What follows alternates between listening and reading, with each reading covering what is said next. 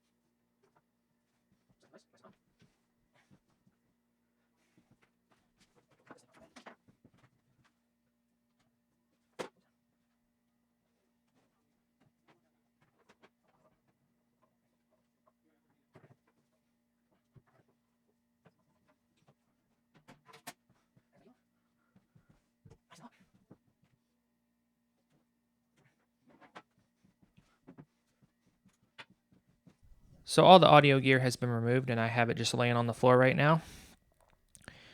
Luckily, I had most of the cables already labeled. The only cables that weren't really labeled were the power cables, but that's no big deal. They're all low power devices, so it doesn't matter. Really, the gauge of thickness or anything, you just make sure they're all plugged into the battery side of the UPS. But got all those out. There's still a lot of XLR-based cables behind the system because there's some that go down to the Lynx AES16E card. So there's still some cable mess. The only really audio-based cables I was able to pull out right now were the two left and right XLR interconnects from the topping D90 DAC to the topping A90 headphone amp. So you got those two really short XLR cables. Also, the audio engine came out, and it's just powered via a USB micro cable that went into the back of a USB port on the back of the motherboard for power. So I just kept that cable plugged in. So now we can start getting to the back of the workstation. I might see if I can try to pull the workstation out a little bit so I can have a little bit more rear clearance. And yep.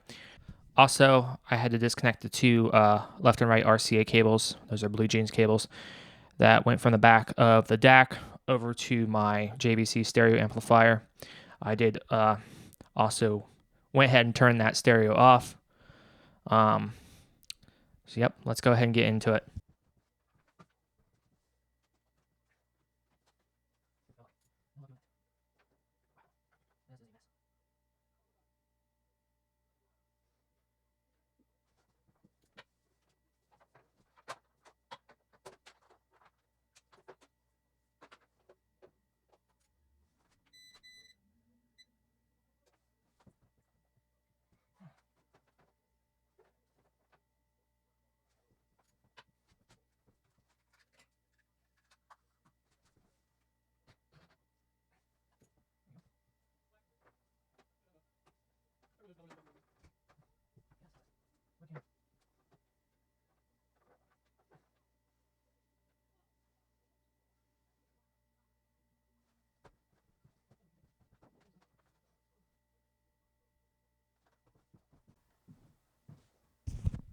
Okay, so another thing I want to note, I did able to get it pulled out just a little bit. The two monitors, display ports, one is labeled with I guess one monitor, so first monitor. That's plugged into the display port. that's closest to the closet. So the second one in. So there's something to note if you want to match up the same exact layout, even though we will be putting a new install of Windows 10 on it. It's just something because I do color calibrate my monitors and stuff. And also I do the Acer display widget to customize settings. So I try to want to match everything up, the ports and everything exactly up to not have to remap all that stuff, even though we're doing a new Windows install. So just something to note before you unplug your display cables is what specific ports you had them plugged into.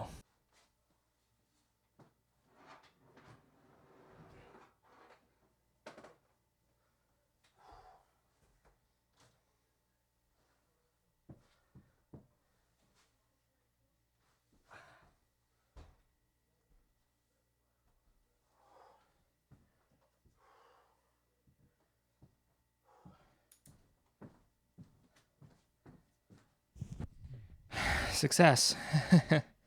So actually both DisplayPort cables were indeed labeled. I just I wasn't able to really see it with my angle. So monitor labeled 01 is the one nearest to the table. The one nearest to the closet, or the second port in, is labeled monitor 02. So last time I put this together, I did take the due diligence of doing that. You can hear I'm a little bit out of breath because, pulling that thing out, it's massive and quite the deal. You can see the thing has a lot of dust on top. It's been a while. This thing is in some serious need of some maintenance. I'll go ahead and show you guys what we have remaining, all the cables, which I'll have to sort through and deal with. But it looks like I labeled mostly everything USB based was labeled last time I put this thing back together, which probably would have been late 2020. So we're going on a little just exceeding 5 years. So this thing's definitely really needs maintenance. I like to try to get these out at least at the latest every 3 years, pull them out and do a proper maintenance on them. But it's hard to take down production systems, especially when you're busy working a full-time job and everything else. But anyway, I'll go ahead and show you guys what we have remaining. Okay, I don't know how well you guys can see on camera. I'm pointing a flashlight back in there. But we got the old UPS. This is the old CyberPower model. This is a 1500 VA. PFC, pure sine wave. This is the old model that probably has a Sony bond in it, so that will be replaced with the new revision.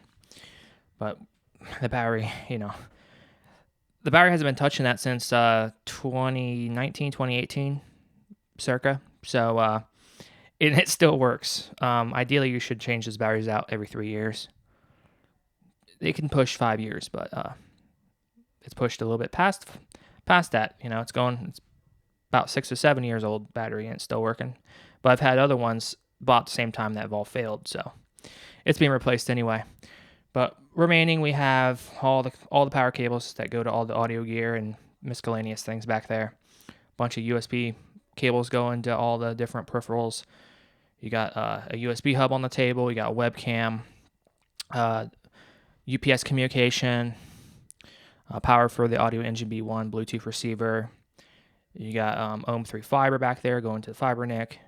You got the DB sub that breaks out to AS-EBU for the Lynx AS16E card. Bunch of stuff back there, so I got to sort through that and clean that up. So I unplugged everything from the back of the UPS. I can't pull it out yet because I have to unplug it from the wall, but also the power cable for the UPS is zip tied to the back of the table, so I have to get micro cutters and release that cable, and then hopefully we can pull that old UPS out of there.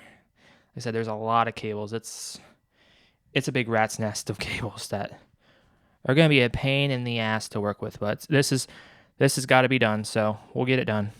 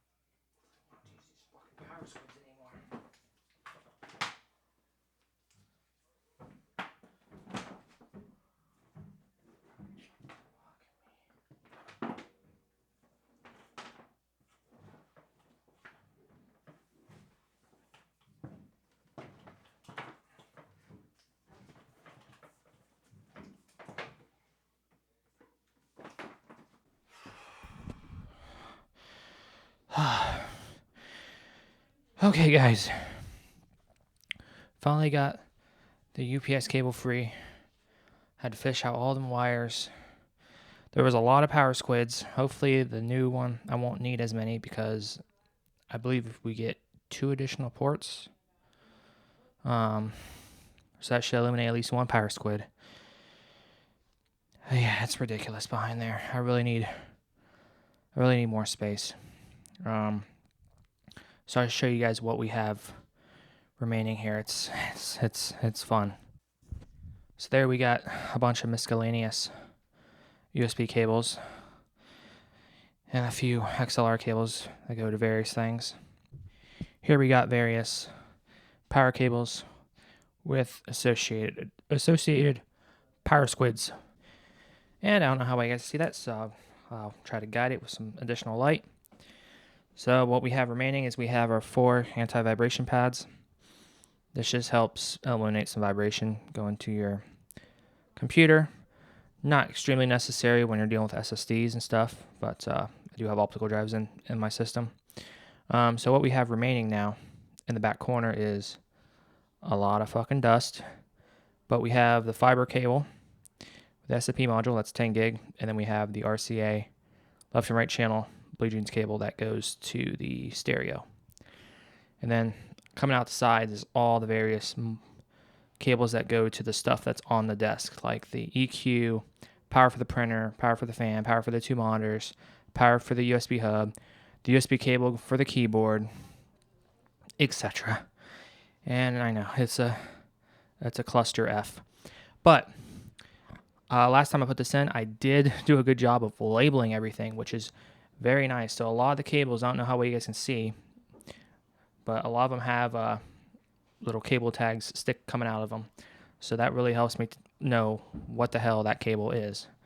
And especially for power, because you don't want everything plugged in the UPS side, just the necessary things. So I can look at the power cable and be like, oh, this goes on the battery side, this goes on the surge only side.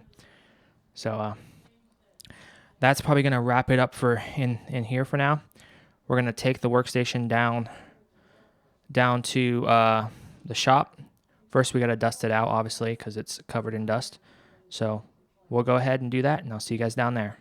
Okay, guys, we're out in the garage. Can't really go outside because it's the dead of winter outside, really freezing. It would be ridiculous to take it outside. So we have it in the garage. Next best thing. This thing really needs some work done on it. So first thing we're going to do is dust it off. And I got my air blower. So I'll take off the side panel and we'll dust inside of it. I might get you a close-up of what the damage is, but you guys can probably already see it from the side window. So we'll go ahead and get it dusted out.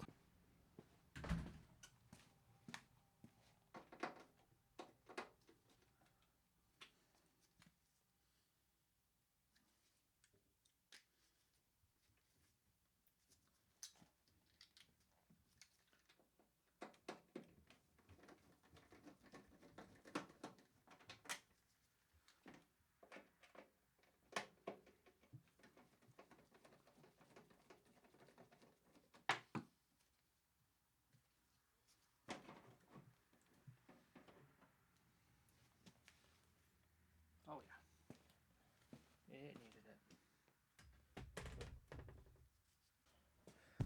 So as you guys can probably already see, it needs to be dusted out. It's been very neglected. So let's go ahead and do that. I put the thumb screws in my pocket, by the way, so I don't lose them.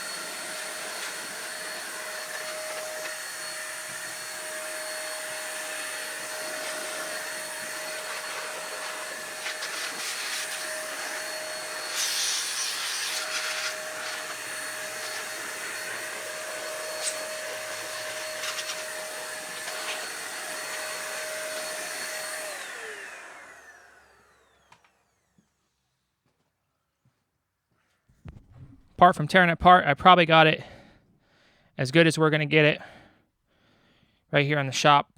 The best way is take the components out. So still a lot of work to do. All the fans are going to be replaced. The GPU is going to be replaced. So components will be coming out, and we'll be able to clean her all up. So now we'll go ahead and get her in the shop, and we'll start working on her. Okay, guys, so we have the workstation now on the bench. Put the side panel back on. We'll go ahead and take the side panel back off. One of the first things I want to do before we start tearing apart the components and stuff is I want to boot into the BIOS and collect the existing BIOS settings. So this system was a little bit tweaked with the RAM timing, so I want to get those documented. I want to see what BIOS version we're running, see if we got a BIOS update we got to do down the road.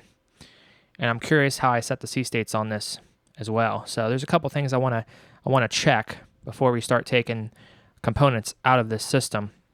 So let me tell you what the game plan with this system is. This system has been in production since summer of 2019. Last time it had any actual physical maintenance on it would have probably been around December of 2020. So we're going on, 5 years, past 5 years, just entering 5 years. So this thing is in some desperate need of some physical maintenance. We already dusted it out, but we will be replacing all the fans. The fans are okay, but still, just because they haven't been properly maintained, it's a good idea. We'll just go ahead and replace the fans. Fans are pretty cheap, although Noctua 201s are a little bit more expensive, but still, we'll go ahead and replace the fans on it. So I already got new fans in stock. The goal for this machine is to basically keep it going, give it a new lease on life. We're going to extend this thing out to 2028, so 3 more years, and then it will be fully replaced. I'll be building a new system in late 2028, early 2029. So when I built this system, I built it around Windows 7, and I ran Windows 7 with an ESU license, which gave me an additional 3 years. So, and we're already past the due date on that. So this system is going to be getting Windows 10 on it, and with an ESU license, and that will take me out to 2028. Now, Windows 10's already been, security updates have been expired, but if you have an ESU license, you can extend that out, and I have the ESU license to do so.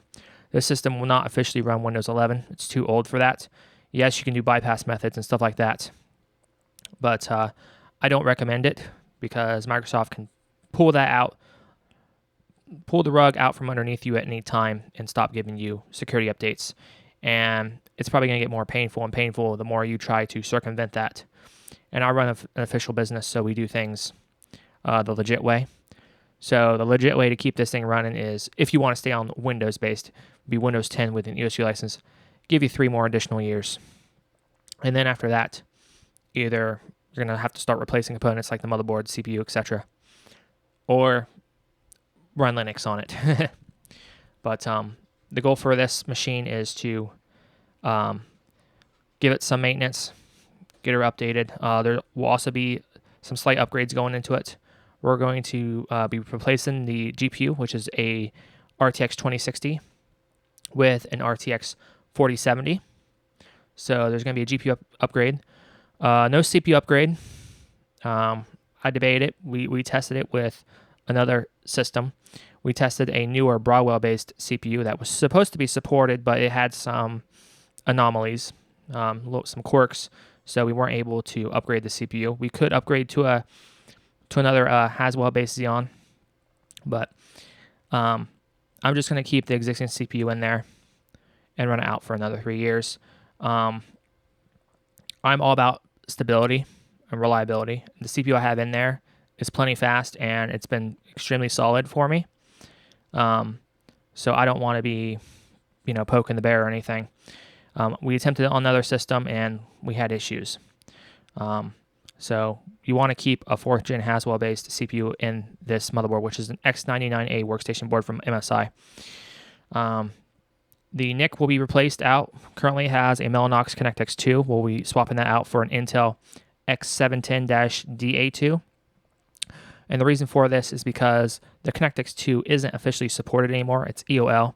So newer versions of Windows, they don't have proper driver support. Now, they do have a driver for Windows 10, and it works okay. It works a lot better on Windows 7, though. But when I go to rebuild this system in 2028, 2029, I want to already have the NIC that I need for Windows 11 or Windows 12 down the road. So we're just going to switch to Intel. Intel is a little bit less finicky. The Mellanoxes, they're pretty finicky on Windows, and they like to see a ×8 bus.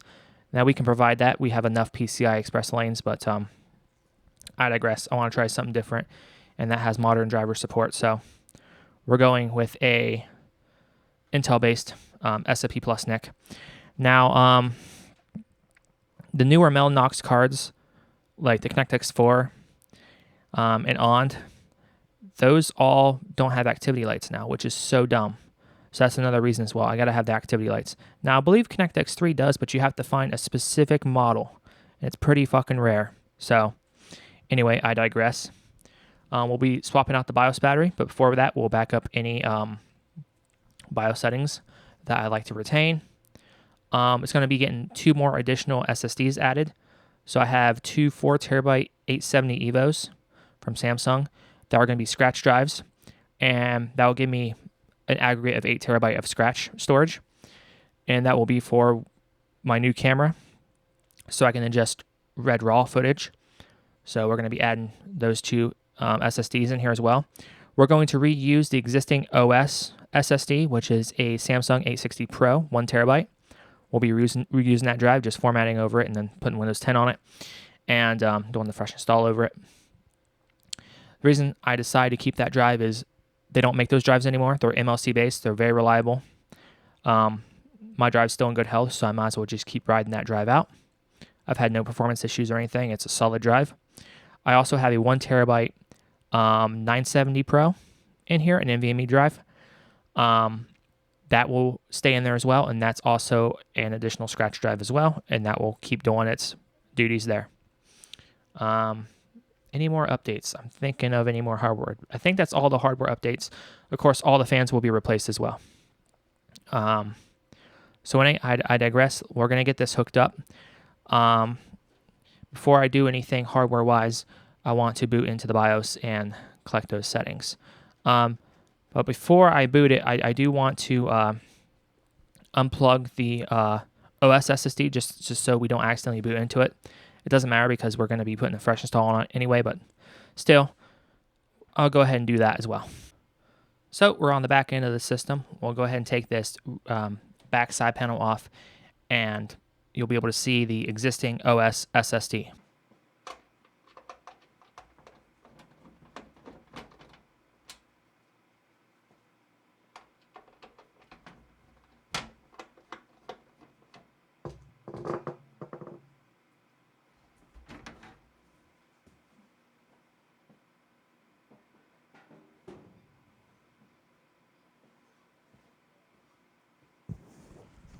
There's the back of the system. You can see what kind of a cable job I did.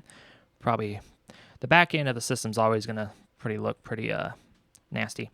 But as you guys can see, right here is our OS drive. I'll go ahead and get you guys a close-up of that. And we'll go ahead and disconnect the SATA power connector to it. That way, we can't boot to it. Okay, so there is a close-up of our Samsung 860 Pro 1TB SSD. This is pretty much the best consumer-based SATA SSD you can get, but you can no longer get them unless you go in the eBay market and buy new old stock. But yep. So we're just gonna disconnect the SATA power cable, the green one. That's a custom cable from Cable Mod back in the day. So we'll go ahead and do that, and we're going to be adding 2 more additional drives here down the road. So hopefully we have the power connectors available for it. Hopefully I thought of that when I built this system. Wow, that's tight.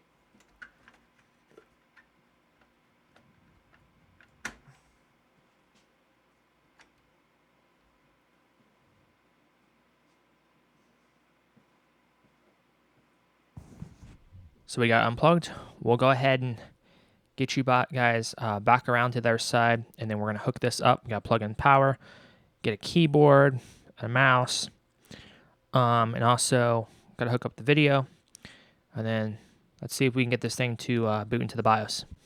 Okay, got you guys the other angle. We'll go ahead and hook this up.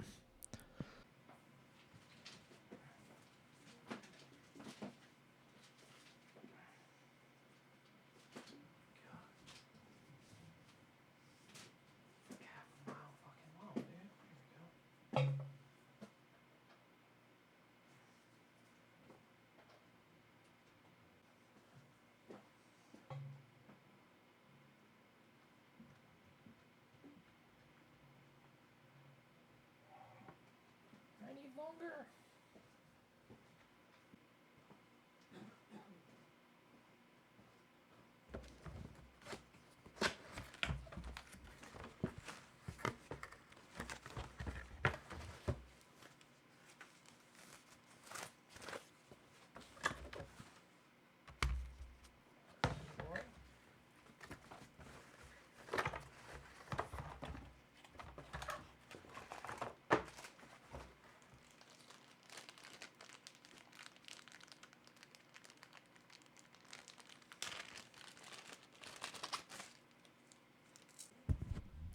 Okay, so we got our power hooked up, our video, HDMI, a keyboard, mouse. That's all we should need for right now.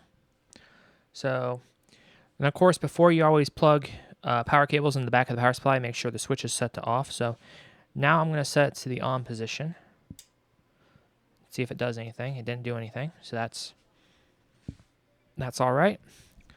We'll go ahead and switch scenes, and we'll see if we can get the system to boot. And I already looked in the BIOS. The way to get into the BIOS menu should be hitting the delete button.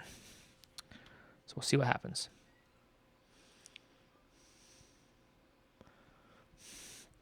Okay, so I'm going to go ahead and turn it on now, and let's see if it boots. And it does. So hopefully we get video, and I'll hit delete. It might take a second for it to turn on.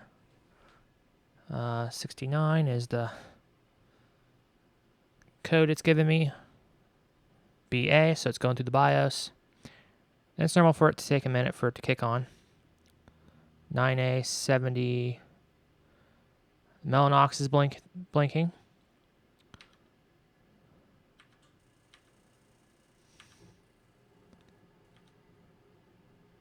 And we should be in the BIOS, and as you guys can see, we are now booted into the BIOS.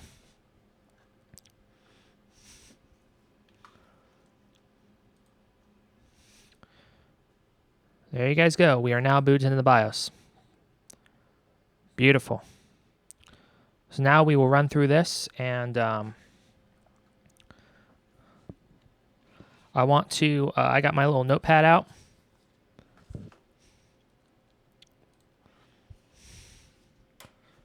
Got a little notepad out.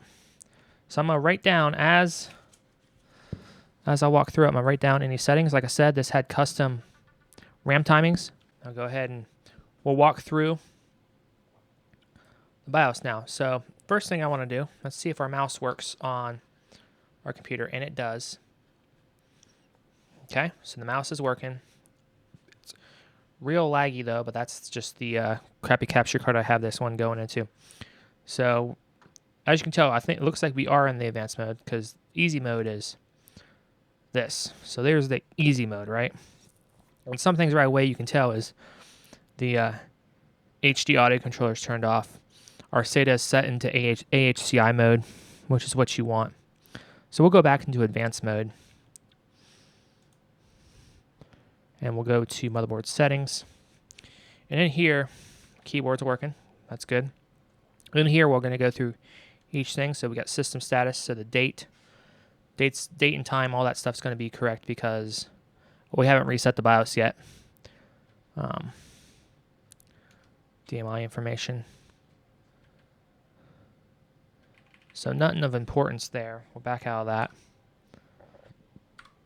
that. We'll go down to advanced. PCI. So some things to note: above 4G decoding is turned off. Here's where you can set. These are an auto, auto, auto.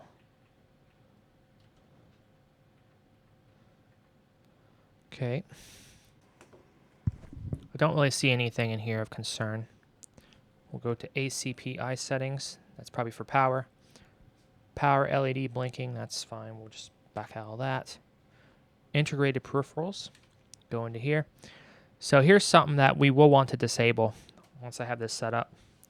Our onboard LAN controllers, we want to turn those off. Now this shows it has 2. Let me look on the back. Oh, this does have dual NICs. Okay. Yep, so it's got dual NICs. Network booting to keep all that stuff off. So you got your SATA modes, HDMI modes. You got hot plugs for your various SATA ports if you're going to be hot plugging stuff. You normally have that one for our NAS. Or our HD audio controller, that's the onboard Realtek. I have that disabled because I have a DAC. So stuff in here looks pretty standard what I would have it.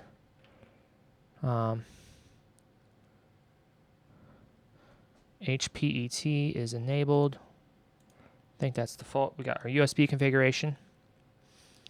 That's just all enabled. Power management.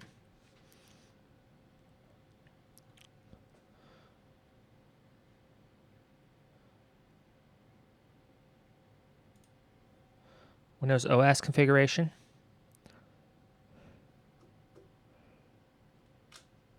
So we will want to turn this part on for Windows 10. We got MSI Fastboot. I keep Fastboot normally off. Oh, I didn't want hotkey. I want to hit the back. We got Wake Up Event. That's probably Wake on LAN stuff. Yep.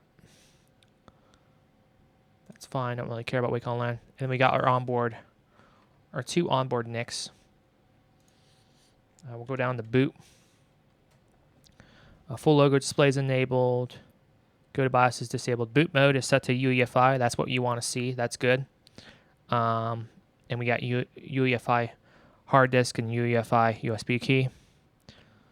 That's what you want to see for now. We got security. And there's no administrator passive and chassis intrusion is disabled. We got save and exit. So that's all fine. I don't really see anything that I would have really messed with there other than boot options and stuff like that. So we'll go into overclock. We're in advanced mode here. And we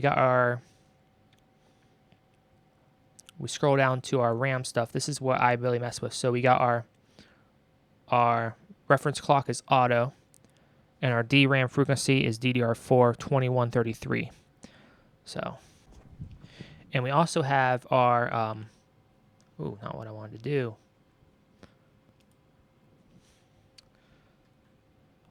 We also have our DRAM timing mode set to link. That's important. So I'm going to go down to advanced DRAM configuration. And here's the most important thing. Here's if I changed anything. Command rate set to auto. TCL 16, 16, 16, 38, 408 auto.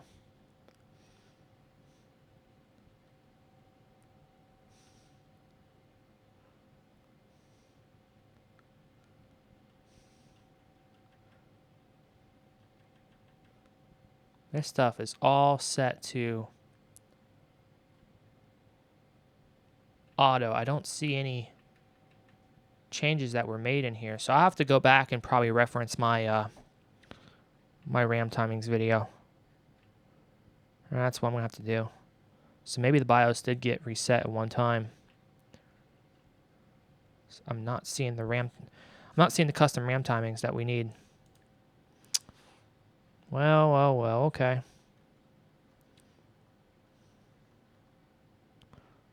Cool. We'll also note the BIOS version. BIOS version is E7A54IMS.1110. Very stupid, but we'll go ahead and note that down as well. There we go for the BIOS version. So I don't see anything that I was after really than what I already knew.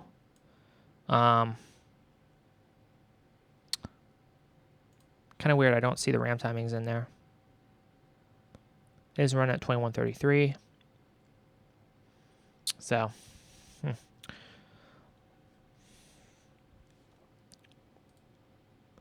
So we'll just go ahead and turn it off, and we'll start doing the hardware maintenance on it. I have the RAM timings written down somewhere. I also have a video on it, so I'll probably just look back at that to get the timings that I needed, because we want to fine tune this a little bit.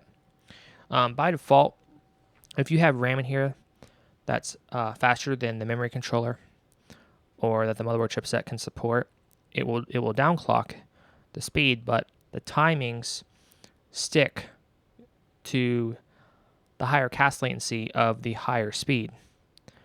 So this was to go in there and tweak that, and it won't make a huge performance difference, but it'll make a slight performance difference. We're talking nanoseconds of latency here, but since we're dealing with ECC RAM, I try to get any little bit I can get out of it. So this is kind of like fine-tuning your RAM timing. It's not something you normally do, but it was done on this system for that reason. So we're going to go ahead and turn it off. So now it's going to turn off. You see our fan stop here momentarily. And I'm going to go ahead and switch the power switch on the back to off. We'll disconnect the power and the keyboard and stuff, and we're going to lay this down. We're going to start dissecting it. I went ahead and put the back panel back on just because I'm going to be laying this down. I don't really want the board and stuff touching the bottom table. Yeah, we're on silicone mat and everything, but still, I just don't want anything bugging it. As you guys can also see, the front intake filter has been removed. It's been vacuumed and washed out. So right now it's drying. Ideally, you'd buy multiples of those and keep those on deck. But we just washed it out for now. So we'll lay this down and we're going to start dissecting it.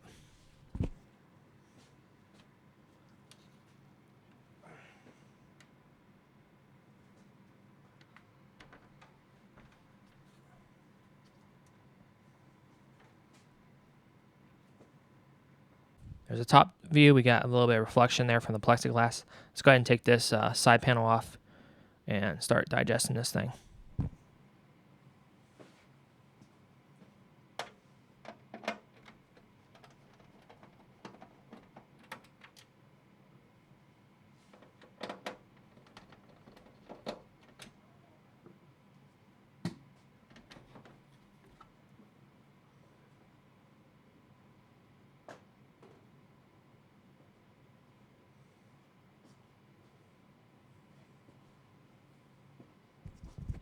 So there's an inside view, guys. We got our existing RTX 2060 in here. We got a Mellanox Connect X2, which you guys can't really see because it's being blocked by the angle of view.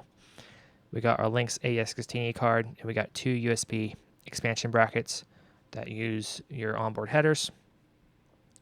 Got all the SATA connected. One going to the 860 Pro, the other going into the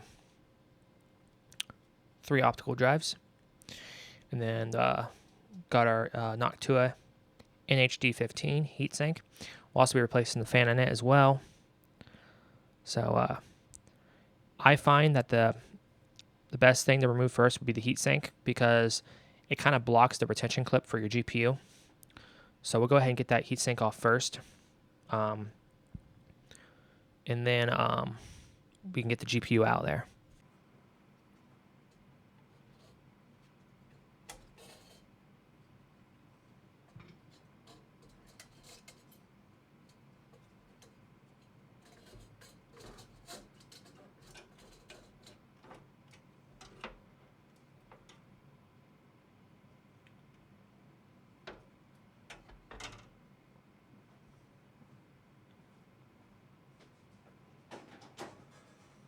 The first thing we remove is the heatsink fan. And of course, I have the plug for it zip tied to another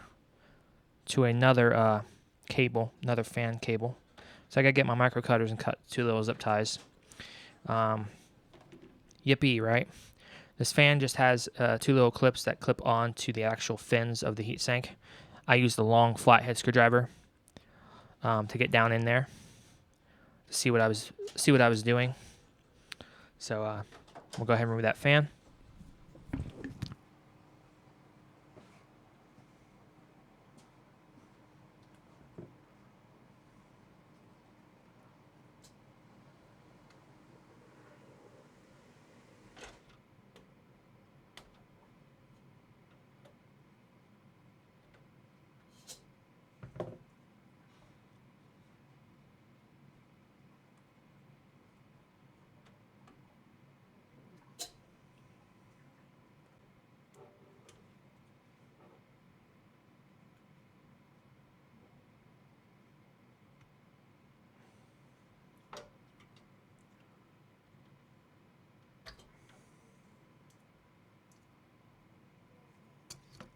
Fan.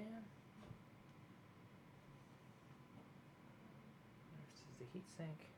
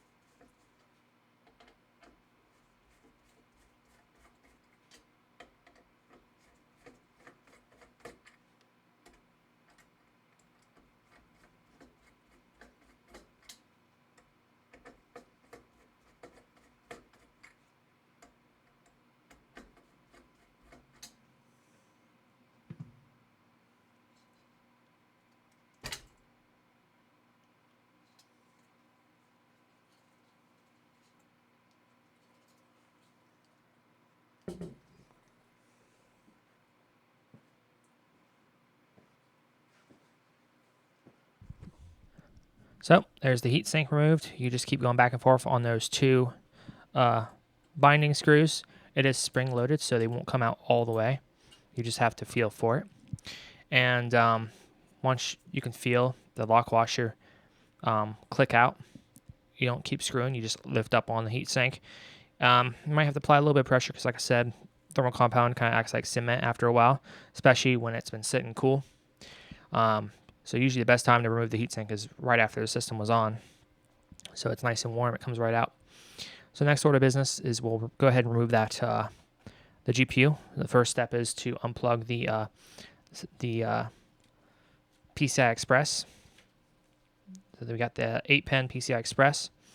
Move that out of the way. Then we unscrew the retention brackets, and then you press on that retention clip on the PCI Express bus, and then it should just lift straight out.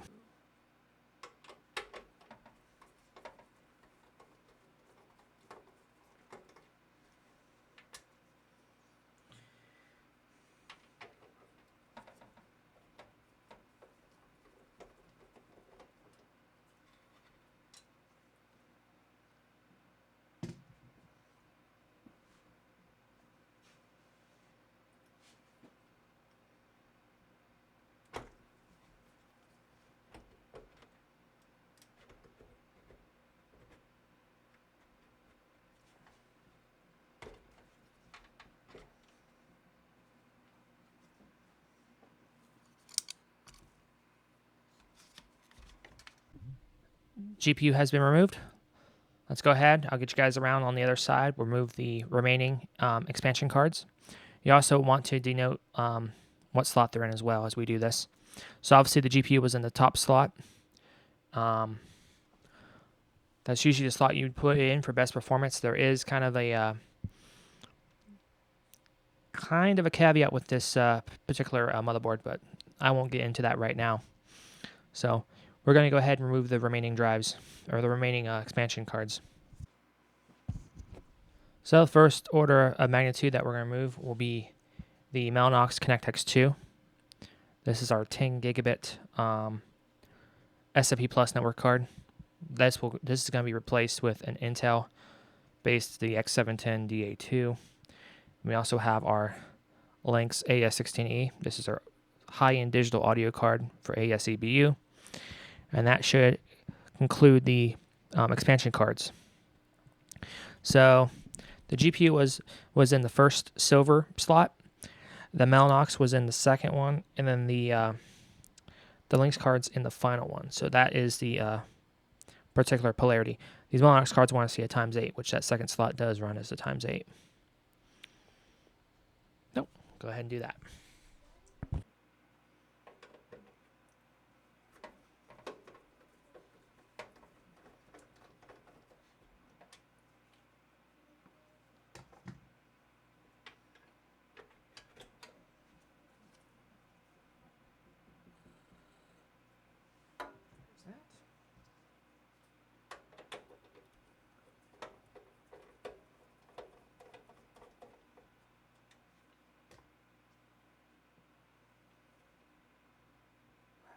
Barely in there.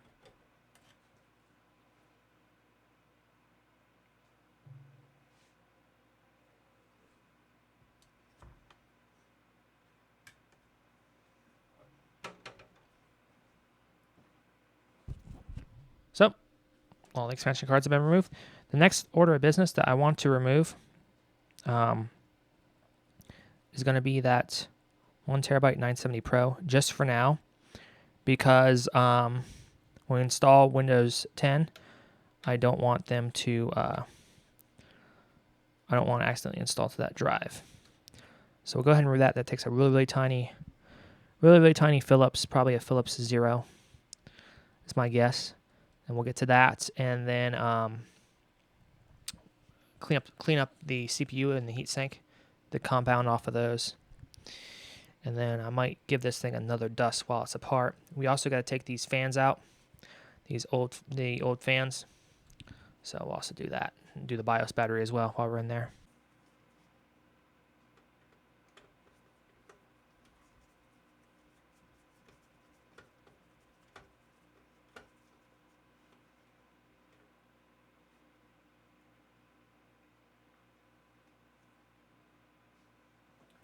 Yep, I used a Philips 0.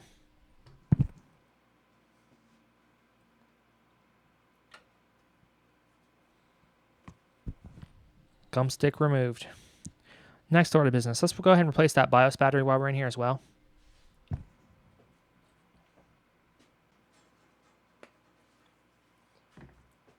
So I have a nice little container that has all our BIOS batteries in it. Ideally, you're not supposed to touch these batteries with your fingers, because the oils on your fingers can degrade them in some way. You're supposed to wear nitrile gloves, which I actually am, so not an issue there, but just something to note. Now remember, before you do this, when you take the battery out, it will reset the BIOS to all factory defaults, so you'll have to go back in there and change things back to how it was. One of the most popular caveats with doing this is depending on how you install your Windows installation, if you're using a SATA-based SSD, if you installed it in RAID mode, you also have to put the BIOS back in RAID mode. If you install it in HCI, you got to put it back into HCI, or as soon as you boot, the OS will blue screen. So that's one common thing that people forget to take note about.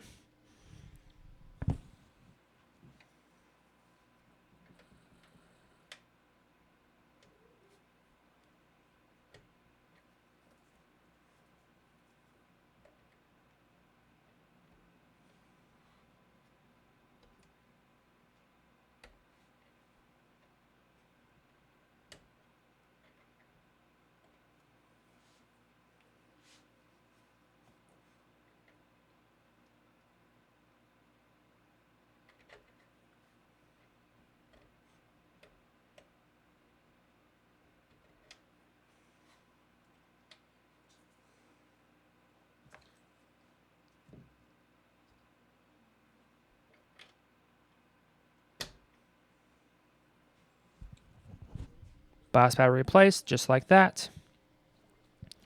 So that part has been done. Thinking what else needs to be done in this system. Of course, we gotta get that old thermal compound off of that heatsink, or off that CPU and also the heatsink. Then we'll just keep going with it. There you guys go. There's the existing thermal compound on there. How I get this off is I'm a big fan of these Noctua wipes.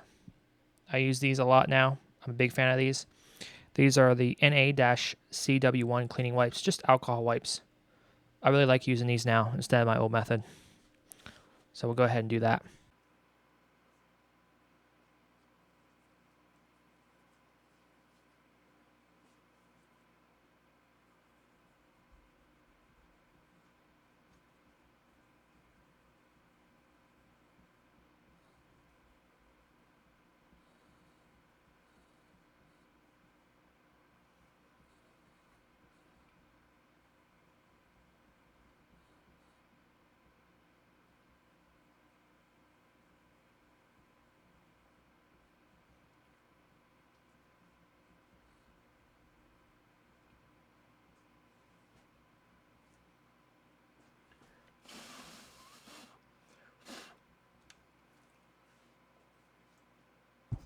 There we go, CPU cleaned off.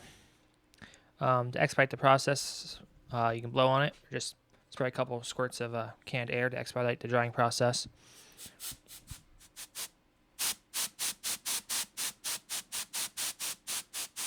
It will evaporate. The higher percent of alcohol it is, whether it's 91 or 99%, the higher it is, the faster it evaporates. But like I said, you can expedite it.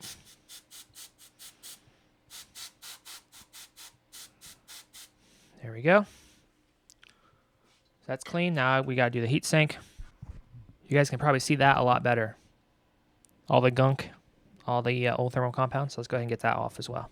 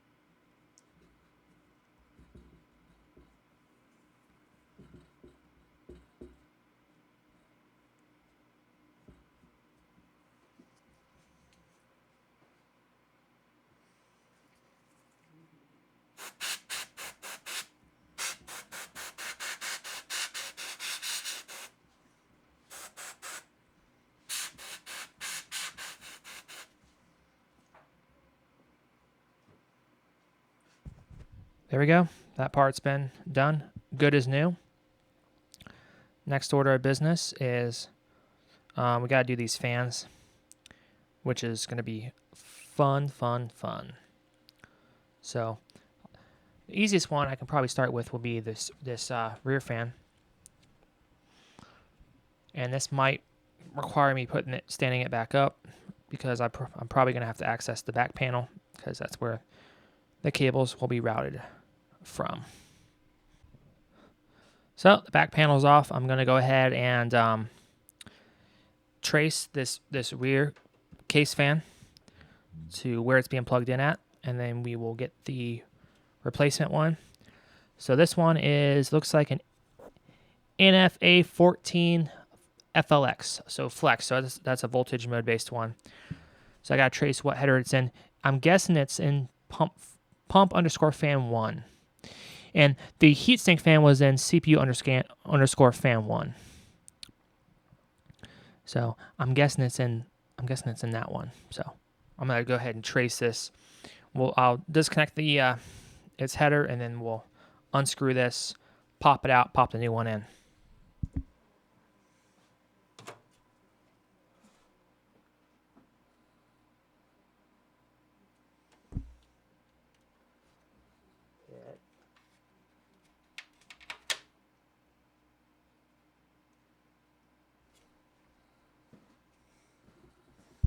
That's exactly what I suspect. It's the pump fan one. It looks like I may have used an extension, or I just folded it in half. So, like I said, I'm still having to trace this to figure it out, but we will figure it out.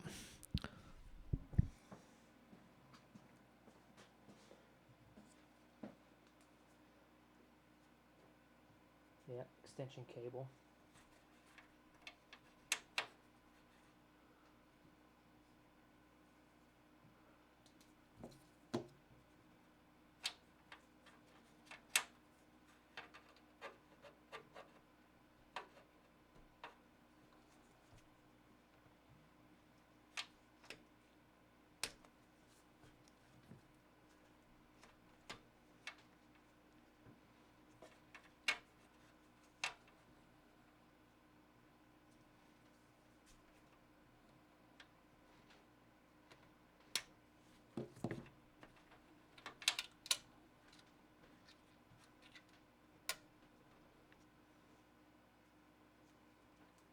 There it is.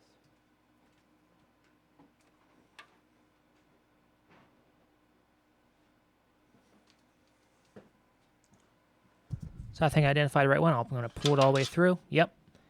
And that was it. I now have the cable on the other side. Go ahead and unscrew this back fan, and we'll get a replacement fan.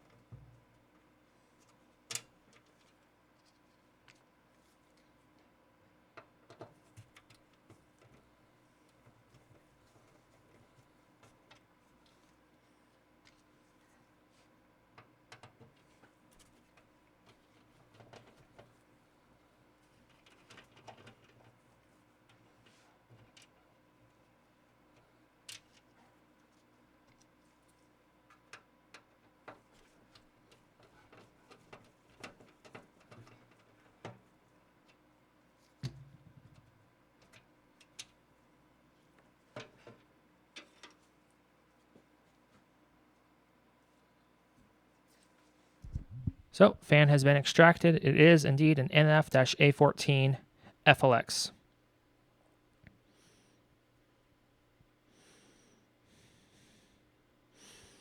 It doesn't tell me if it's a China or Taiwan one. Lots of dust. So go ahead and get the replacement fan. I might also just want to wipe that rear vent off, because that is covered in dust.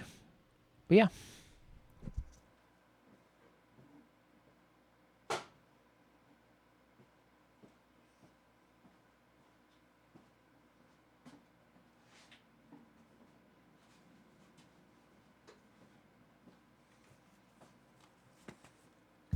I got all my replacement fans right here that we need. So we just need an NF-A14 Flex. So I got one right here.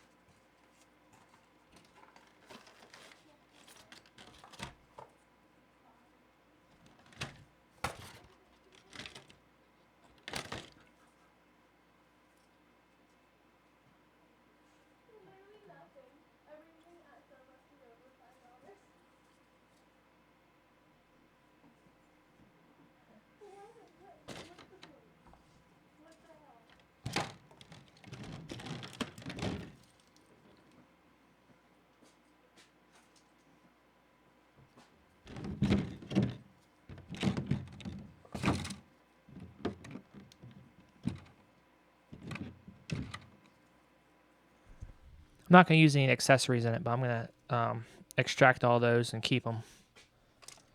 We're just going to reuse what's existing in there.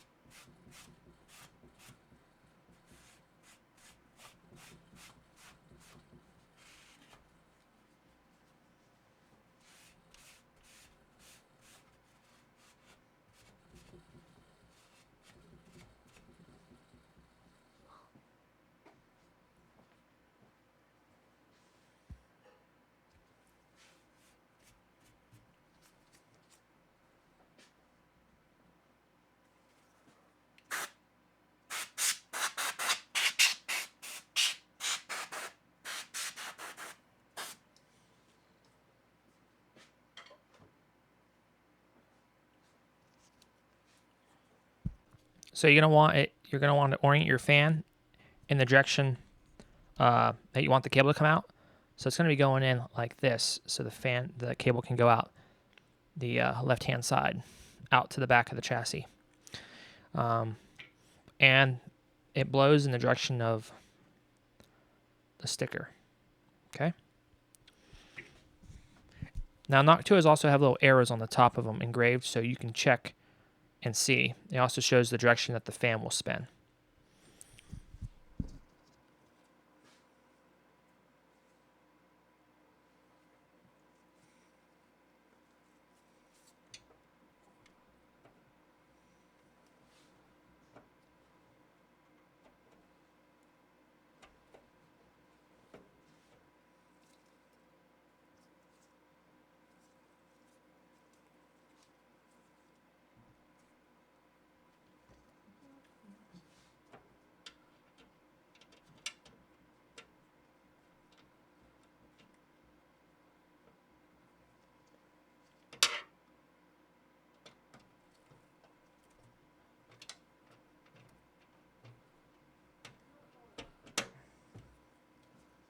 So you want to get them all started first, and you want to be holding on to the fan, pushing it outward towards you.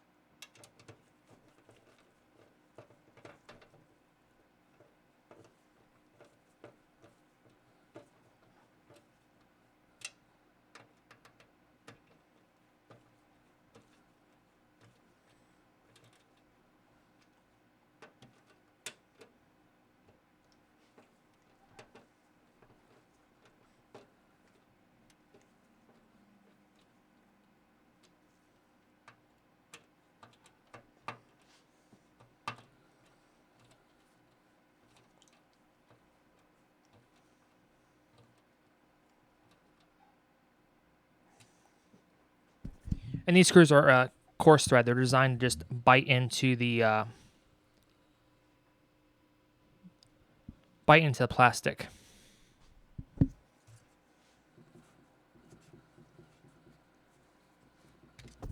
There we go. New fan's installed.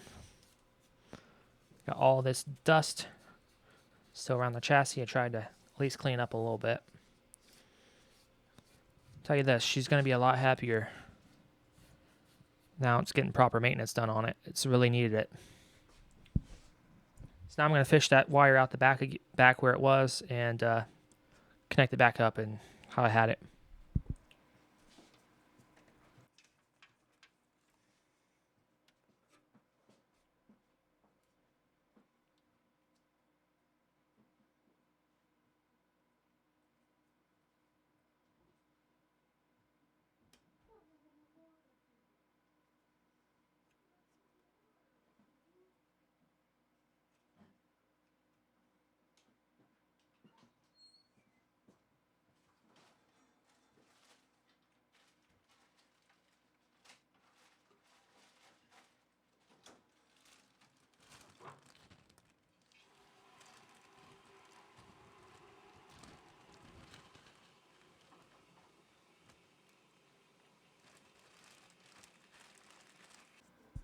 So I got 2 zip ties. We'll go ahead and zip tie that on the back.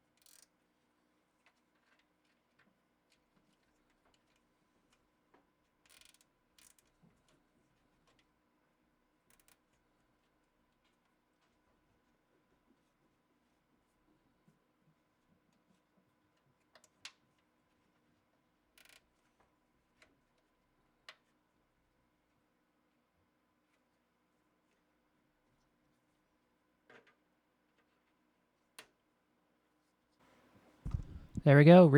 Rear fan should be done. Oh, I got a loose zip tie just dangling there. I'll go ahead and get that one out of there. But yep, the new rear fan has been installed. Now we got to move on to the front ones. That's gonna be fun. Yeah, let me go ahead and clean up this existing run here. So I got you guys around front. We're gonna go ahead and remove these. I think these are identical fans. Looking on the back, they're also NFA14 flexes. They're covered in dust. We'll get those bad boys removed. Hopefully these ones won't be too hard because the connector should be right here in the back where I can access it. Also, here's the old heatsink fan. And the funny thing is, I didn't actually have to buy another one of these because I was only using a single one, and the NH215 comes with two. So I actually had a spare already, but I already bought another one, so we'll just use that one. I'm not sure if the new one comes with the clips, so I'll have to extract the clips off of this just in case. But this one, for the heatsink, this one will come last when we put the heatsink back on. This one's the NFA15 PWM. But I'll go ahead and take the clips off of this, and we'll ditch this one too. Even though this one doesn't look that bad, but these have been running nonstop, 24/7, not really maintained for 6 to 7 years, so they need to be replaced.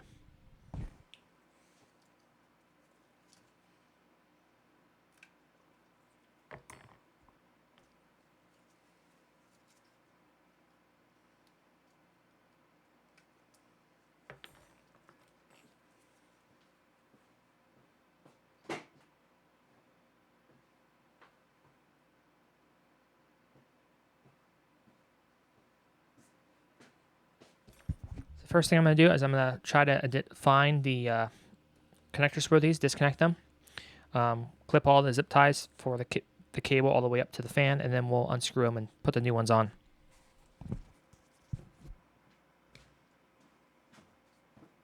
A little bit of tracing. First one's right here.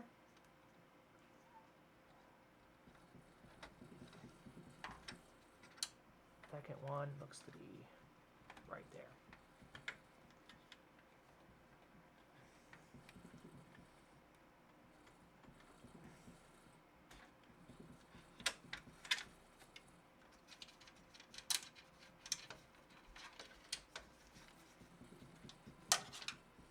Get this GPU out of the way.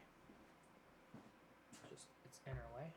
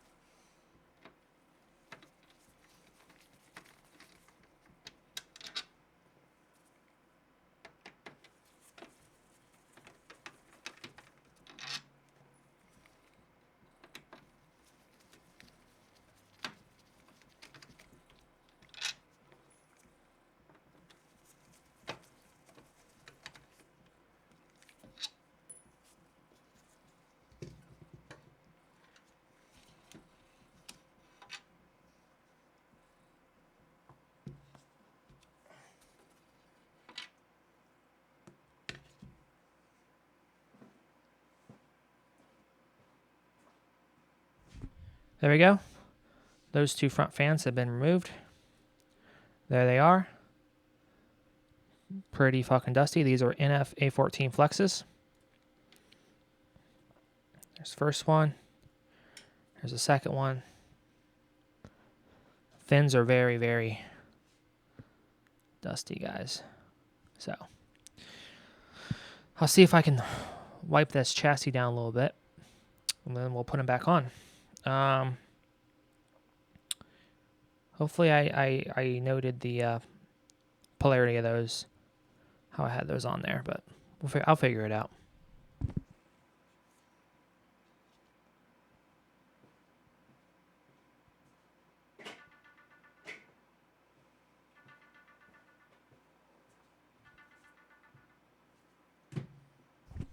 And then it sounds like it's lunchtime, so I'm gonna go have a lunch break, get something to eat, and we're going to pick this back up. Where are these two front fans? Okay, guys, lunch break's over. Back to it. We're gonna go ahead and install these two front fans. I also wiped it down a little bit while I was at it. It's really hard to clean these type of. When the dust gets this bad, it's really hard to kind of clean it, but I wiped it down. I dusted it out.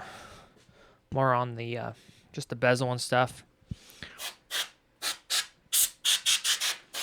It looked really bad.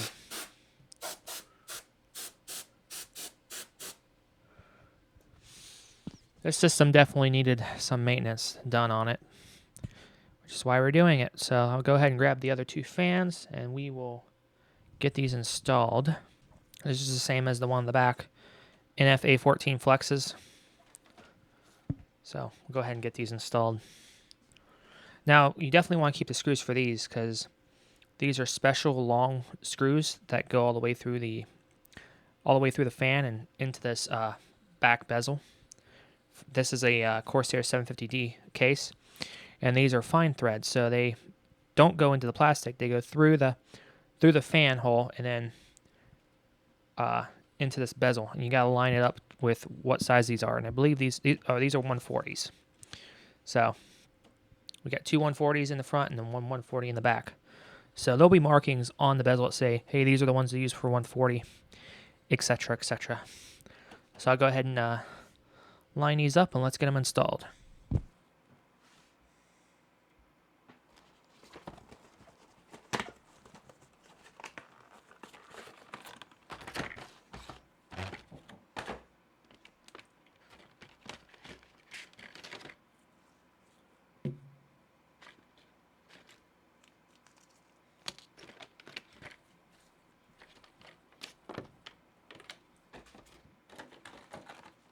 Not going to use any of the accessories, but I'm going to keep them on deck.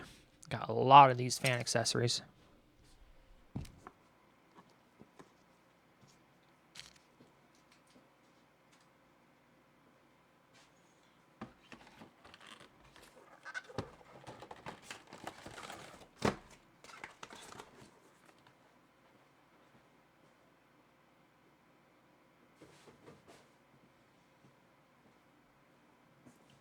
There's our new fan, looks much nicer. Get the other one.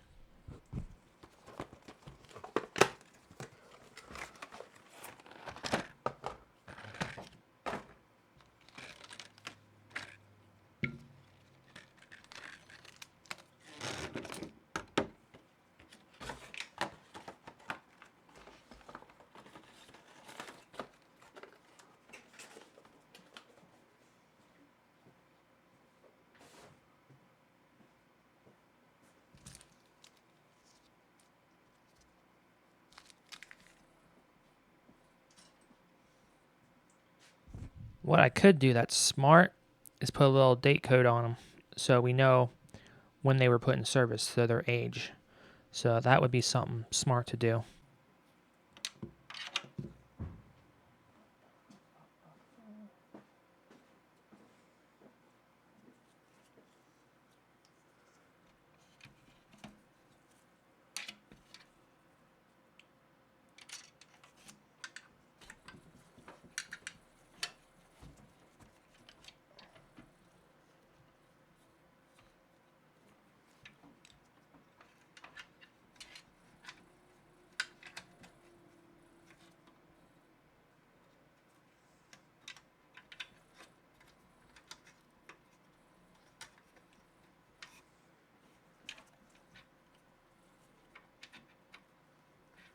Ooh, I do not like that.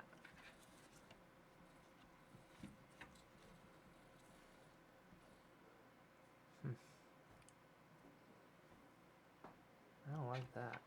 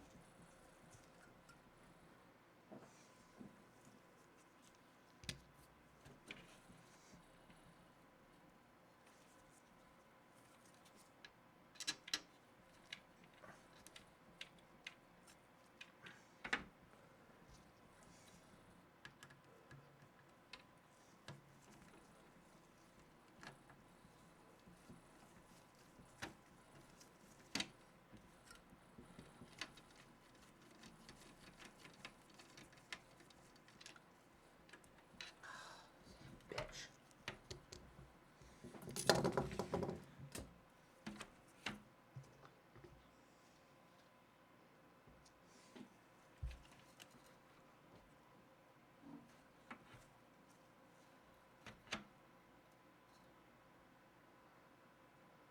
That flashlight. Oh, it's over there. Fuck.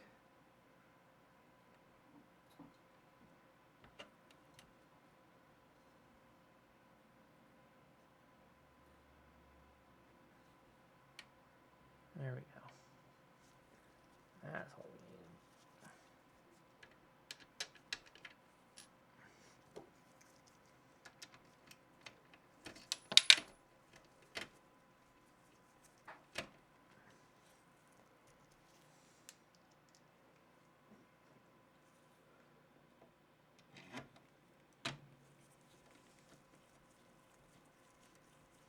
There we go.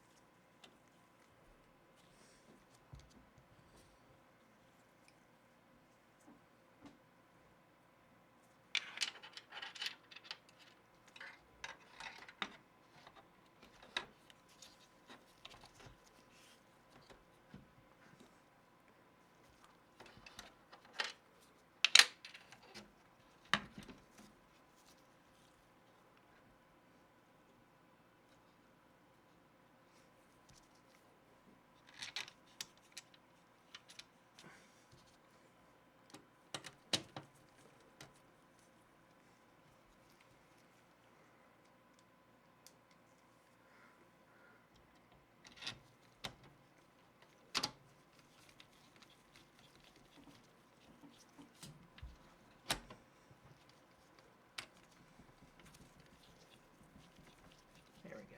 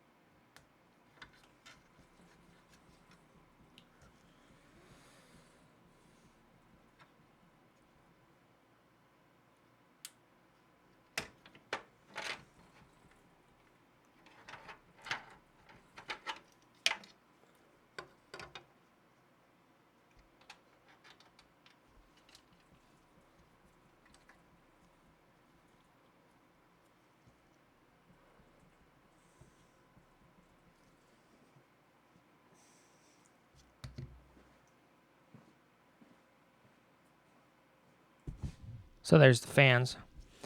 We got the bottom one done. I'm not liking how that top one looks, so I might have to use an extension because it's just going across the side there. I couldn't get it to come out of that little hole because the bezel was blocking it. So I'm wondering how I did this last time. So I'm thinking about how I can clean that up, make that look better.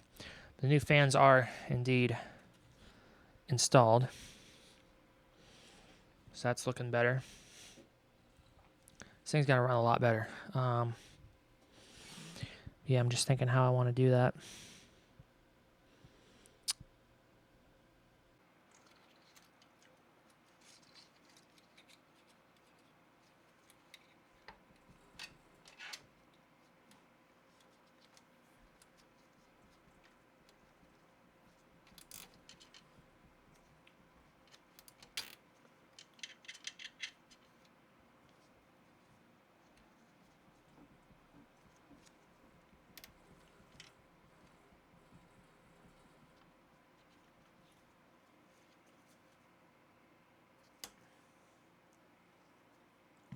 Little extension. So this one is trapped.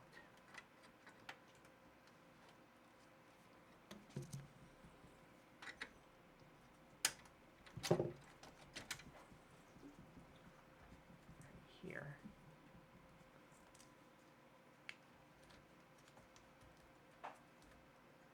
Let that go down like that. There we go. I'll clean up that rear. So that is now hooked back up. Fans should be done other than the heatsink, which I'm not worried about right now. The next order of business would be the getting stuff put back in. Order to do it would probably be GPU first, the Intel NIC, and then Lynx AS16E, and put the heatsink back on.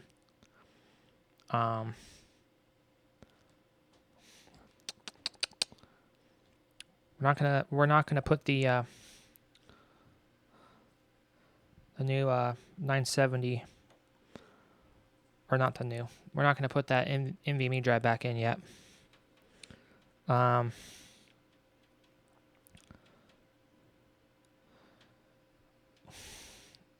Once we get all the components hooked back up, we got to go into BIOS and redo the BIOS. That'd be the first order of business. Get the BIOS back to where it should be. Make sure it's posting. And then we are going to install Windows 10, put the drivers on, shut down, and then we'll put the rest of the SSDs in, finalize the hardware stuff, close it up, and then we'll be all software. Okay, so I'll make sure that I'm getting done what I need to get done first. So we got the fans. Fans have been knocked out. Those should be hooked back up. We have to do the BIOS battery's been replaced. I do have additional SATA power connectors from my cable mod cable. So yeah, I say let's clear this bench off and let's go ahead and start putting some components back in it that need to be in it.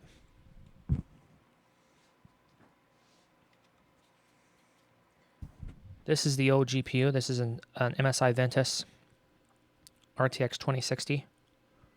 Got this back in 2019. We'll be replacing it with an MSI Ventus 3X 4070.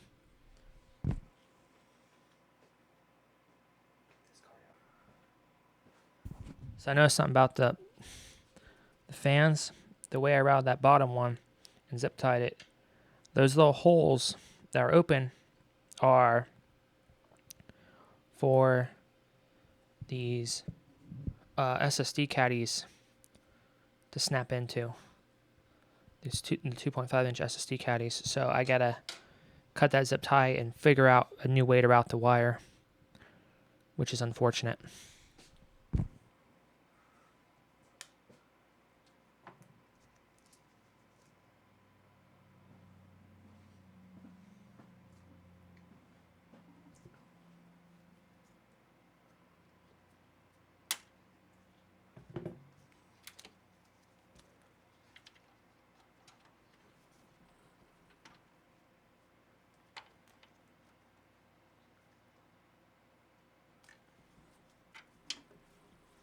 Have to come from here.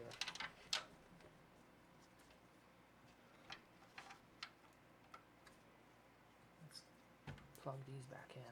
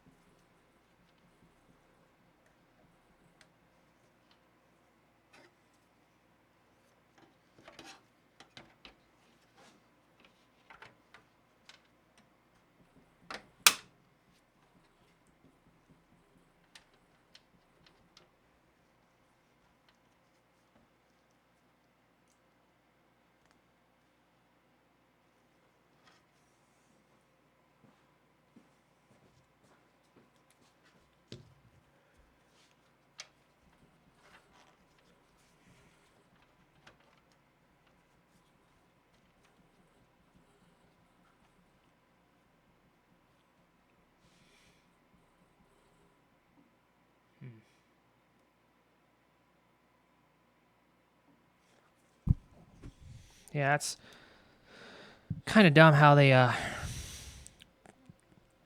didn't give you a channel for those fans to go. You don't want to block the hard drive caddies because we will be putting more in here. So I'm thinking the best way to do that. So here's an inside look at the case. So we got this running on down through here. Trying not to block our caddies. We can't go out through there because that blocks the caddy. So it's going to have to route down through here, and there's no... I mean, they have holes, but you got to be careful you're not interfering with the fan blades. So this is going to go down, lay behind these, and then go out through that access point there. Not the best, but it's going to have to do. So there's that.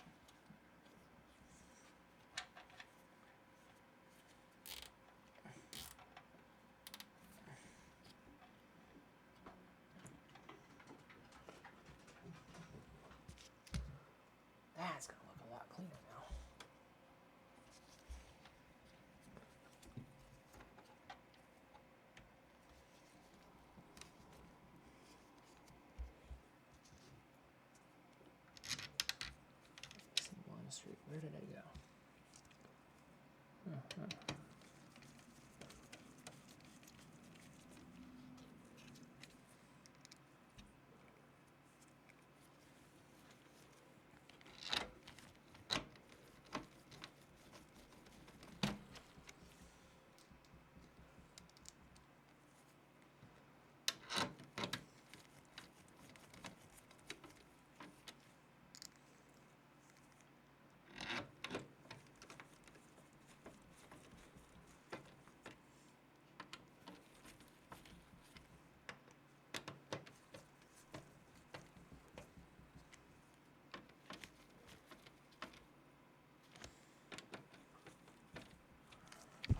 Okay, so what I did was I popped that bottom fan back out so I can get clearance to this, so I can get a zip tie there. So now I have a zip tie, and that looks a lot cleaner.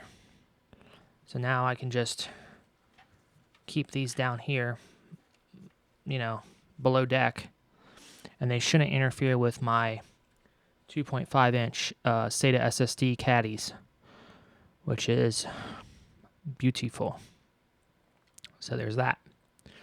So that should help me out there. So I'm going to clean up these cables, maybe zip tie them a little bit more, and then look around back. And then what I'd like to do before we start putting stuff in here, the only other thing that we'll have to worry about will be the SATA data cables. So I might as well get those connected, and I got to look at the manual to see which ones that the M.2 will turn off, because when you plug an M.2 drive in here, you know, that eats up PCI Express lanes. So sometimes you lose a slot, or you lose a SATA port or two. So we want to make sure that we still have SATA ports available. Still got some bandwidth. So I got to check on that, because we're going to be adding 2 more SATA cables. We already got power from the custom cable on the back, so that's fine. That's going to be okay. So I just got to figure that out, and then we put the new components in. Put in the existing Lynx AS16E. Put in the new Intel-based NIC. So we're getting rid of the Connect X2, and then we put in the new GPU. BIOS battery's been done. The heatsink. Heatsink and CPU, clean that off again, just prep it, and then put the thermal compound on, and then put it on, and then hopefully that solves all that. So now you can see how this is riding on the bottom. So I just gotta clean that up a little bit. So I'll clean that up, and then we're gonna have to figure out our SATA connections.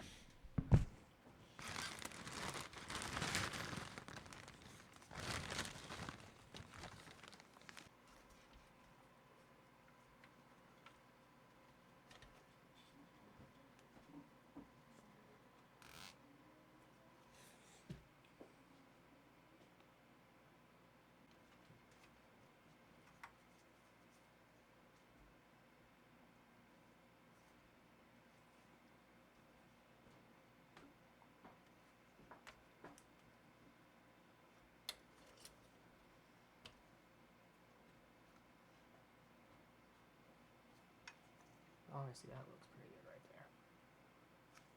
That looks pretty good right there.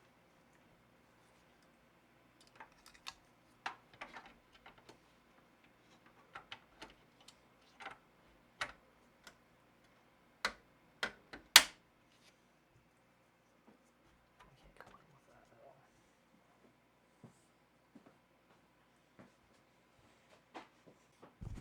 So there's our SATA headers.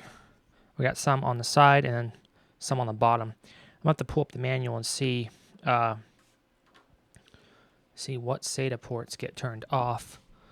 So give me a second for that. Okay, so we're on the computer. As you can see right here, SATA 1 through 10, SATA 6 gigabit connectors. That's what we want. Also, the edge ones are they're all 6 gigabit. For motherboards with 40 lane CPU, SATA E port includes SATA 5 to 6 will be unavailable when installed in M.2. Motherboard 28. Do not fold at a 90 degree angle. You get 90 degree ones that do that.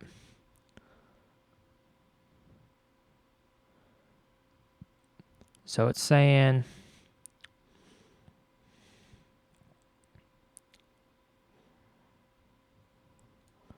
SATA port 5 and 6. So those are the two edge connectors. I'm kind of curious because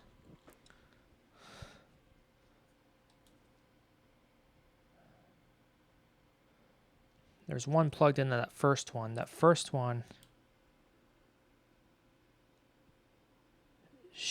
is SATA 5. Yeah, it works. Oh, that's SATA 10. That one's SATA 10. That one is connected to. Yeah, SATA 10 and 9. That's why that one still works. So these ones right here will be turned off. All the edge ones should be okay. We have a 40 lane CPU. So I got to find two SATA cables and plug those in. So this one right here, that's SATA 10, SATA 9, and the three beside it are the ones that are turned off. So, and I only have one red cable, SATA cable. So I might take out that existing red, and I have like 3 MSI based ones. They should still work just fine. They are right angle ones though. I have to see if the other side I used right angle or not. Don't know how long they are, but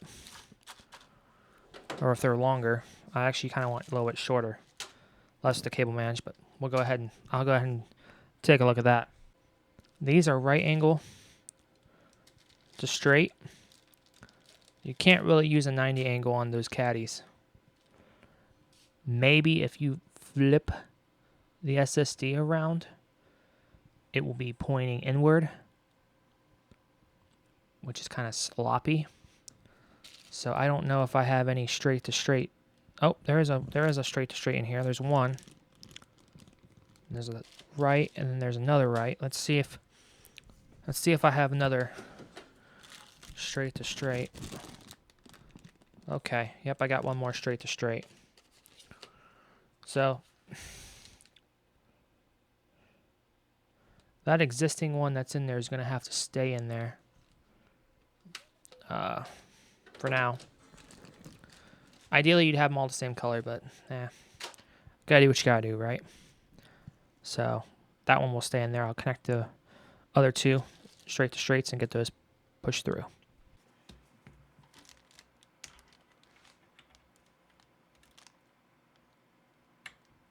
There's that. That'll go out through there.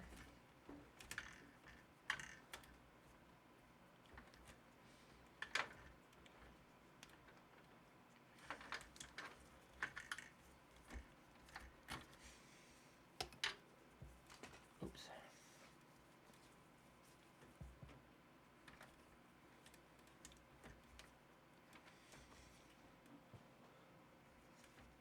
There's that.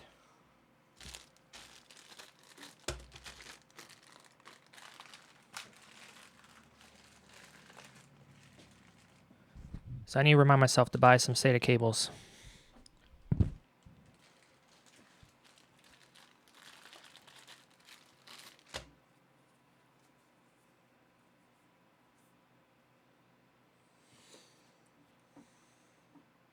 These are rated 6 gigabit too, which is splendid.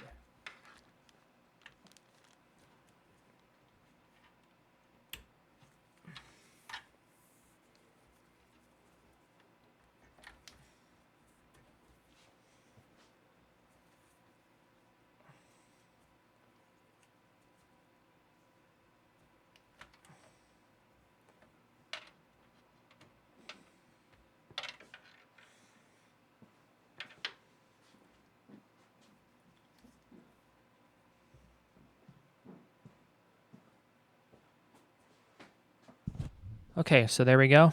Those have been connected. We don't have to worry about those now. Since we're doing it, we might as well put you guys on the back, and we'll install those 2 new SSDs. I'll hold off on connecting the power to them. We'll do that later after we're ready for that. Then we'll come back to the front, lay it down, and then we're going to put the components in it. So we're around back. You guys can see our existing 860 Pro in there. We're going to keep that. That will still be our OS drive. And then I'm adding in 2 4TB Samsung 870 EVOs as scratch drives for video footage, red raw footage. So I'll go ahead and get those, and we'll go ahead and get on with it.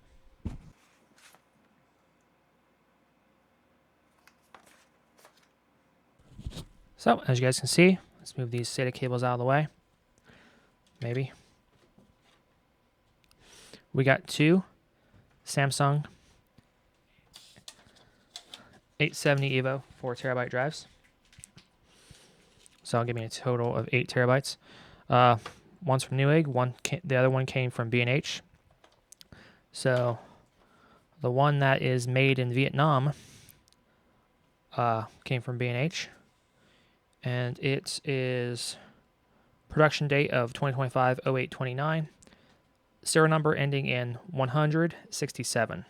So 10067. That's just for my own reference. And then we got another one from Newegg. This one was made in Korea, which I've noticed that all the Samsung SSDs I usually get from Newegg come from Korea. So that's nice. This one's a production date of 2024-08-10. Serial number ending in 03588. And that is the Newegg one. Just for my own reference. Not that you guys need to know that. So we'll go ahead and these are the caddies. They kind of, oh, you guys can't see it. I'll have to readjust it. But the caddies on this, they just clip out and you slide the SSD into it.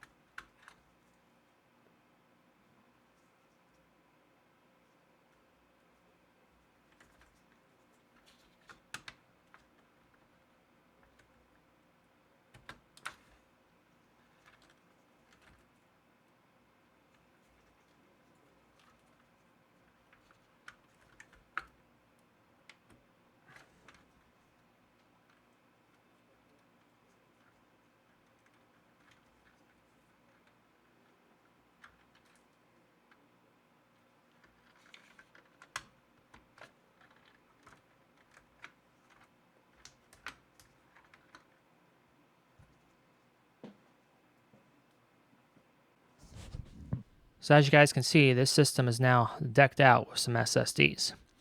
I still need to clean up the cable management, so I'm going to do that now, and then we'll disconnect the power from the two bottom SSDs because we don't want those to show up during Windows installation for right now.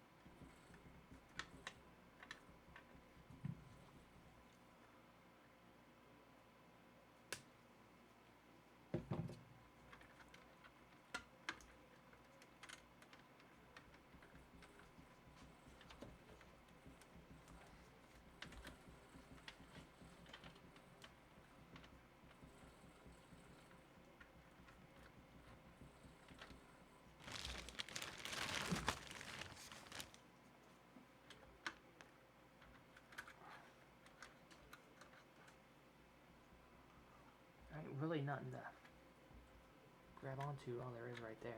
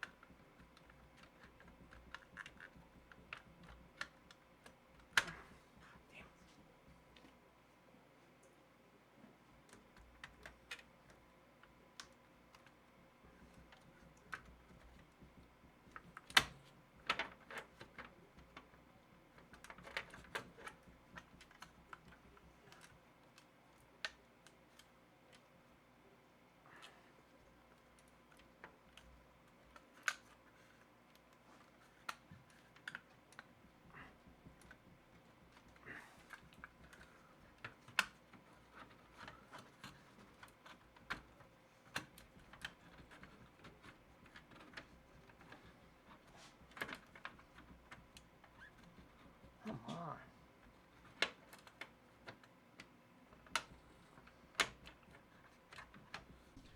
There, that part's done. I don't like it, but that's what happens when you have a lot of cables. And cables that are way longer than they need to be. So that is what it is. But we got that tied down. I backed out the power cables on both of those bottom drives. So only SSD that should be available during Windows 10 installation should be the 1TB 860 Pro.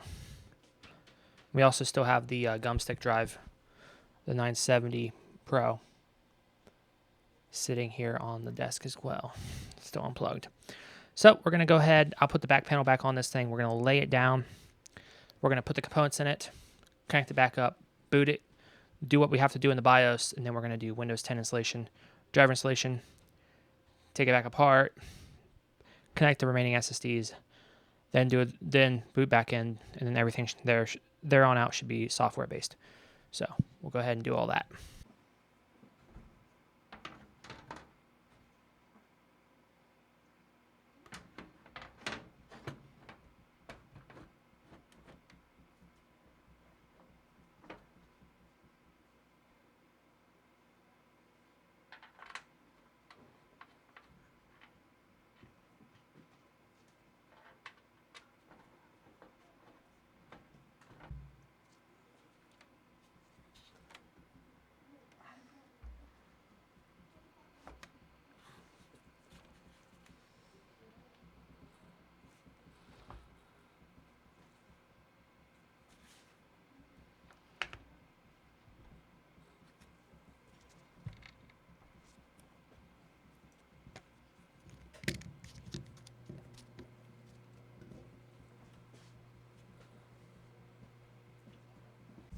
Okay, first order of business is probably the GPU. So we're going to put the new GPU in here, upgrade GPU. We should still have enough clearance to plug in the other cards, so hopefully that doesn't bite me in the rear. Okay, so we're actually going to be upgrading the GPU in this system. Now, I'm not a gamer or anything, but I do a lot of video rendering. So that's the main reason for this. Also, going from a 20 series, the 2060 to the 4070, I will now have hardware AV1 decoding. YouTube does a lot of AV1 decoding now, so I will benefit from that as well. So this has got newer, much newer NVENC, and so I'll have a lot more modern codecs. I don't know if it has H.266 decoding yet, but I know it has AV1. Let's go ahead and compare it, see what we're upgrading to and from. So my old card was the MSI Ventus GeForce RTX 2060 6 gig overclocked edition, and we had 6 gig of VRAM, 192-bit bus. The most important thing to note when upgrading the GPU in an existing system is your existing power connectors that you have available, and also the card height as well, and the card length if it will fit in the case, and if you have enough height. This was a perfect plug-in replacement for what I have right now. So as you can see, my existing card had 160 watt power consumption with a single 8-pin connector. My new card, 200 watt power consumption with the same single 8-pin connector. So this is a perfect plug-in modern replacement for this system. I'm mostly concerned with CUDA cores, so we have 1,920 on my old card, and now we're going to 5,888. Our memory speed's a lot faster, and we also have double the VRAM. We're going from 6 gig GDDR6 to 12 gig GDDR6X. Same memory bus width and everything else. It is PCI Express Gen 4, but it will just downclock to the PCI Express Gen 3 that's in it. But yeah, the most important thing was to make sure that you had the correct power, and we do in this case. So 8-pin, it's a little bit more wattage. We're going from 160 to 200, but I factored that in when I did this build, so we should be just fine on that. Let's take a look at the performance. We're going from 14,113 to 26,918. So quite a nice improvement for the GPU. So let's go ahead and unbox this, and we'll get it all hooked up.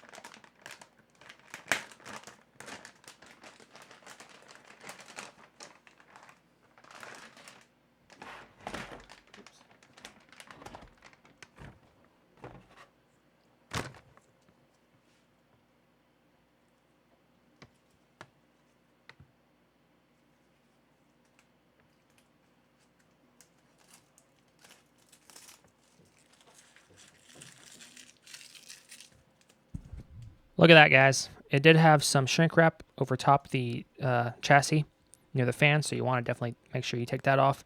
You also want to take off the PCI Express connector cover. Plastic, I haven't removed that yet. This is a big boy, but it's still only a dual slot, which is exactly what I need in this configuration. So this is a perfect drop-in upgrade. Of course, we still be bottlenecked by the CPU, but it's got native hardware decoding for AV1 and a lot more CUDA cores. And it's a lot more modern. Wish it was more efficient, power consumption-wise. They seem to want to just keep, pushing the bullet further and further, and not lower power consumption. But I digress. This is a brand new card. Back of it looks like the back also looks like it has some film on it, so that needs to be peeled off. And there is the back.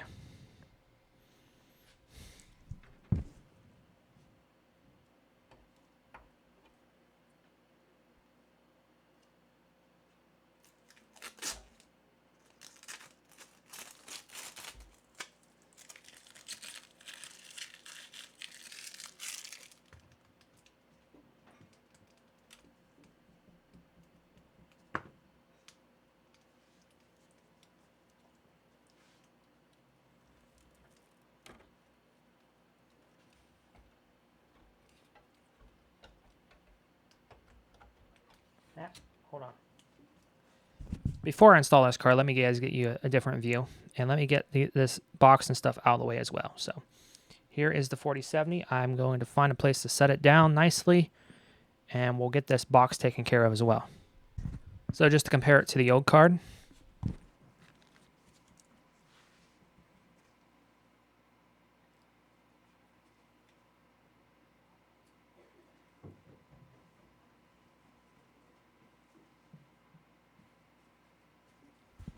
$2060 from circa 2019.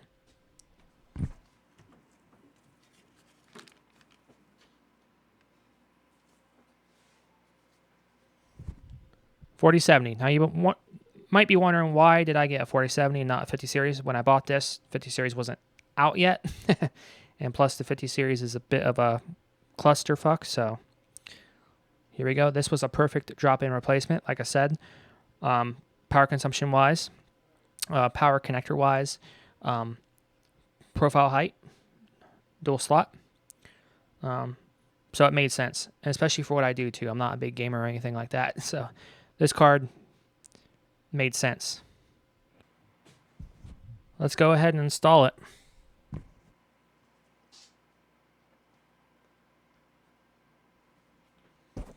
First order of magnitude, make sure the retention clip is in the unlatched position.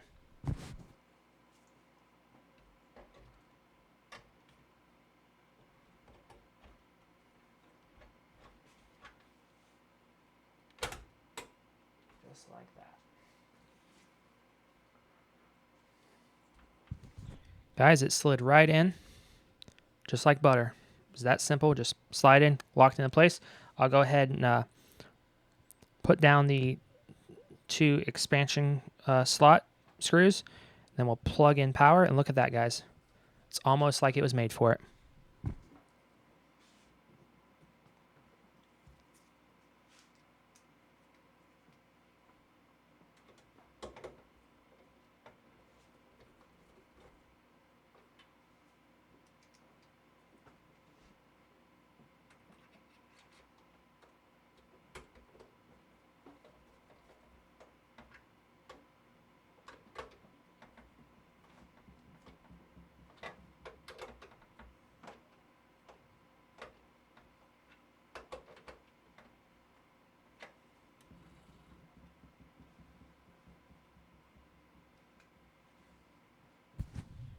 Okay, card secured. I don't think that card's going to go anywhere. I'm just going to do a little bit of double checking here. Yep.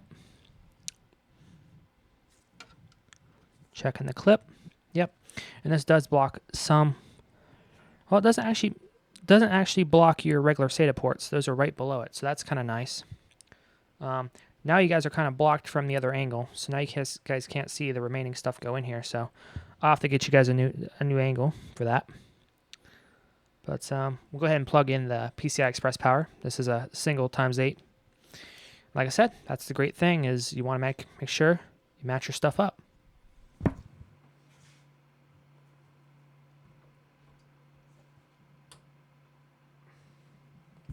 Definitely want to make sure that clipped all the way and that thing's flush. So I'll look at it again closer.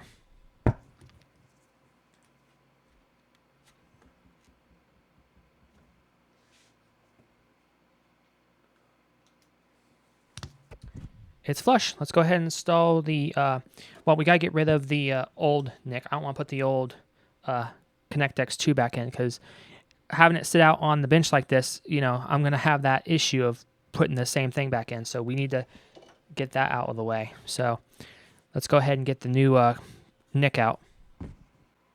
That's a better view of the 2 remaining slots that we're going to use.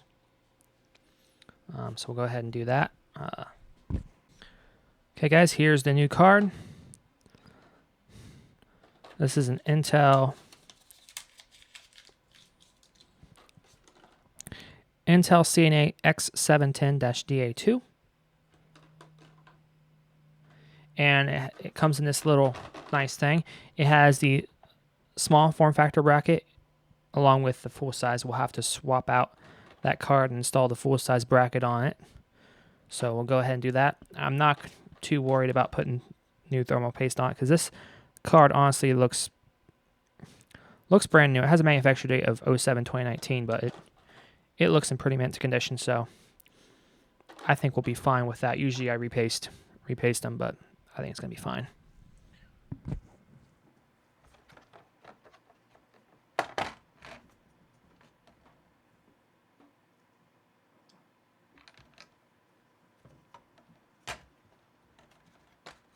Put our old card in there if it will fit.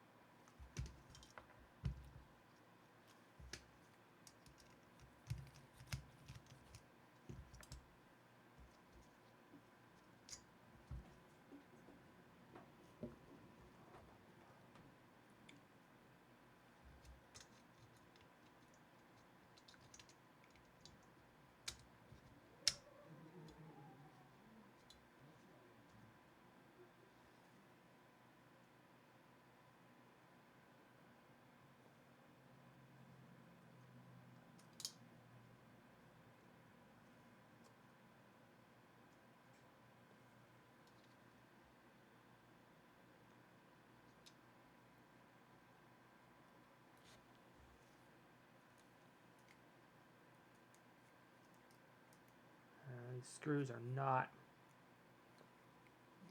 Oh. Getting these bitches started is going to be like colon teeth.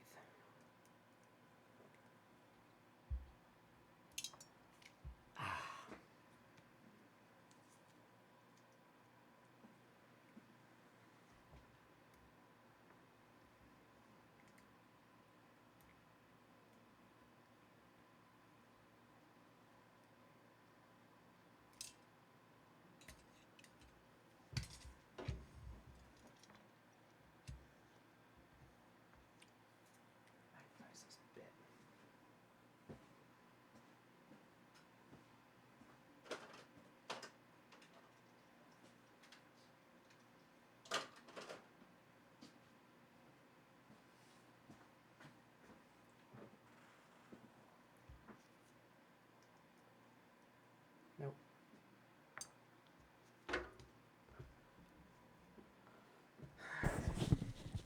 I magnetized my bit, but these are the type of screws to where magnetization has no effect. So these are going to be a bitch to put on. So I'd like to say thank you to Intel.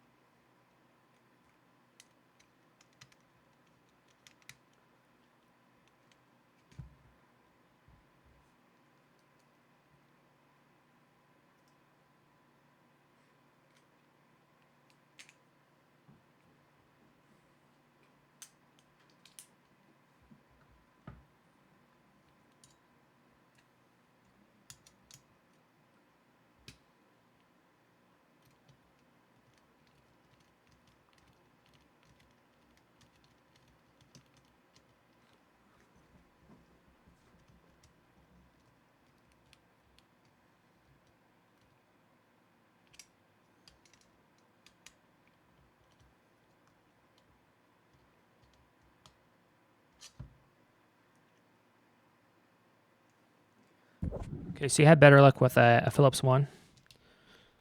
But yeah, I think I got it on there now.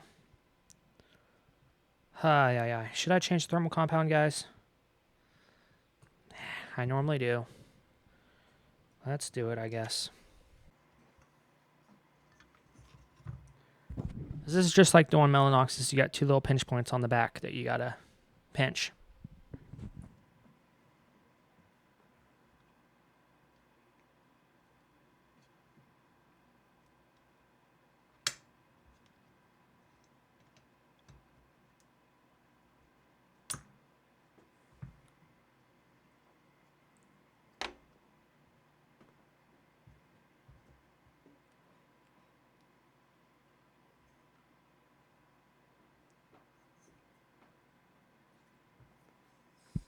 This networking chip is a lot smaller than the Mellanox one, so probably using a smaller FinFET process, but yep, there is that. Now, how does that line up?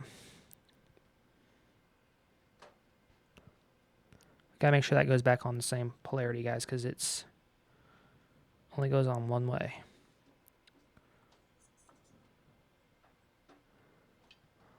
Like that, I think.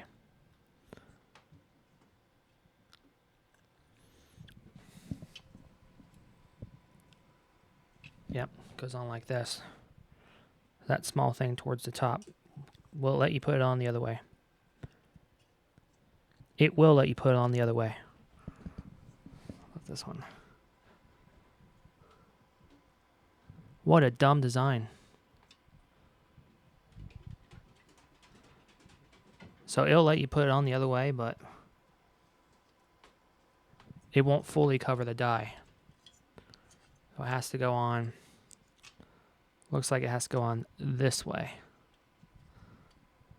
Wait, hold on. This way, like this. So the text pointed towards you. Horrible design by Intel. Horrible. We'll go ahead and get that cleaned up, though.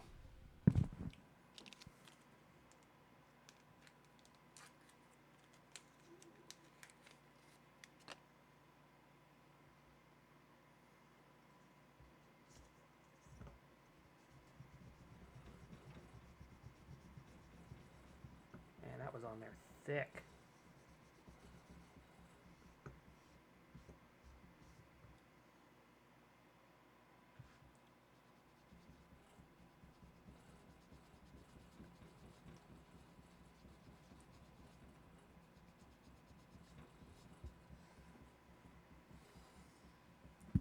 That was on there thick, guys.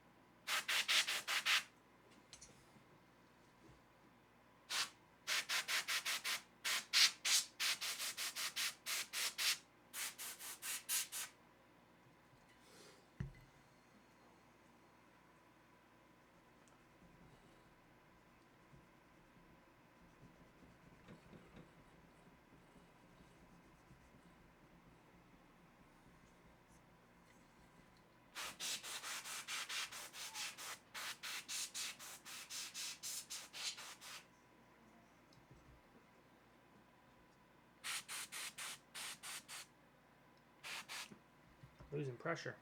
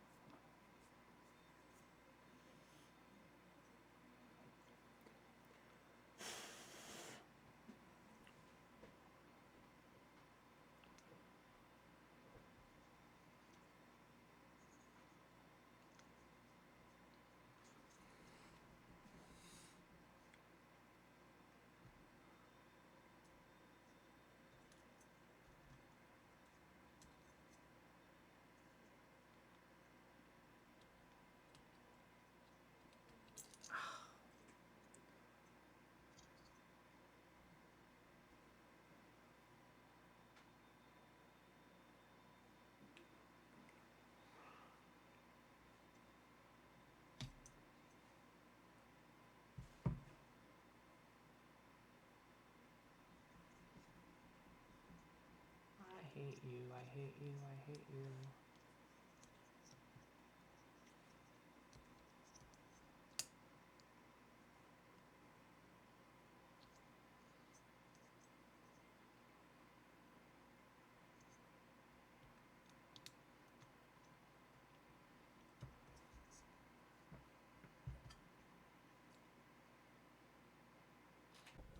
Okay guys, so my camera died right when I was putting the heatsink back on, but you just line up the heatsink and push those push pins through. You got to make sure you keep the spring on them. They have a little spring tension on them. You just make sure you push them down and they pop.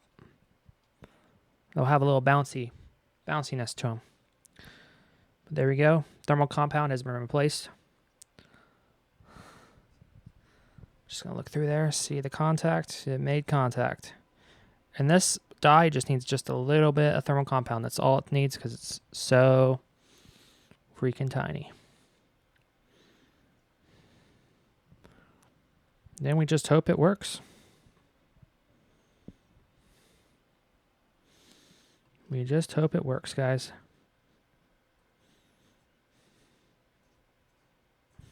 Okay, so we'll go ahead and install it now.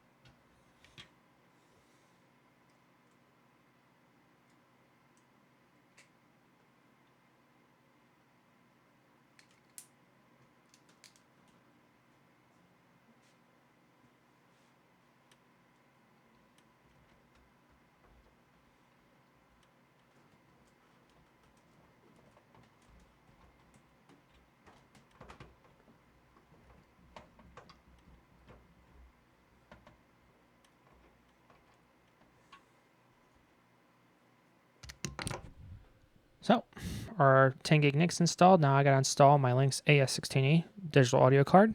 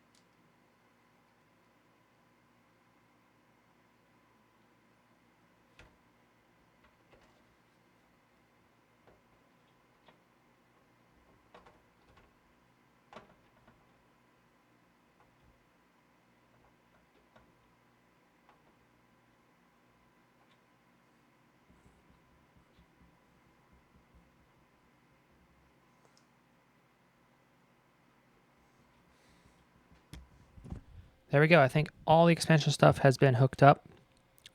The only thing we'd have to do is take this Intel NIC back out of there to put our M.2 back in there when we're ready for it. Still got to do the put the heatsink back on, and then we can boot it. And I believe I got the order right on this, so I will go back and I'll verify that. But I believe it goes GPU, networking card, then AS16E card. So yep, I was correct about the order. That is indeed the order. Everything goes back in, so I'll just ensure everything's tight. Our GPU has power. Only thing remaining, outstanding hardware-wise, right now is the heatsink. So let's go ahead and get that knocked out.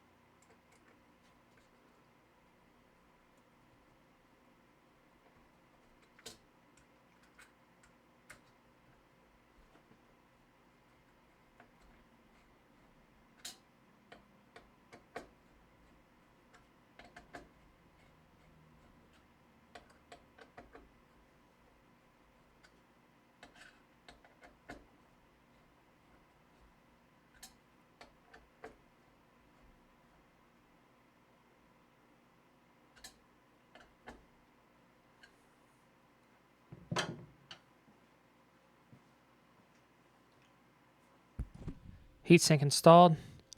Now we just have to do the new fan. There's a little bit of dust inside that heatsink though. I'd like to be able to hit that. Losing a little bit of pressure though as I go. But yeah, I'll get the new fan. See if it has the clips on it or not.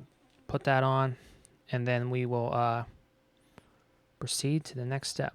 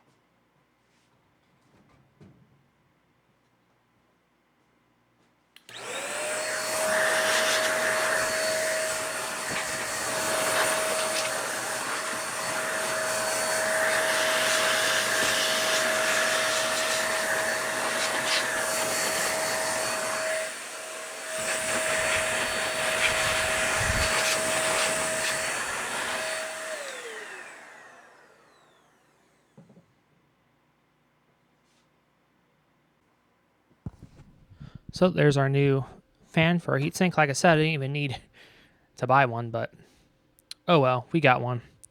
This is the NF-A15 PWM. And we'll see if it has the clips. If not, I already pulled them off from the other one.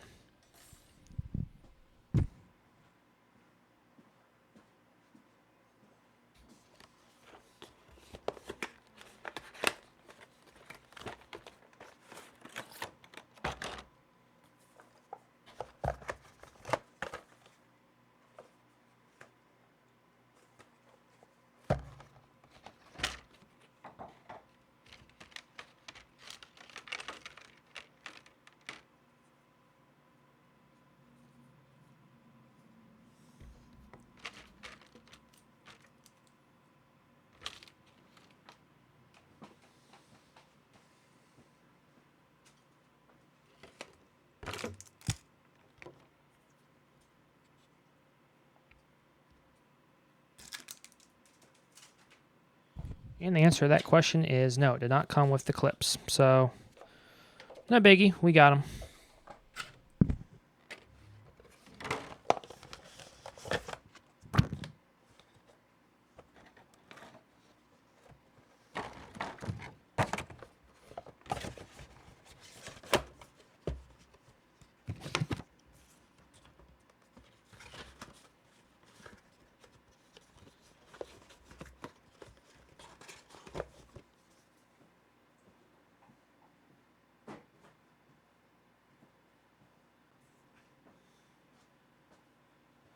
Figure out how these clips go on. I'm thinking it goes like that.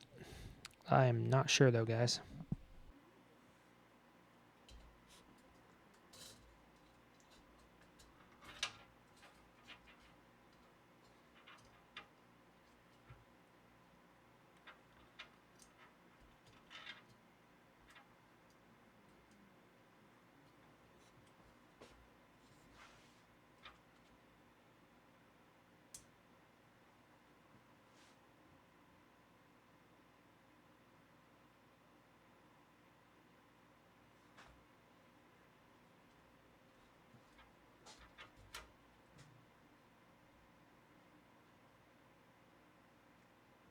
Break time, I'm going to look back at the video of where I was tearing apart that fan, see how it had them on, to try to line these up. It kind of sucks because the GPU is right up against the heatsink, so getting that clip on the other side is going to be a bit of a hassle. But take a break and we'll be back. Okay, so we're back after break. So it looked like how I had it is the correct way. Now it's just a matter of getting it to snap onto the heatsink. So I'm going to test that out, play with it a little bit. And then we'll be ready to get this thing booted and start working on it.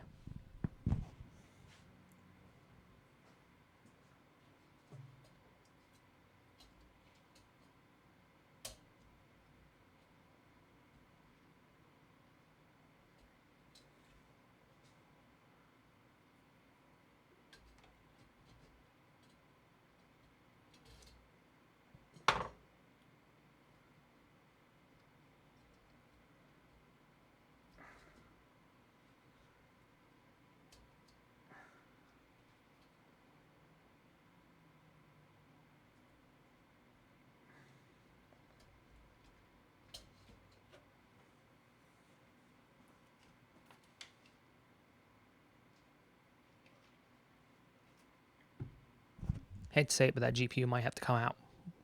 I hope to God not.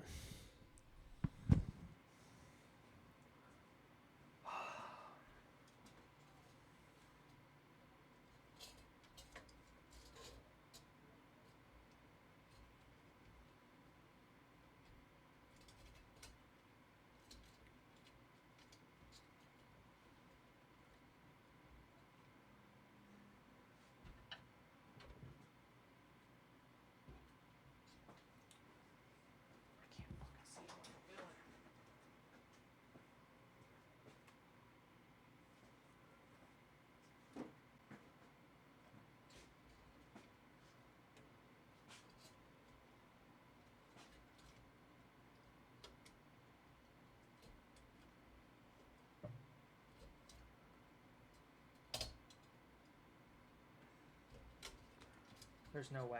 This.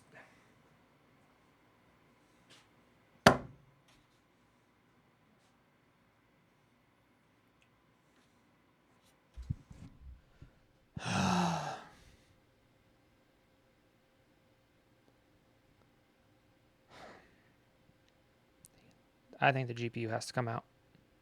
This is ridiculous.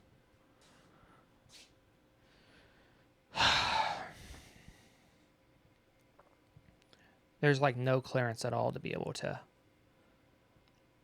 put that clip on effectively without that GPU being out of there.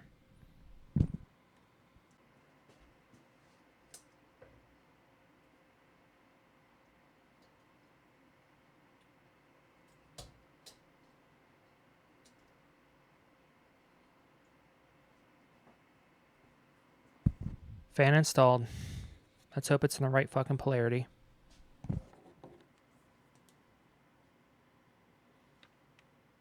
It is.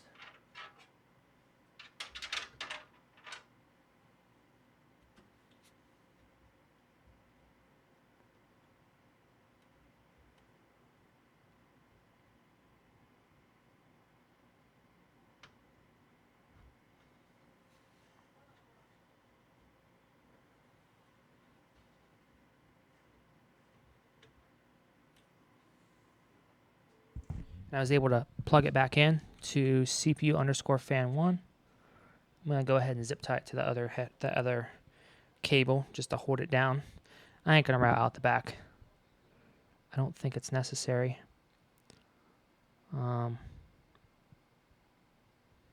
Yep.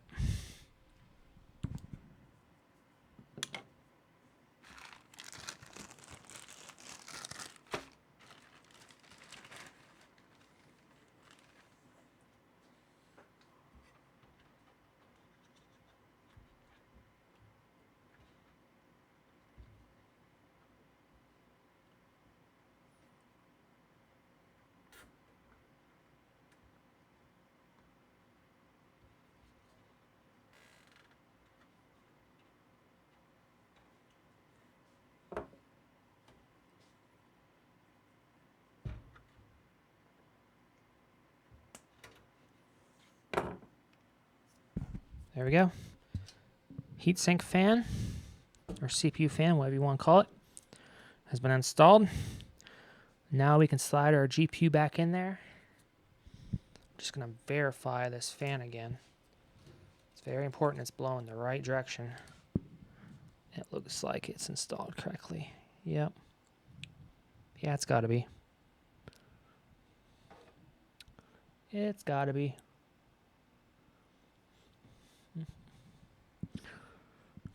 That looks right. Put that GPU back in there. Let's get on with this.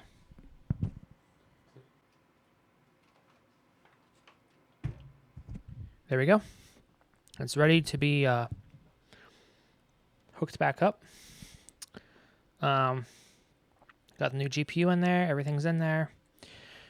Everything should be where it's supposed to be. So, yep. Just verifying. Yep. Cool, cool.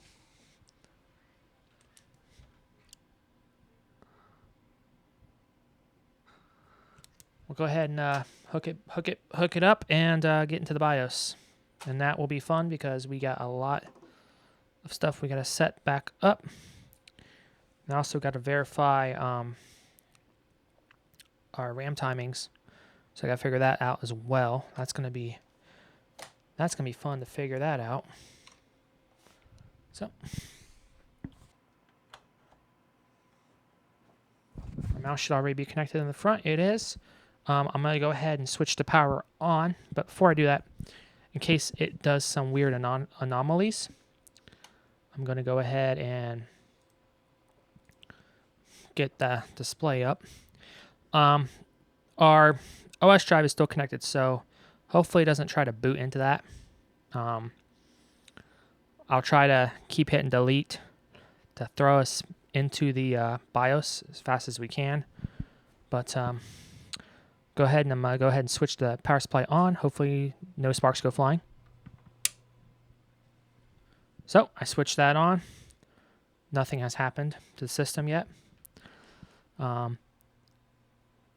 The kilowatt meter is reading a little bit of idle power. Let me see what the kilowatt meter is reading. About 2 watts, 1.9 looks like. So it is drawing a little bit of power. We're going to go ahead and turn it on. It's going to freak out because the BIOS has been reset and stuff's been moved around. But let's see, guys. Do you think it's going to post? Well, they'll also give me time to verify all the fans work as well. Let's go ahead and turn it on. And she turns on. Let's let her boot up. It looks like all the fans are spinning. I'm going to keep an eye on that screen. We got to hit delete. Keep an eye on the screen, guys. Let's see what happens. It's getting acquainted with itself. Takes a while to boot. That's normal. It's an X99 chipset. It's an HEDT type chipset. And there we go.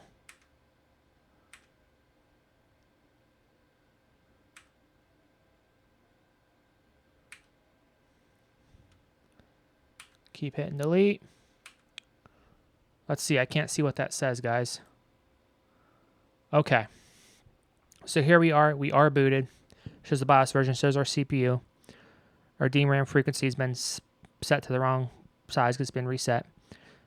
So it sees our drives. It sees our 860 Pro 1 terabyte. It sees our optical drives.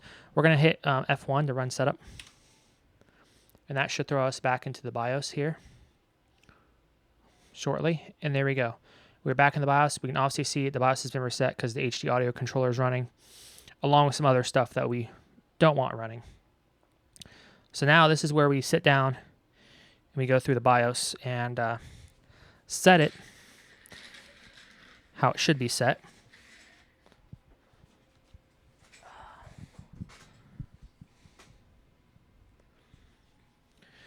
Okay, so the first thing we want to do is we want to go into the advanced mode. We want to get out of this easy mode thing.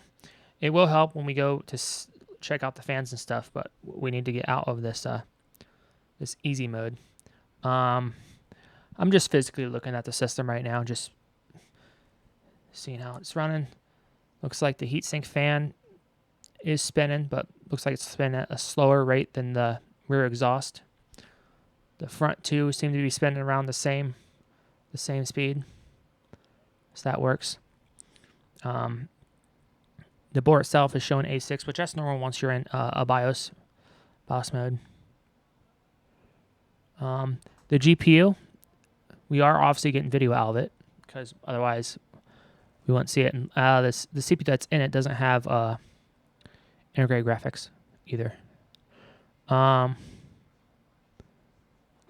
Yep, all 3 fans on the GPU are spinning. I'm just looking at the board, guys. That's all I'm doing right now. Okay. Let's get into advanced mode. And then let's go ahead and set all this how it's supposed to be set. This is going to be fun. Nope. Look at system status. The date and time is actually still correct. Interesting, guys. So for some reason, even popping out the BIOS battery, guys, the time did not reset. Of course, I did it fast, but still, this system, it must have some type of little cap that keeps the clock still going in the event of a little BIOS thing, because the BIOS obviously reset. I can tell obviously reset, but our date and time are indeed correct. It is 12/26/2025.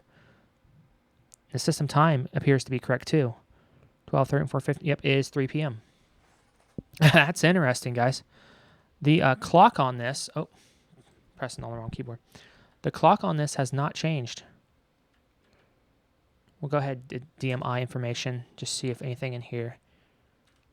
I don't think anything in here has changed or there's anything really of importance in there. All right. We'll back out of that. Oh, not what I meant to click. Damn, the lag on this is ridiculous. There we go.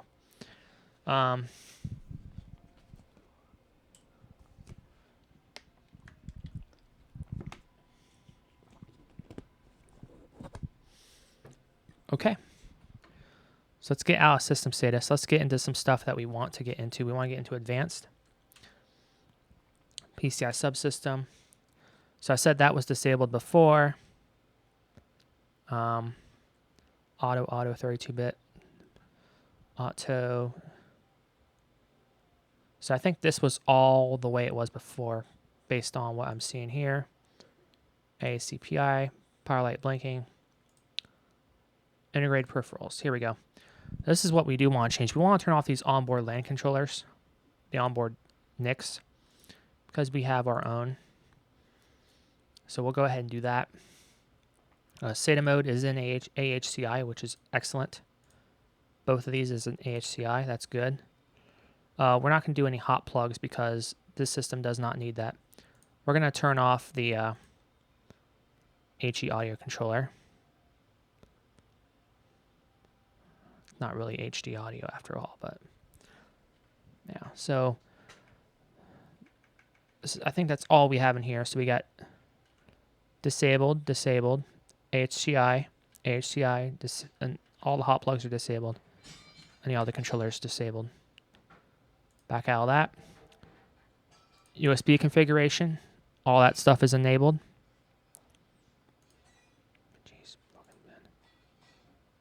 Disabled, power off, onboard LED. That looks to be all the same. Windows OS, we do want to enable that for fast boot. We'll disable fast boot. Secure boot. I'm not too worried about secure boot. Keep that disabled. So we did enable that. That should help us out there. Wake up event. Disabled. Okay, that looks all the same. We got our 2 Intel NICs, which these have been disabled, so we don't really care about those. Let's verify this again. Yep. We'll go into boot. Full screen, yes, is enabled.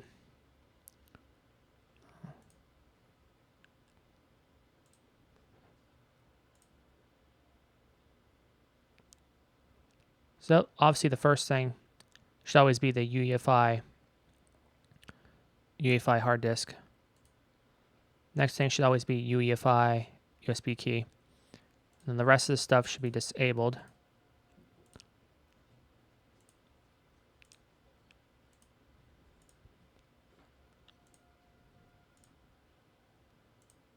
So that just leaves us with the SSD and the flash drive. Back out of that. Oh, I didn't mean to back all the way out. So we got our boot. So that's set. Got our security.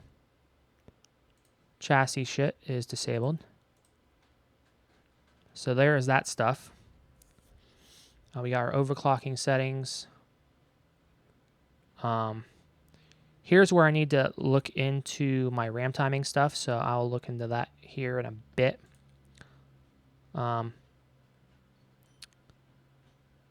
I just want to hit save and exit, and then once this boots back up, we're gonna get right back in the BIOS and see if it's stuck. But yeah, this RAM needs to be dealt with because it's wrong. So right here, we got save changes and reboot, save configuration and reset, yes.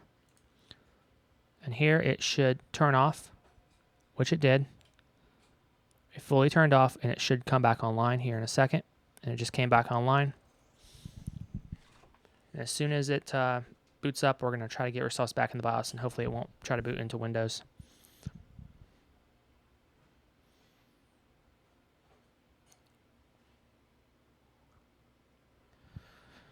Oh, it's doing something, guys. MSI.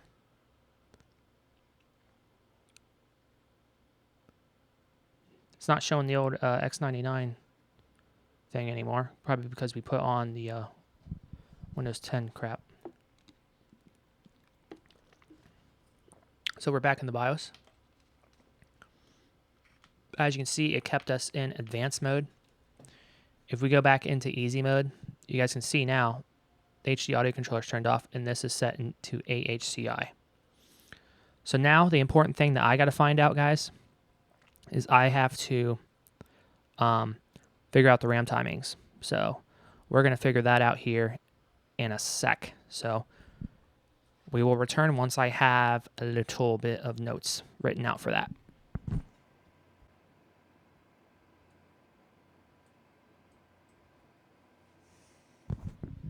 Okay, guys. I think I went and got all the timings that I need. So we'll go to the overclock menu.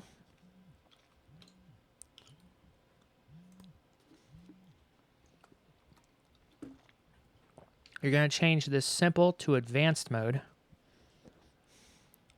Let's go ahead and do that. Let's change this to advanced. This is going to unlock some other things. We're going to go down and change DRAM frequency to DDR4 2133, which is what this is. So we got DRAM frequency. We'll change that to DDR4 2133. We'll change DRAM timing mode to link. We'll scroll down. And then now we go into the advanced DRAM configuration. And here we're going to change a few things. So command rate is kept to auto, but TCL is 16. Okay, so we set the TCL to 16. We set the TRCD to 16 as well.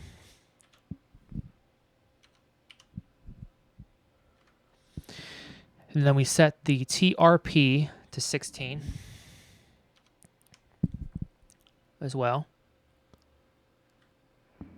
We set the TRAS to 38. And another way to know that you're not really screwing it up is the number should be relatively close to what the existing number is. You're just stepping down a few frequencies. So these timings, you know, there's like a pattern to them. You'll notice. TRFC is 408.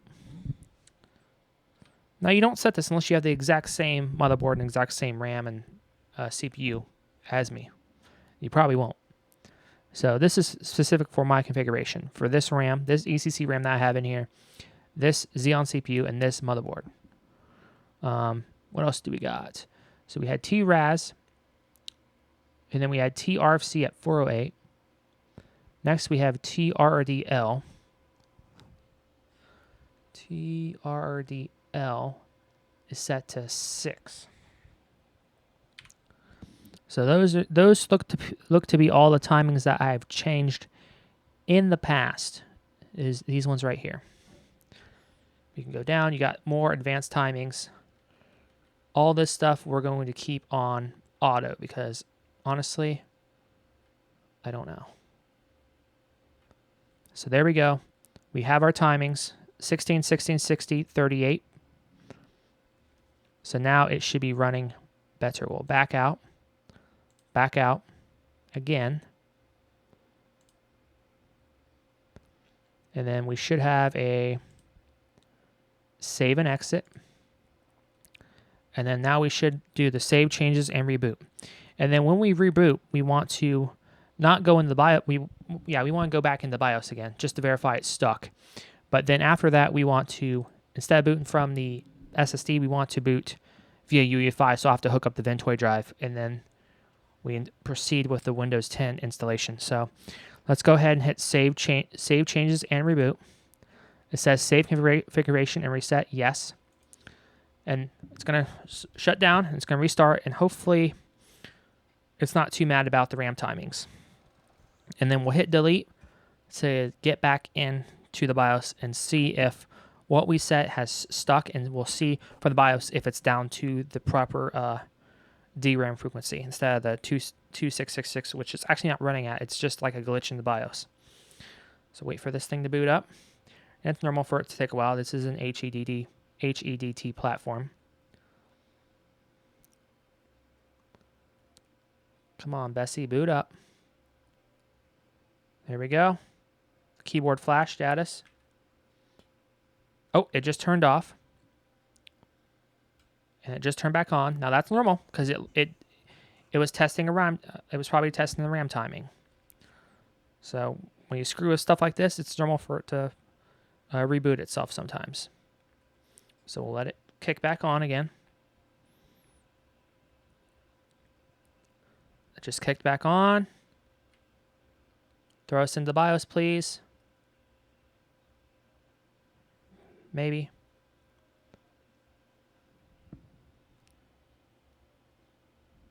There we go. Took a while. Well, we were back in the BIOS. Wow, my power light is really dim in the front, although it might just be because of the lighting down here. But that power light is, I'm just looking at the front of the case. It didn't even look like it's on, but anyway, as you guys can see up here now, it's stuck. Motherboard temperature is looking good, although we have the side panel and shit off, so that's normal.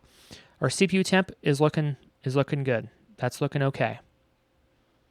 And it just glitched a little bit, but that is probably the capture card, not the motherboard. This is hooked up to a crappy capture card right now, guys. The nice one, the cam links is hooked up to the camera. So now we'll go into the OC mode. And as you guys see, it's stuck on advanced, stuck right here. You look right here, it's on link. And there we go, it's stuck. So it likes those, it said, you know what, those settings are okay with me. That's what it said. It said, you know what, your settings are fine. We're running at 2133 now. We're at 39 degrees Celsius, so not bad. That temperature's all right and healthy for right now. Plus, the temperature it shows in the BIOS is not always accurate anyway. But, okay, so now we're going to have to connect our Ventoy drive. So I'm going to go ahead and just press the power off button on the front of this. And now it's turned off. We're going to go ahead and I'm going to connect the Ventoy drive to a 3.0 header on the front. That'll test if our front I/O still works, which it should because we did not mess with any of that. So I got that plugged in to a 3.0 in the front. Look in the documentation how we get boot options.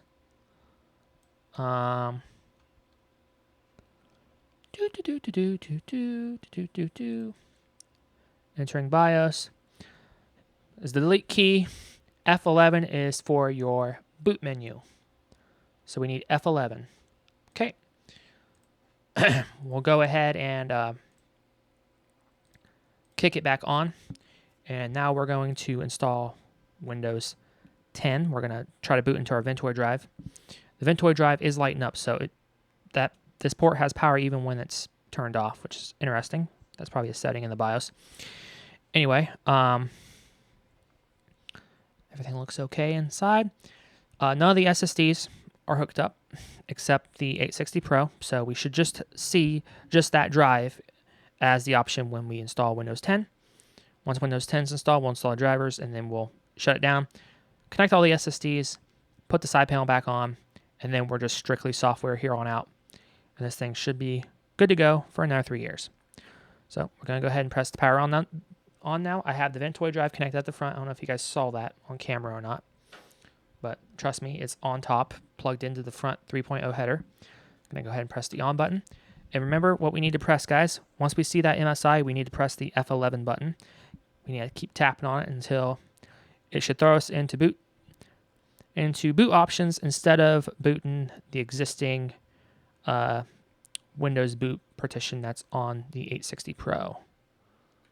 So there we go. As soon as I saw MSI, see I am tapping.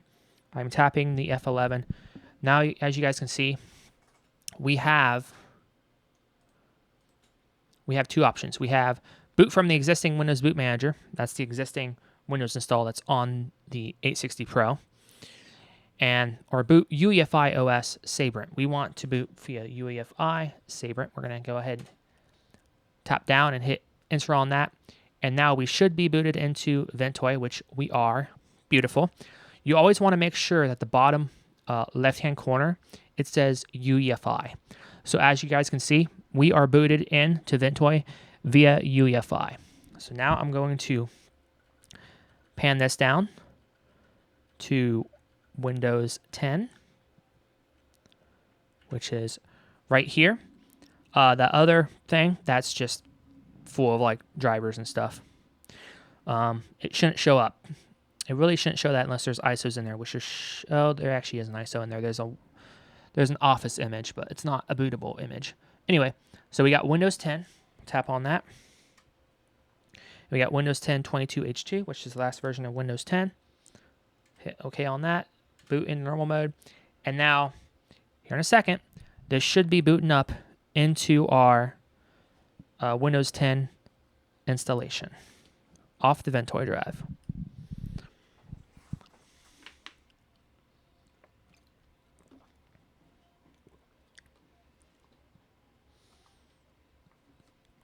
It might be nicer to switch to the cam link now, but we still got some stuff going on. So there we go. It looks like it's working right. So let me get this in projector mode here. There we go, full screen. That helps. So we got English, United States, US. That's correct. We'll hit next. We'll hit install now. Let that load, and it should install fairly fast because we're going from one SSD to another. Now it says activate Windows. I could put in the product key right now, and you know what? I should put in the product key right now. Yeah,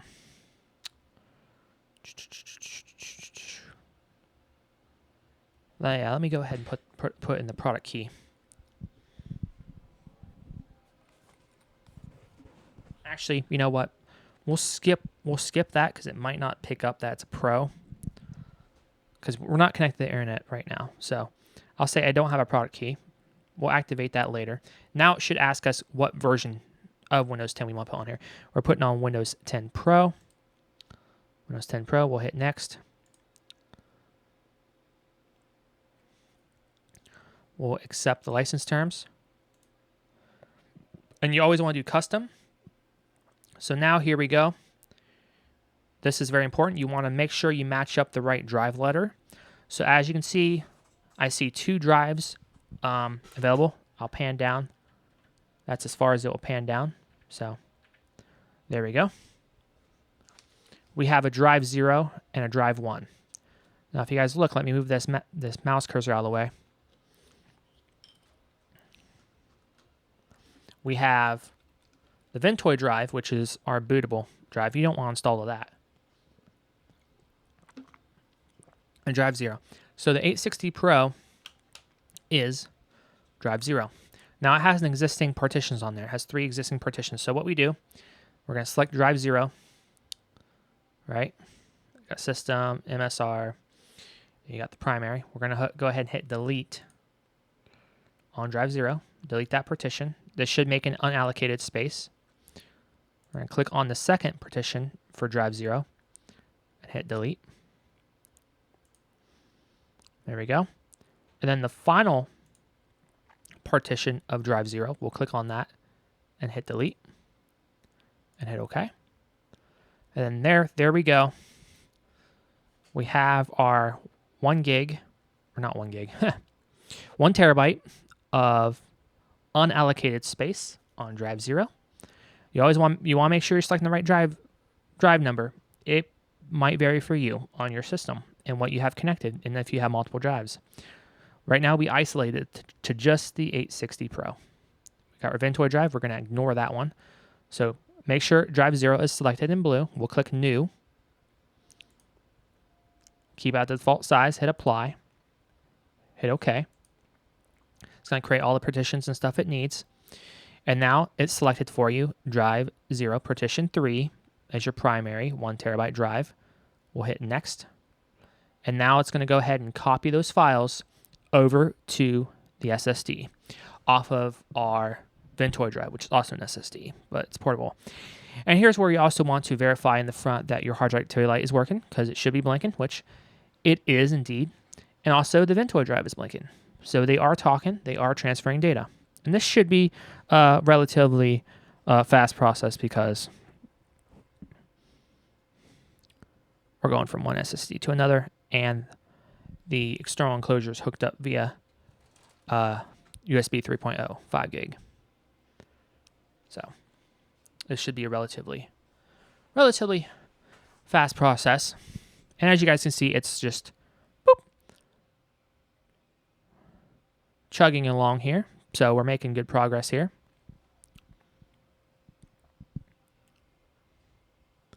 And our GPU is indeed outputting video, which is good. The Lynx card's lighting up. Our Intel NIC, I haven't seen anything on it, although I haven't looked at the rear of it yet. So, but I'm sure it's working as well. The only thing we'll have to do is connect the, put the M.2 back in there and connect up the 2 4 terabyte 870 Evo drives. So as you guys see right here, it's installing and it's going to restart. Here's where it will tell you to disconnect your drive. We're not going to do that. We're going to keep it because the boot order should boot into the hard drive. So let's see if it does. So the system is now going to reboot, which it looks like it's cycling through.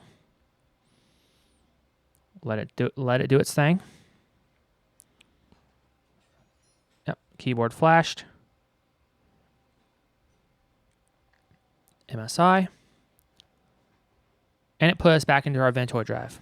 So it didn't listen. That's fine. We can go ahead and manually turn the machine off. Like that.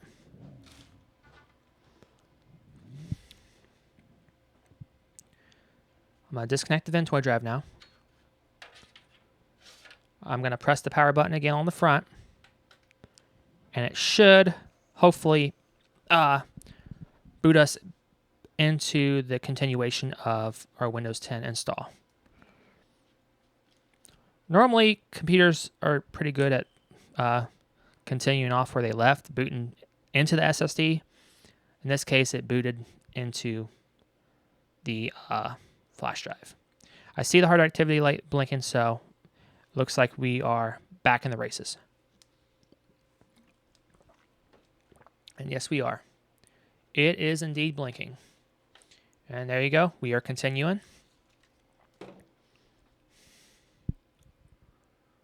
And it's going to go ahead and finish up.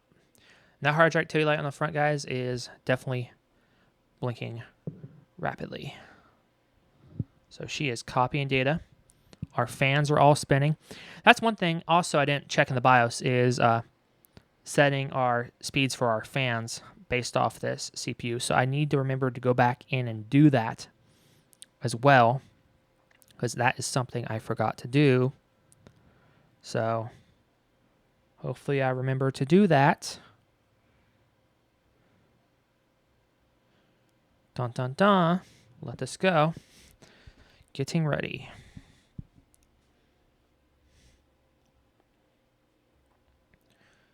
And I believe I had a... Okay, it's rebooting. That's fine. I believe I had a little cheat sheet when we did my brother's system. So if I can find that, I can just go in and set my fans to the same thing for that. Okay, we're booting up again. Hard drive display light is flashing again. And she's booting.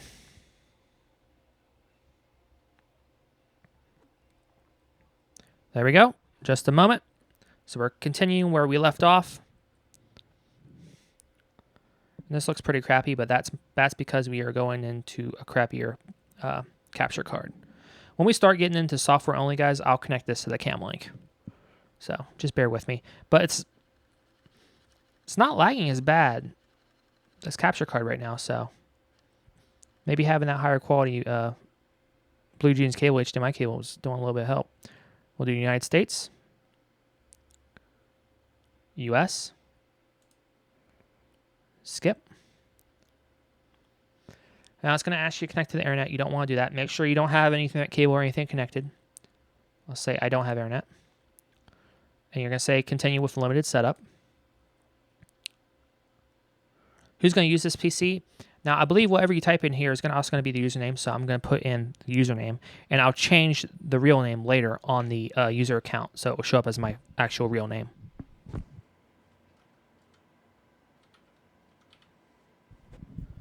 So I just put my handle there, and then it wants a password.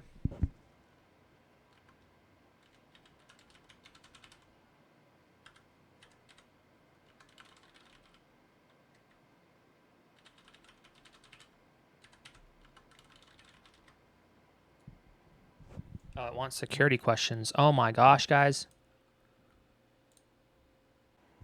Okay, we're continuing. I don't really like that because those aren't really secure. Somebody can change your password that way, but if they have access to the drive and it's not BitLockered anyway, you're kind of screwed. So we're going to disable everything except location. So we're going to go ahead and go through this. Reason I keep location on is for weather, the temperature. So all this other stuff's turned off. We keep location on and hit accept. Not now. And we'll let it run through its paces.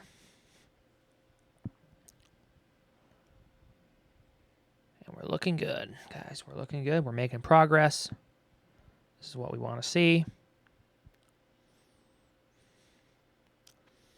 Yeah, that text don't look the greatest. This capture card's not the best. It does all right, though. You're in BIOS menus and shit, console menus.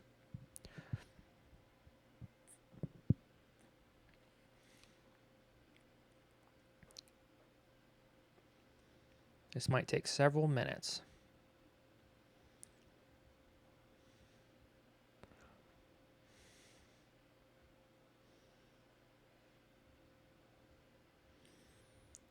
And once we're in, we will continue.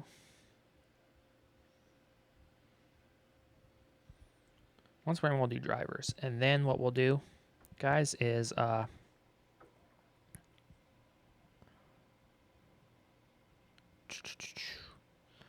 we'll shut her down. Connect the rest of the SSDs. We'll also do the fan curves. Maybe later. So now, as you guys can see, we are booted into Windows 10. Looks like trash, but it's fine.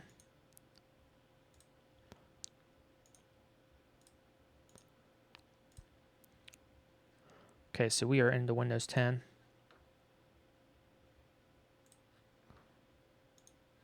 Just turn a couple things off that I don't want on. Okay. So, first thing we do is we can check Device Manager and see how many things it's complaining about. So see, we got quite a few things that it's complaining about. Ethernet controller, multimedia audio, that's going to be the Lynx. This is probably going to be the, it's showing 2. Well, oh, it's a dual slot, or dual port. So you guys can see it's complaining about drivers, which is fine. And also one of the first things I disable is automatic driver updates over Windows Update. That's something else we'll have to go in and change. I do a group policy on that, and that fixes that. So Windows 10, this should have USB 3.0 drivers for these Intel-based controllers. So I'm just going to hook up the Ventoy drive, and it should pick it up. And it does. So what we're going to do is we're going to do some drivers. Not connect this to the internet. Go down here. Drivers. We're going to go ahead and cut these. I'll just put them in downloads. Paste. See how fast they transfer. Pretty darn fast. Kind of fast. All those different files kind of slow it down.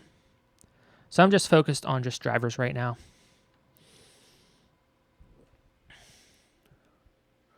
So our drivers are over onto our drive. What else do I want out of here? KeyPass, not concerned about that right now. We're going to go ahead and get the stop driver updates as well. Just my little cheat sheet. We'll go ahead and eject the Ventoy drive. We don't want the computer booting into that again either. We'll also need to verify that in the BIOS settings as well. Okay. So stop driver updates. We'll go ahead and do that. So this just tells you how we do that.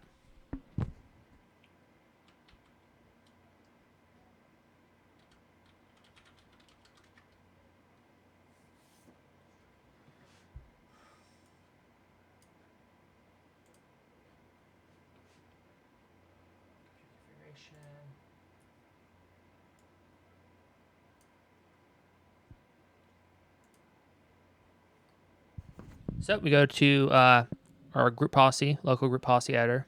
So just Windows key R, or just type in run. gpedit.msc. We're in the local group policy editor. We go to computer configuration, administrator templates, Windows components.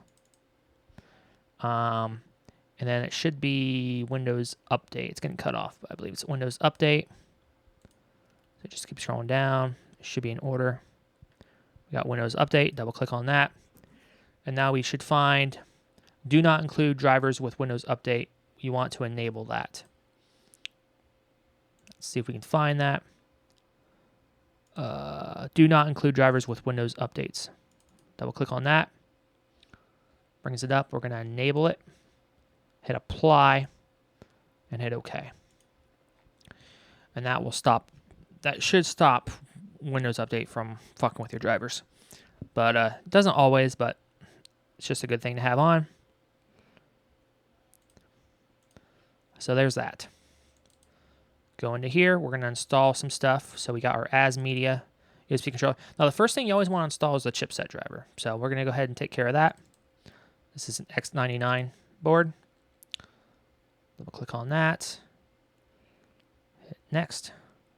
Accept. Install. Yes. So we're going to go ahead and install the Intel X99 chipset driver. And it blinks a little bit. That's fine. That's normal when you're installing drivers.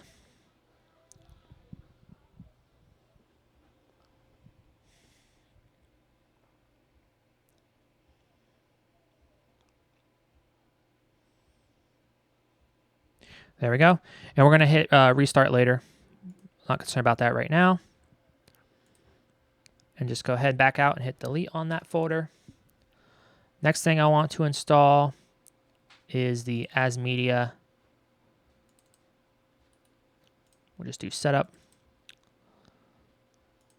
This will be our 3.0 ports, probably in the back, probably like the 40 gig and the couple of the 10 gig ones in the back.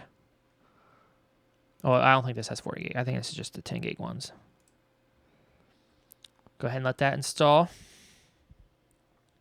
And this motherboard is an MSI X99A workstation board. Circa 2016. There we go. Our As Media 3.1 USB drivers, or USB 3.1 drivers are installed. Delete all that. We're not using the Mellanox ConnectX 2 anymore, so we'll go ahead and delete that. We won't install the NVMe drivers until the NVMe drive is installed. We'll go ahead and do the Ethernet driver. Now, Intel's weird with the drivers for this particular card, or cards in general. Intel's just weird. They do have a utility where you can just download and it'll update all your drivers and shit, but I don't really like using the utilities like that. Just give me the freaking driver.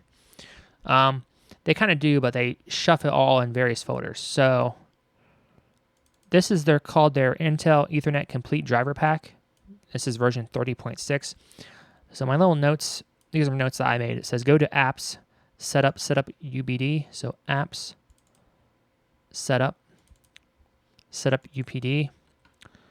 And you go into your WinX64, so that means Windows 64-bit. And then you run the setup BD. So let's see if this works. And you see the little administration icon, so it's going to prompt us. Install or update drivers for Intel network connections. Okay. Let's see how this works. Oh, so it looks like it picked up the Intel X710. Hit close, and hopefully we should be done. I'm assuming.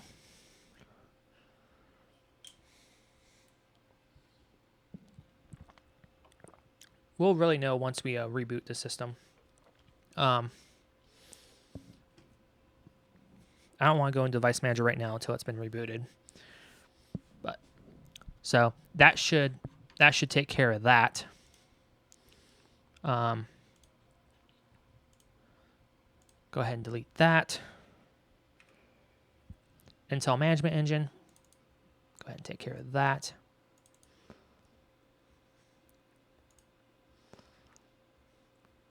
Next. Accept. Next. Next. Please wait while the product's being installed. We don't have this hooked up to internet yet.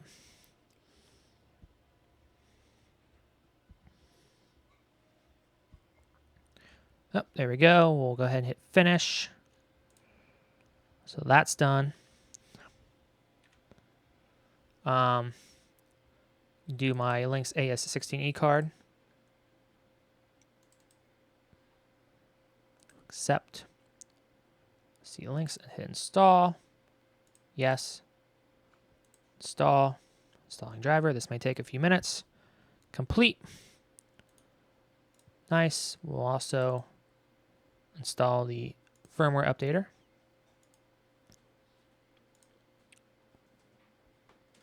And it can't check because it's not connected to internet. There's a current firmware revision. Go ahead and hit close out of that.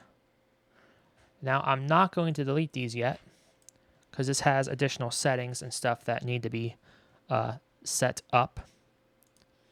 So I ain't going to mess with that yet. The next course of action would be to install the drivers for the RTX 4070.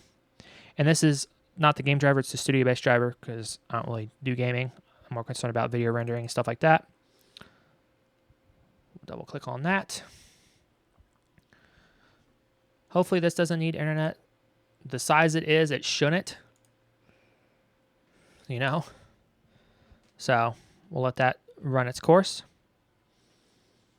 I'm very surprised that the time was still correct on the BIOS. Like I said, normally when you pop the BIOS battery, that gets wiped out.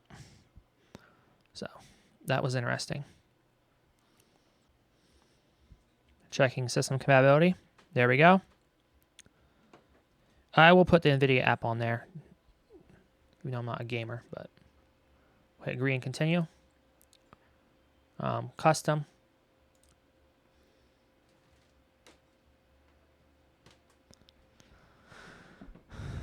Graphics, HD audio, driver. I don't really need that, but I guarantee it's gonna bitch anyway. I'm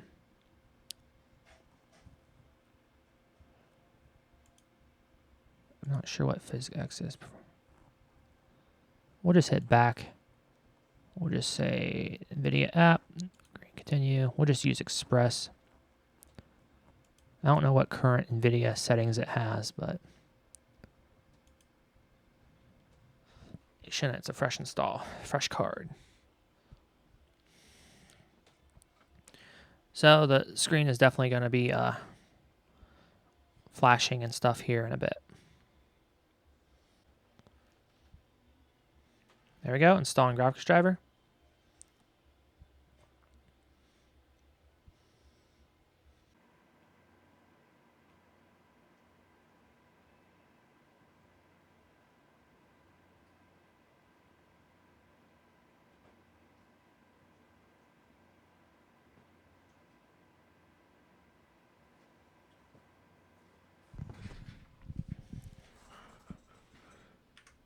Okay, so it finished. I don't want to do either of those. We'll just hit close. Okay, so that has finished. You can see we're at a higher resolution now, somewhat. Still connected to the crappy capture card. So NVIDIA's done. Hex on that. Delete that out. So that leaves us with the Samsung NVMe.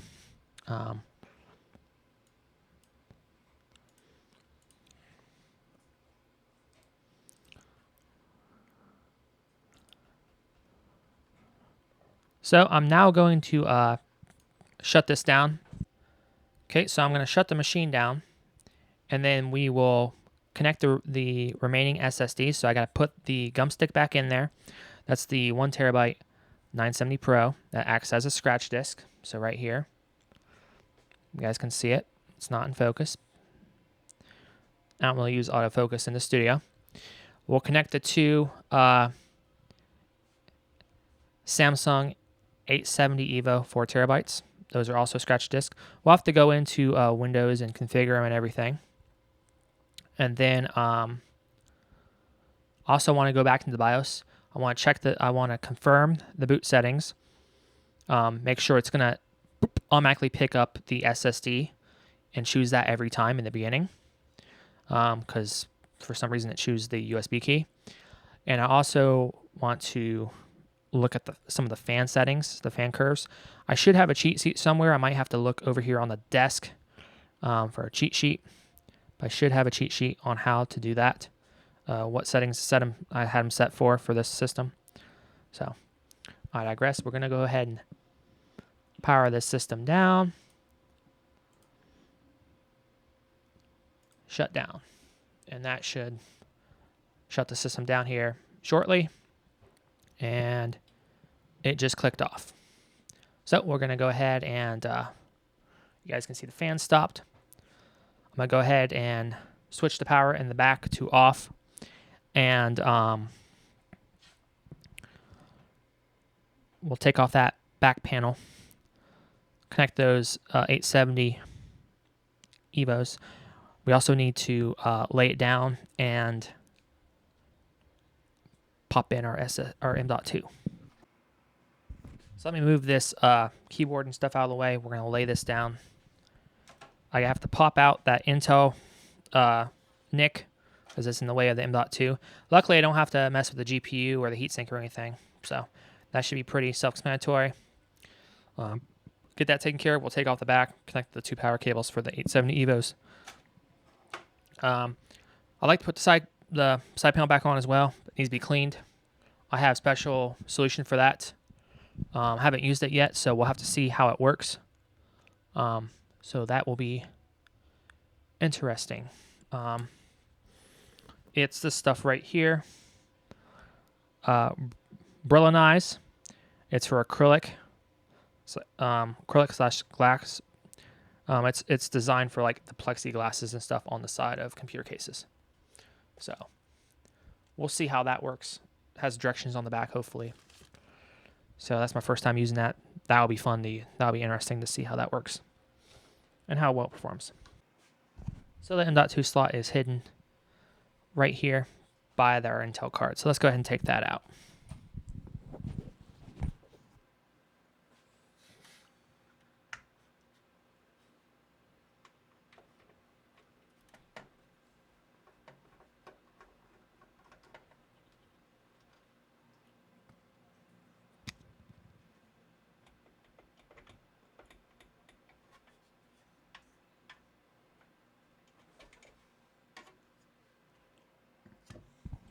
Go ahead and put our 970 Pro 1 terabyte back in there.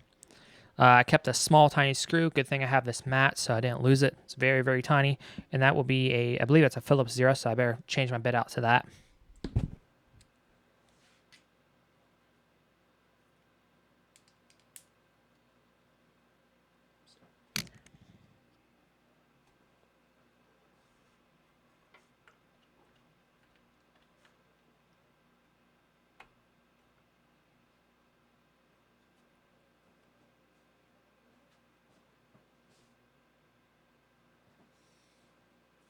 And I know it's very hard to see this. The lighting's not the best either. So just bear with me. Although I could probably shine a light on it, but actually.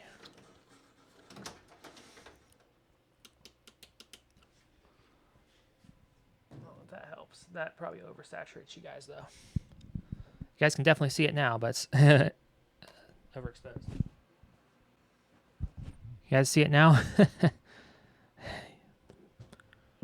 It's kind of bright.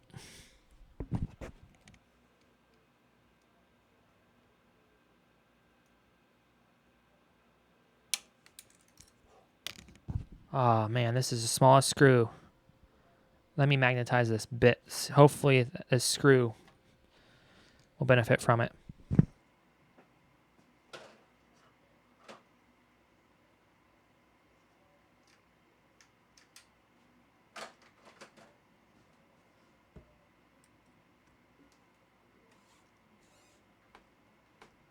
It does. I just magnetized it. Nice.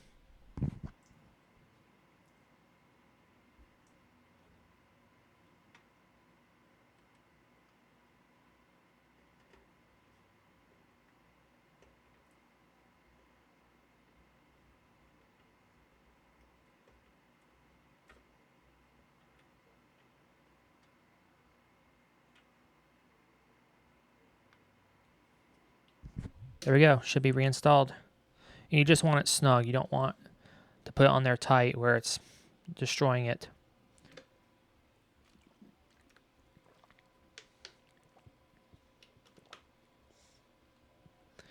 So there's one SSD installed. I don't think that's going anywhere. Let's go ahead and get that Intel card back in there.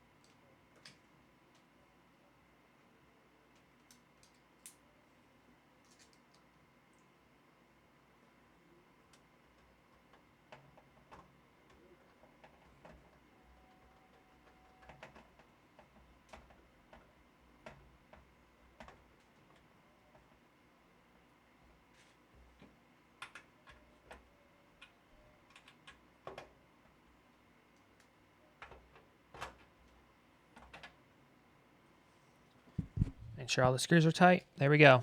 Our NVMe drive has been reinstalled. We'll set this thing back up, take out the back panel, connect those two 870 EVOs.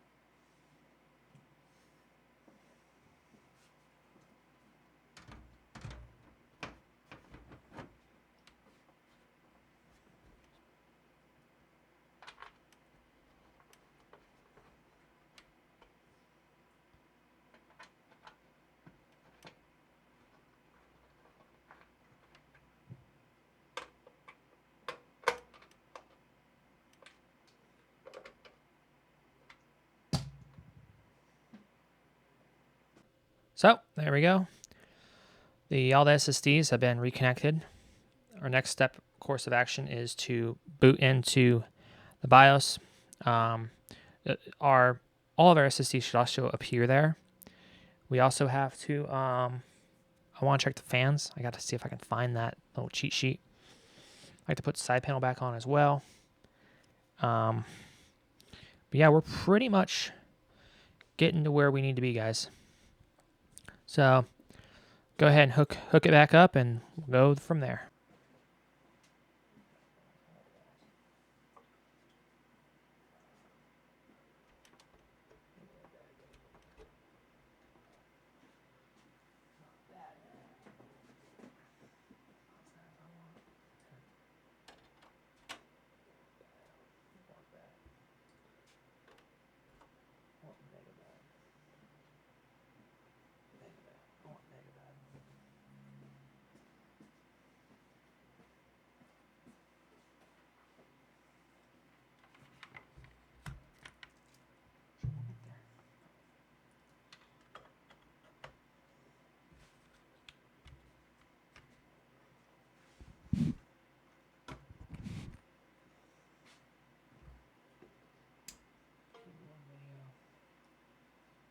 I think we have everything. Got keyboard, mouse, video, power. Switched it back on.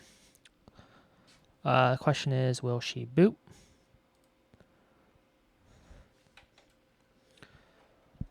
She boots. See if we can get into the BIOS.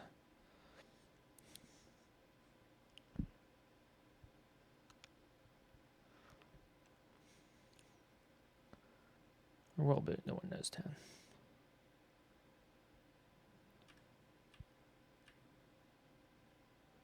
Press in the BIOS? Maybe?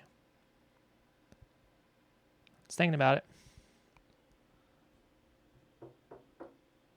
There it goes. Just took a while. So we are back in the BIOS, guys. That's what we want to see.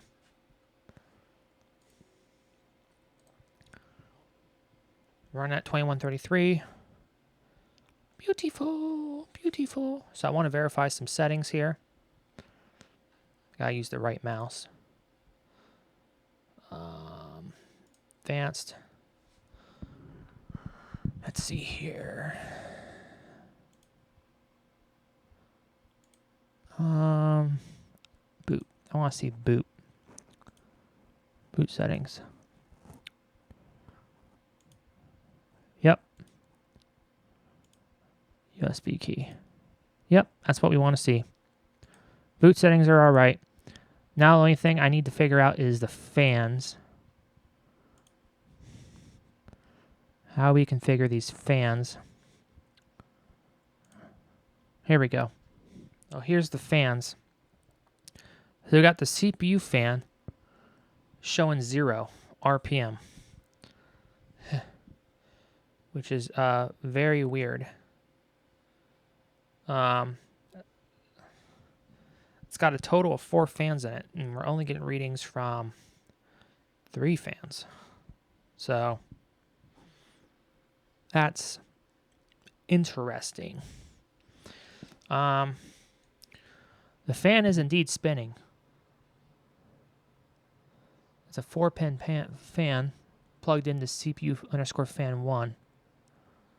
We're not getting any RPM readings off that fan. Now, that fan's spinning slower too than the others, which is kind of interesting.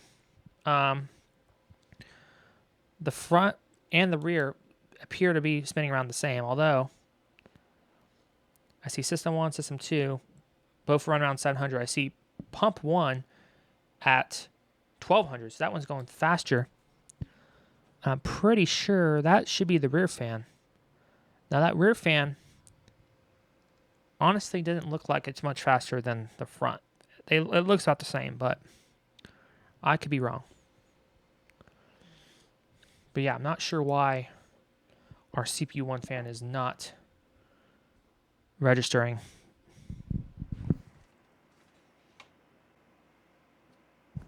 I think I found it. Cheat sheet. I'm not sure if it's for this CPU or not. So it's 32C15, 38, 35, 45, 75, 55, 100.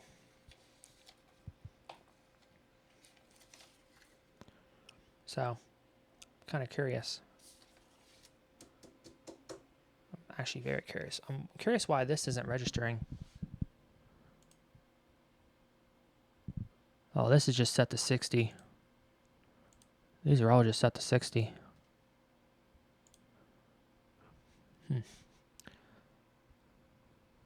So this has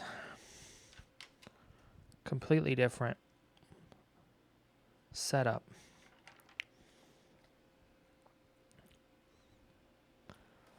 Okay. I'm going to do a little bit of research and then come back. Okay, here's what I got.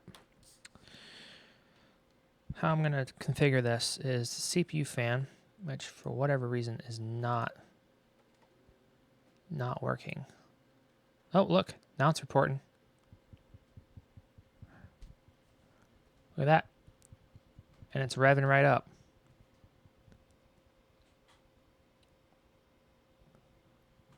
Look at that.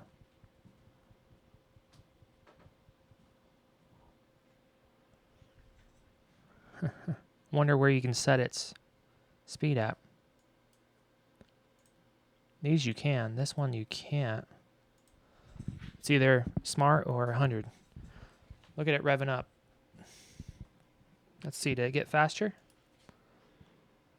Yes, it got faster. So now it's reporting. Now just out of the blue, it's reporting the CPU fan. So let's see if this actually works. I'm curious. I'd like to know how I can get it to spin all the way off, just temporarily.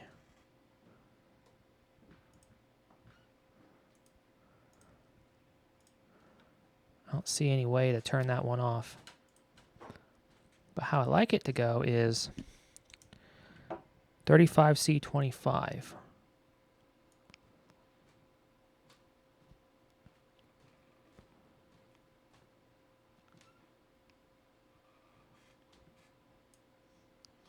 $35.25, 45.40,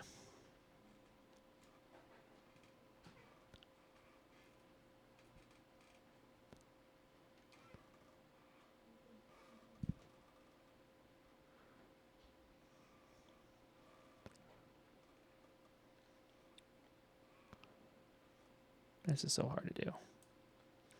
So 45C40. And then, so we got 45C40, and then we got 65C60.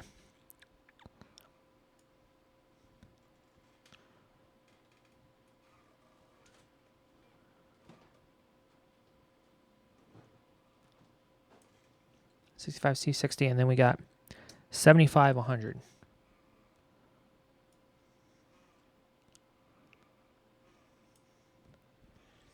So there we go. That should be this. That should be the correct curve for what we're running. And now it's actually reporting. Running around 300. So let me verify. It matches up. 35.25, 45.40, 65.60, 75.100. Yep. And then all these other ones. I also want them on smart fan mode. I don't just want them on 60 all the time. That's kind of dumb.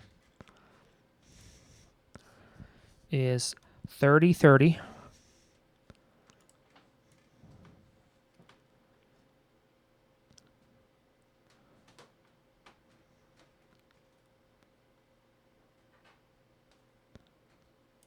So we got 30.30.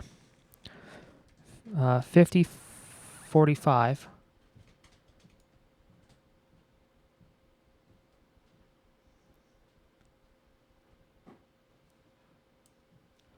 50.45, and then 65.65.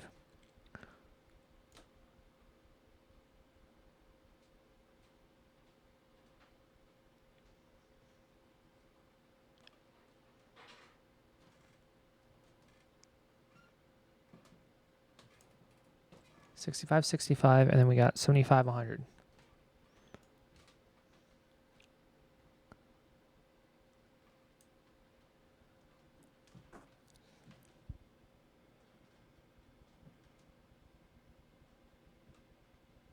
Cool. So in theory, that should be coming down, which it looks like it is.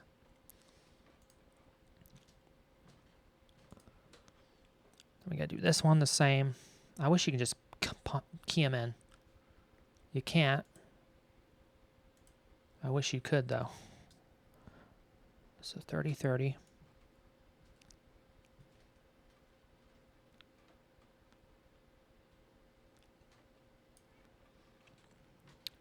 $50, $45.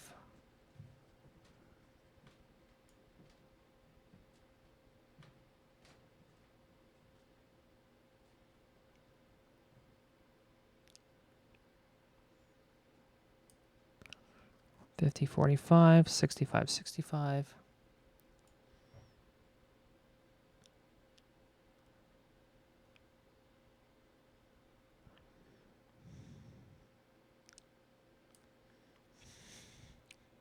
$75, $100.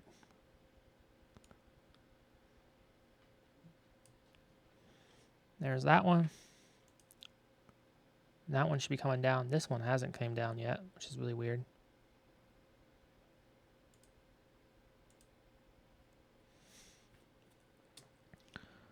$30, $30.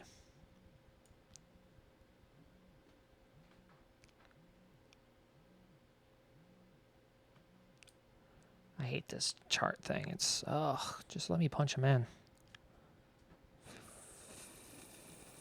50, 45.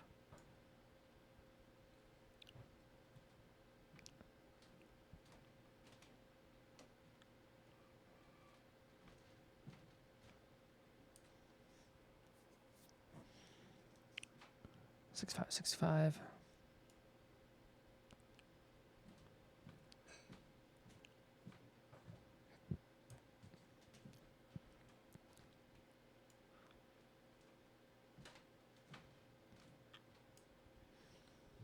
$75, $100. There we go. So all these are looking right except this one. This one's still sus. I don't know why.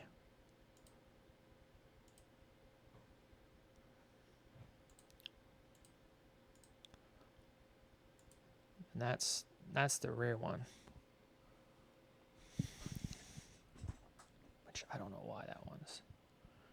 I don't know why that one's still kind of sus. Hasn't came down yet. But there's those. Fans should be set, so now we'll go ahead and exit out of this. And hopefully everything will be where it needs to be. Go back to advanced. Settings. Save and exit. Save changes and reboot. So this is the stuff that got changed.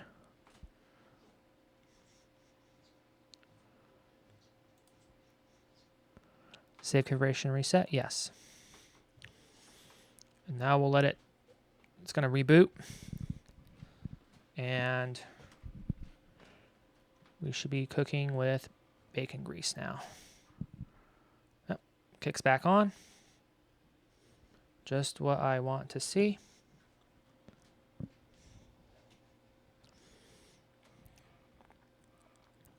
Should boot us back into Windows 10, and we will continue with what we were doing in Windows 10. Look at that. That's what we want to see, guys.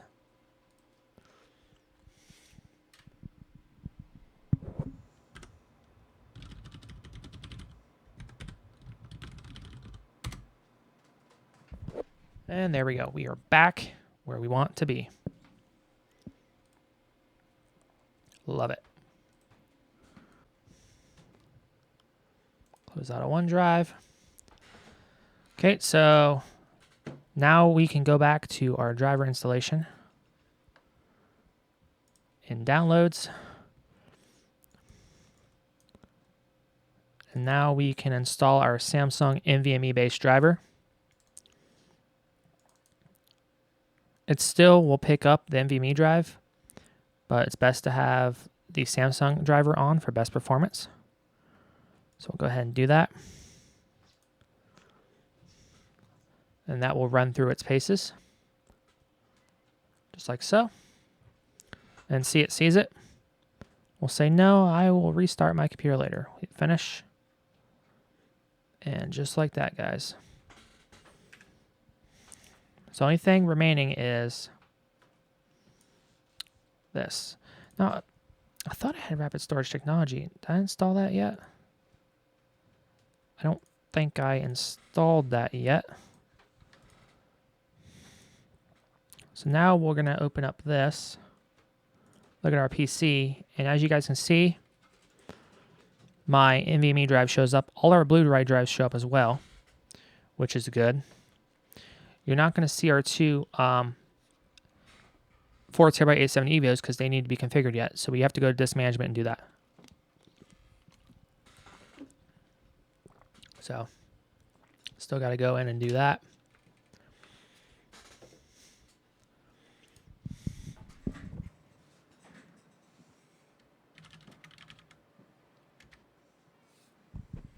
Open up disk management. As you guys can see right here, this is 2 disk. Okay, we'll do GPT. Widen this out. So as you see, we got disk 0, disk 1, disk 2, disk 3, and then we got 3 drives, 3 optical drives. So this first one, disk 0, I'm going to click on it and hit Properties. And as you guys can see right there, that is a Samsung SSD 870 EVO 4TB. So that is showing up correctly. So we're going to go ahead and it shows up as 4TB. Right click, New Simple Volume, hit Next. Next. We can assign it a drive letter. I really don't care. It can stay as H. I don't really care. Next. We'll do NTFS. I'm going to name it Scratch 1.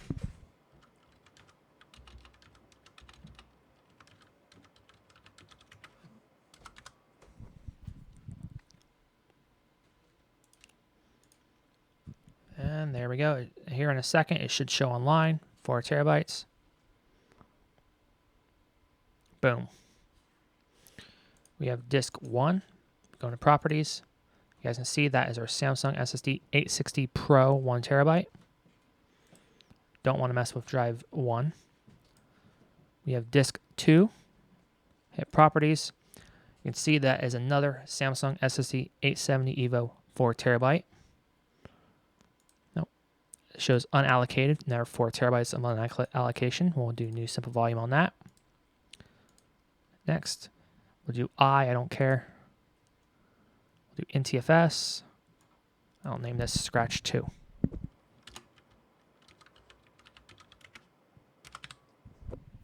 And hit Next. And then Finish. Let that format and do its thing.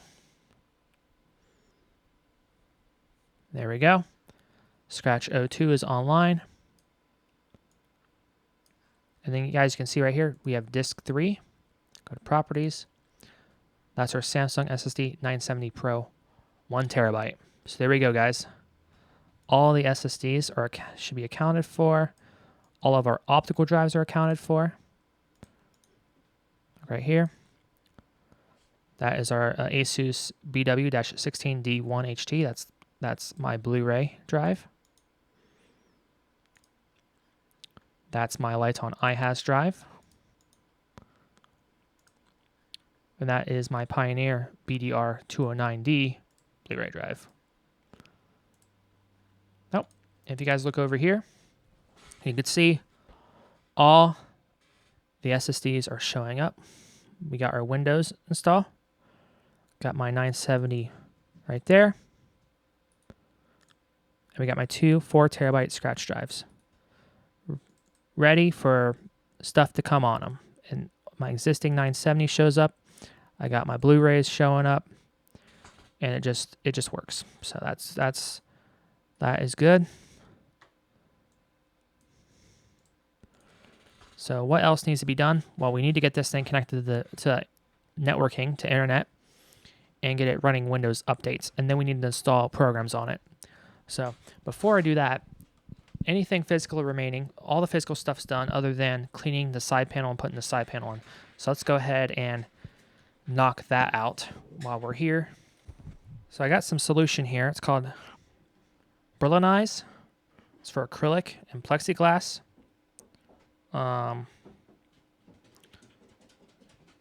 This will not scratch it up. If you use paper towels and Windex, stuff like that, this side panel will get all scratched to hell. So we got this special solution that we're going to use on it. And it should tell me how to do it. So shake container, apply evenly at any hard non-absorbent surface at room temperature. Rub gently with a soft cloth. I don't have that. Protect from freezing. Not sure. I'm pretty sure you can just use a microfiber cloth. Not sure what a soft cloth is. Although it may have come with it. Let me check if I have them.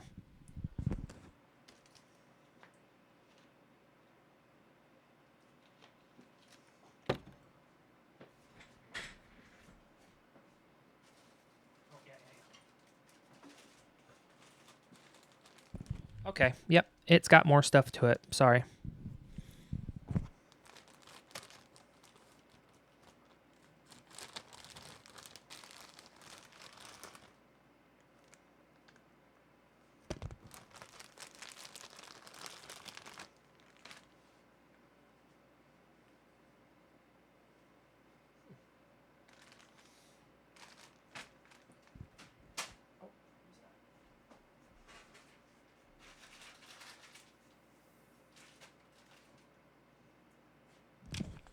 Okay, guys, so we have Brillianize is America's #1 rated plastics polish and is recommended for optical grade acrylic and glass surfaces, LCD touchscreens, scanner/photocopier glass, fine art picture frames, high gloss lacquer style finishes, aquariums, stainless steel and chrome, boat, motorcycle, and aircraft windshields, blah, blah, blah, blah. So step 1, wet. Step 2, dry.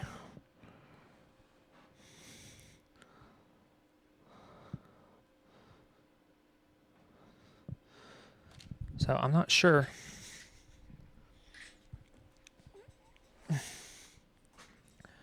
I'm not sure if this is separate from this.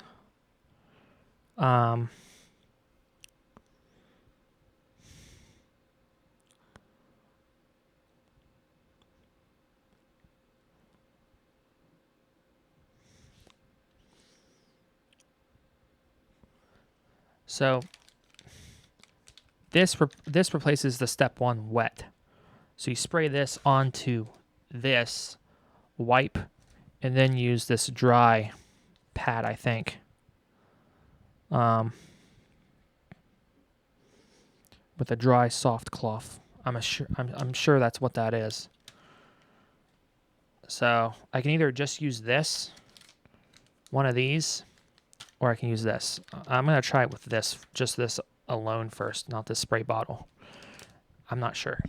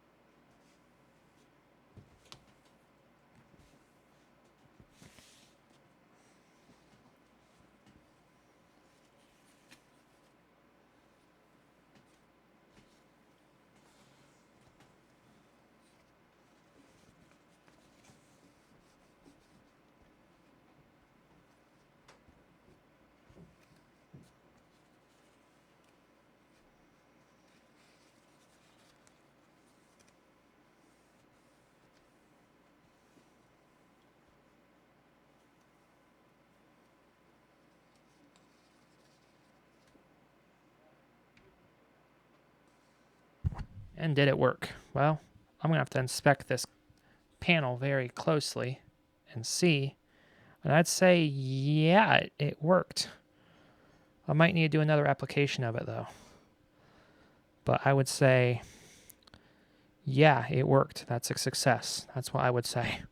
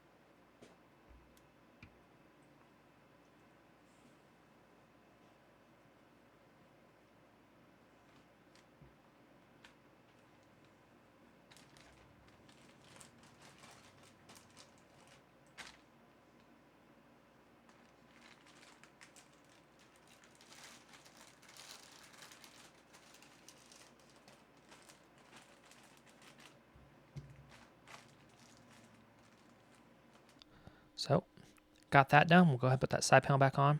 I'm going to check the front filter again, see if it's fully dry.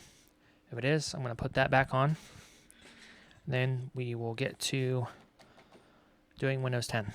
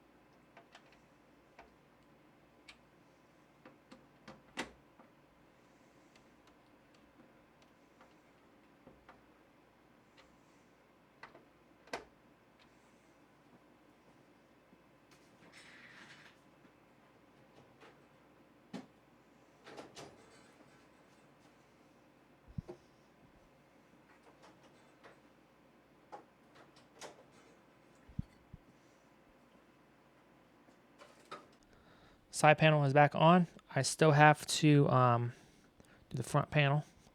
I don't know if it's fully dry yet. I'll check that. I also want to give this a wipe down as well on the case, especially the side panel. Do that and be on with it.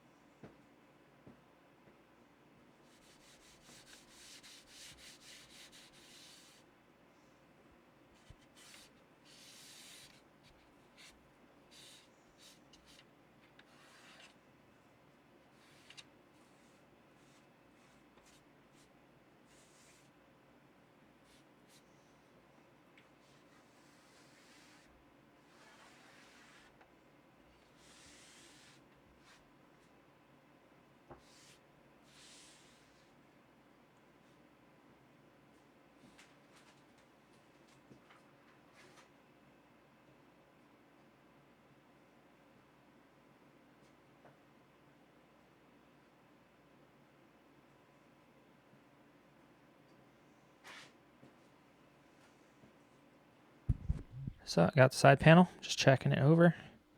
It's very important to make sure this is fully dry before you put this on. So I'm gonna wipe it down too.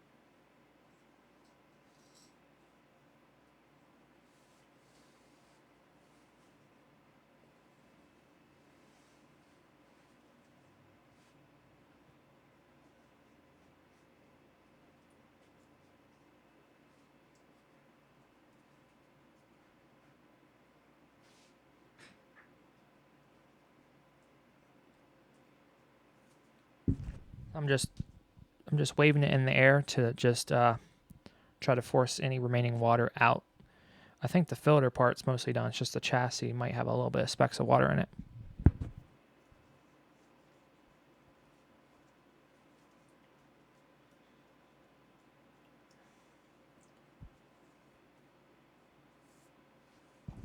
But yeah, I think it's fully dry, so we'll go ahead and put it on.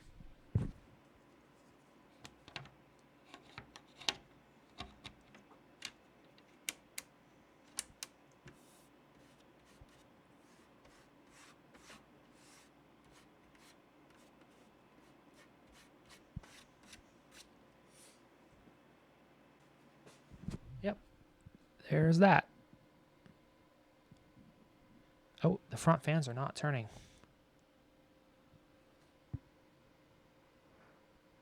That's interesting, guys. I don't know what happened, but the front fans are not spinning. Is the system still on? Yes, it is. System is on. It's on 34. Why aren't the front fans spinning?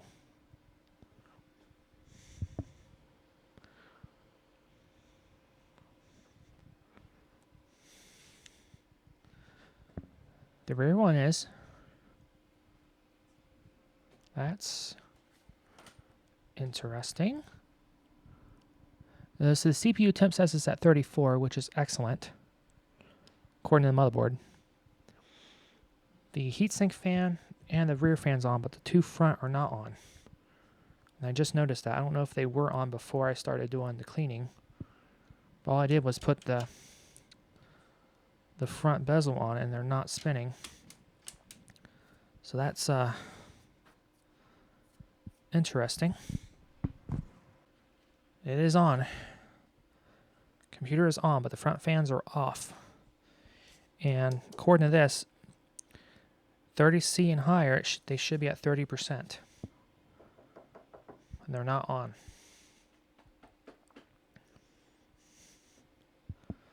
That's interesting, guys. We're having some anomalies with these fans, huh?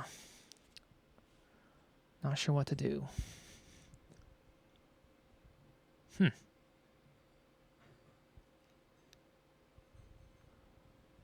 Huh.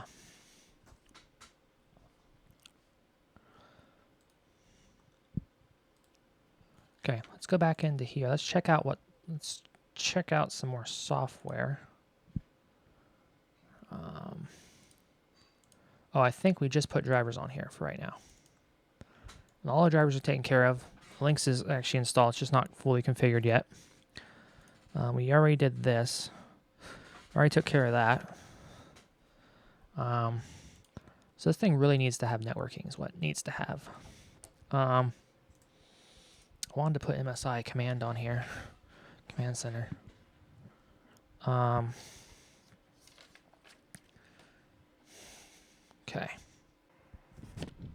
So I'm going to go ahead and connect my Ventoy drive, copy over the programs and stuff now.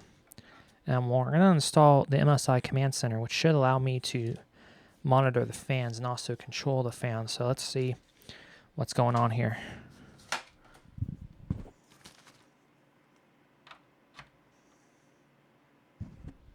Just connected to the Ventoy drive.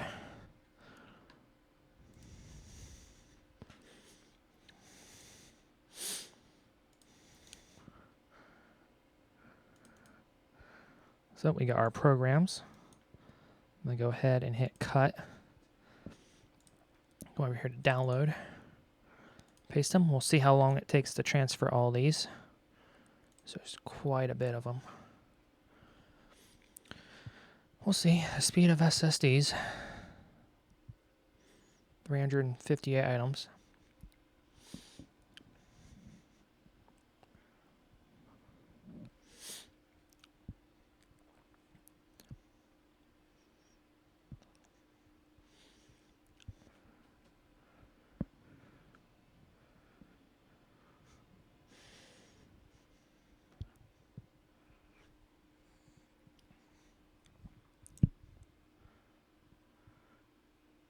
Oh, pretty fast.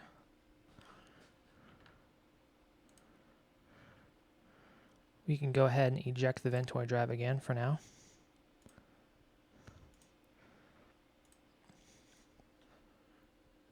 There we go.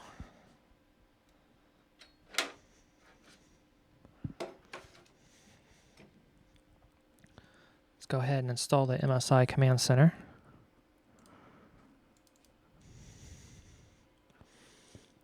Should be on here. There it is. Let this install. Don't need a desktop icon.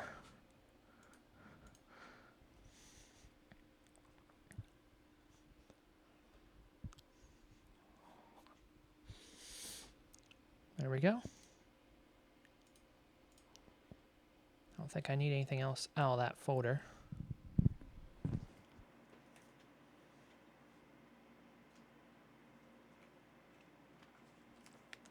Yeah, as soon as I did that, guys, the front fan started spinning again. What's up with that?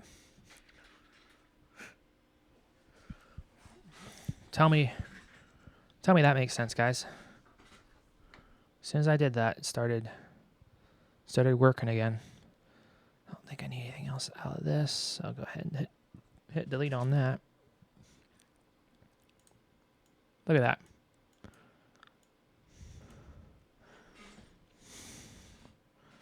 CPU fan, pump fan.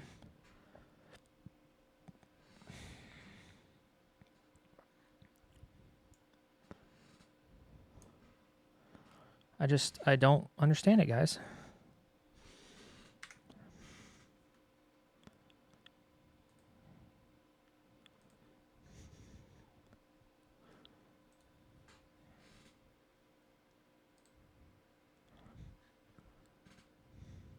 Temps are okay. Got CPU fan. I want to see all our fans. So what's this? 2535. Is that what we had configured in BIOS? Let's see here. Yep. 25% for 35. 40% for 45. 60% for 60. Oh, that's 64. That's close enough. 100% for 74. That's different.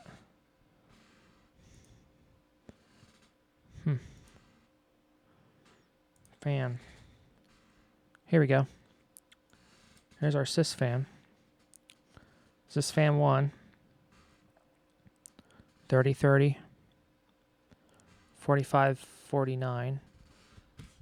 That's off by 1 degree. 6564. 174. That's correct though. So sysfan 1 showing 433. Sysfan 2, same ordeal. Sysfan 3, there ain't one. So our fans came back. Our fans came back, guys, just sporadically. Not sure why they turned off.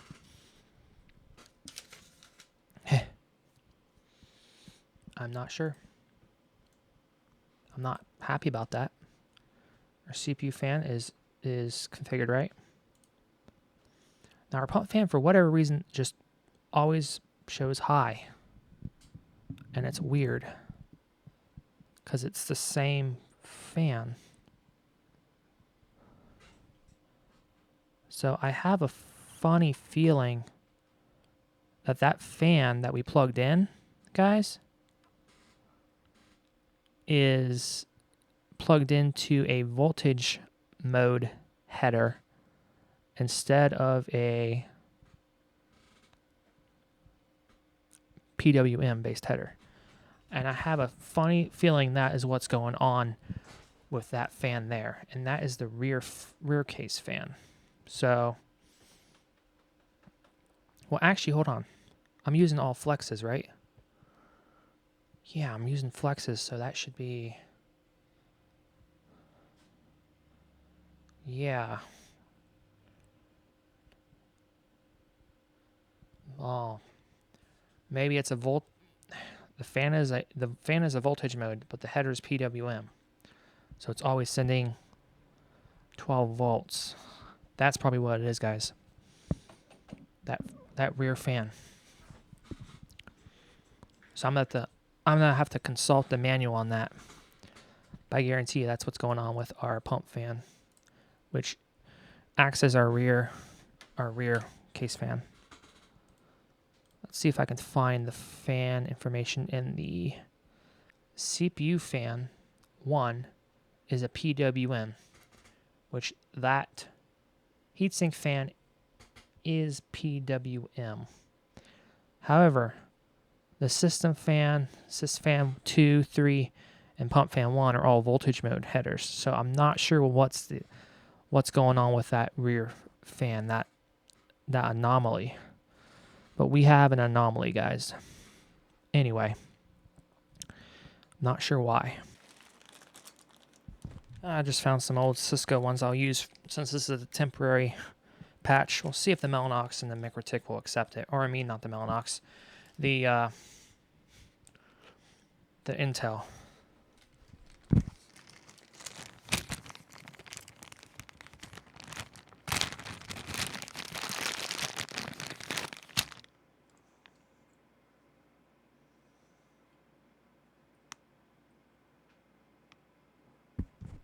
So these are two Cisco SAP 10G SRs.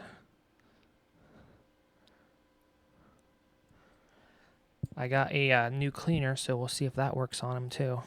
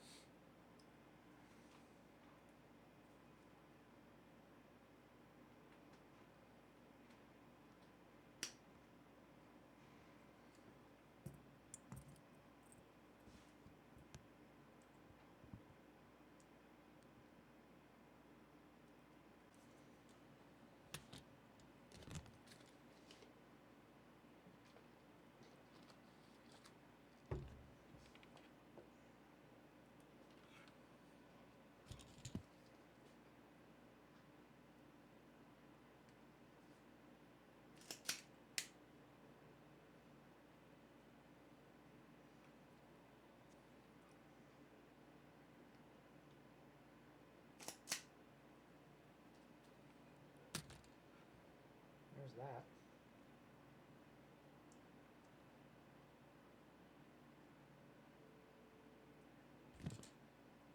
sure how it reaches down in the module.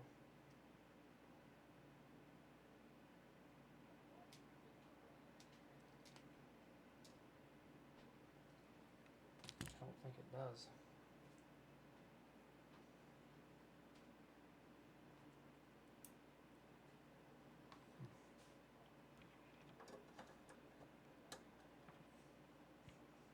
Weird.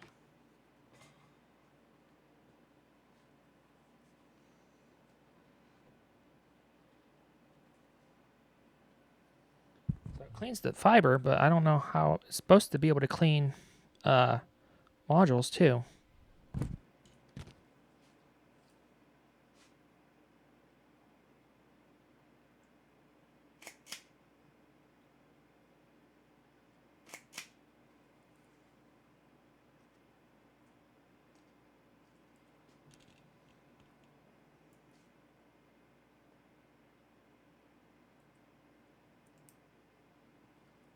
Well, we'll see in here in a second. I'm going to go ahead and connect this to the switch. We'll see if we get activity.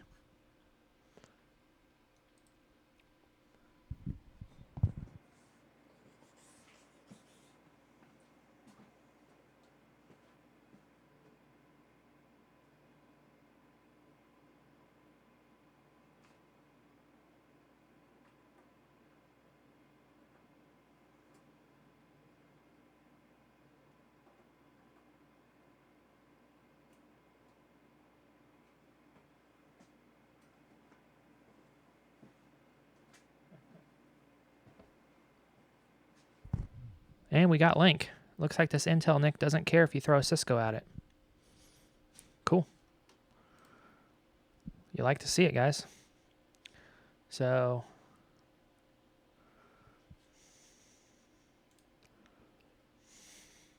now we have internet. Beautiful. And it is lighting up in the back. Cool. So now what we got to do is we got to do Windows updates.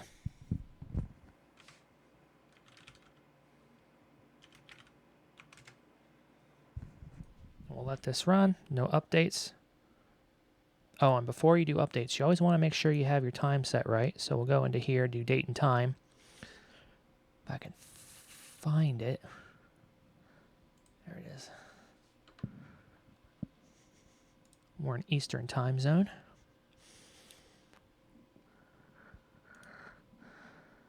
Let's sync now. There we go. We are synced. Now we'll do Windows updates.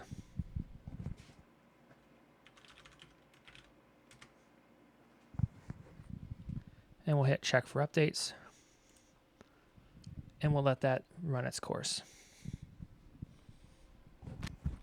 As you guys can see, we got a lot of updates that are pulling down. So we do have an internet connection. So the fiber worked. And so did the two Cisco modules. So we'll let that run its course. It's pulling down all the updates. We'll let that run its course.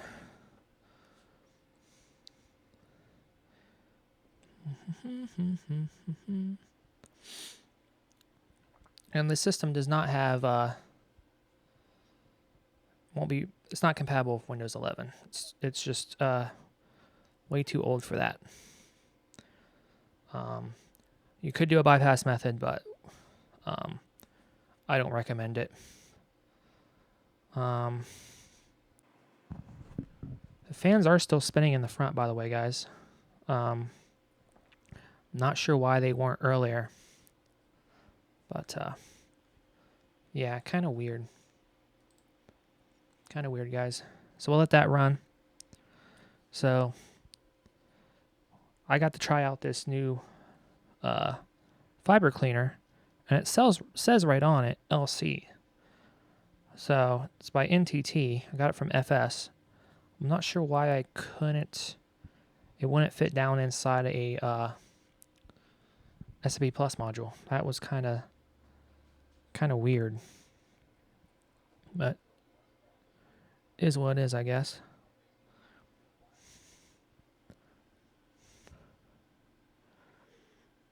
These keep downloading. The front fans are still spinning. Everything looks to be kosher on this, guys. Before I install any programs and do stuff like that, I want to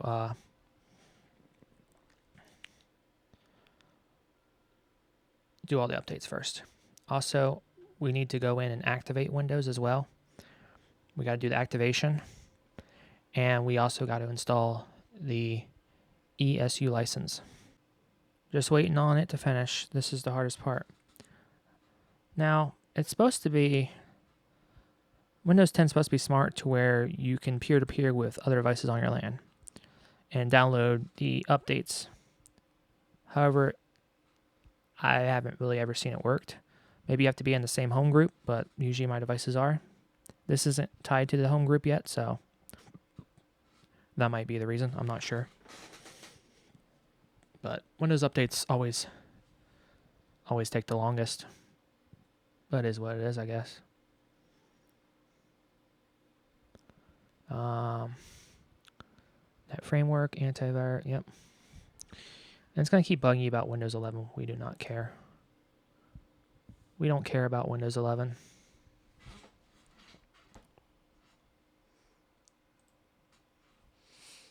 We'll just let that keep running.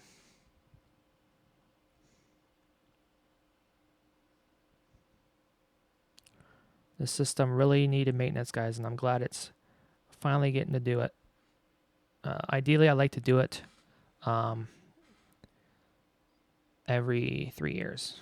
I like to actually do the physical maintenance, pull it out, repaste everything, do a proper maintenance on it. But it doesn't always get to happen. While we wait for all these updates to run, we could go ahead and repaste that old GPU, even though I don't plan on using it. I could use it as a test card, I guess, but it requires external PCI Express, which is the caveat. But we could go ahead and repaste that GPU just for fun. Here it is on the bench, guys. So while those updates still run, we can go ahead and take this apart.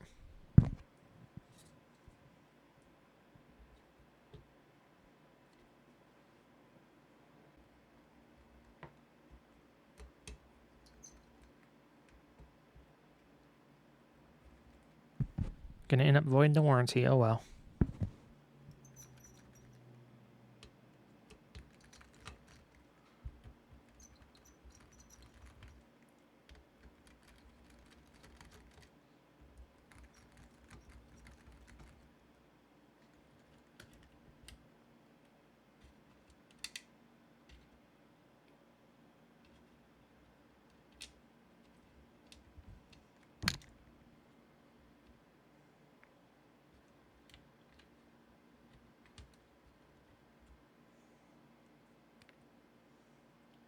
I'll keep all these little screws. They're all spring-loaded.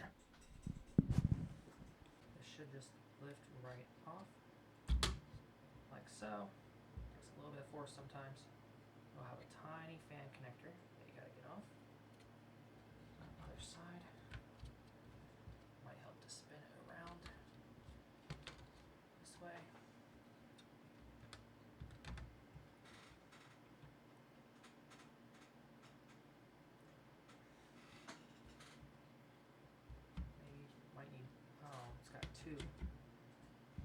Might need to get nail nose pliers, but it's got two little fan connectors on this one.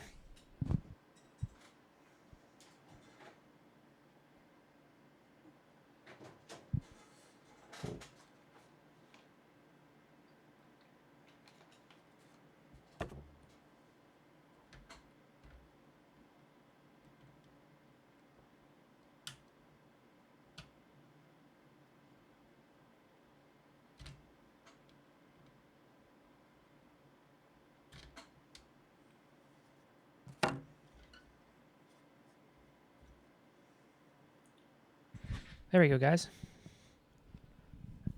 There is inside of an RTX 2060.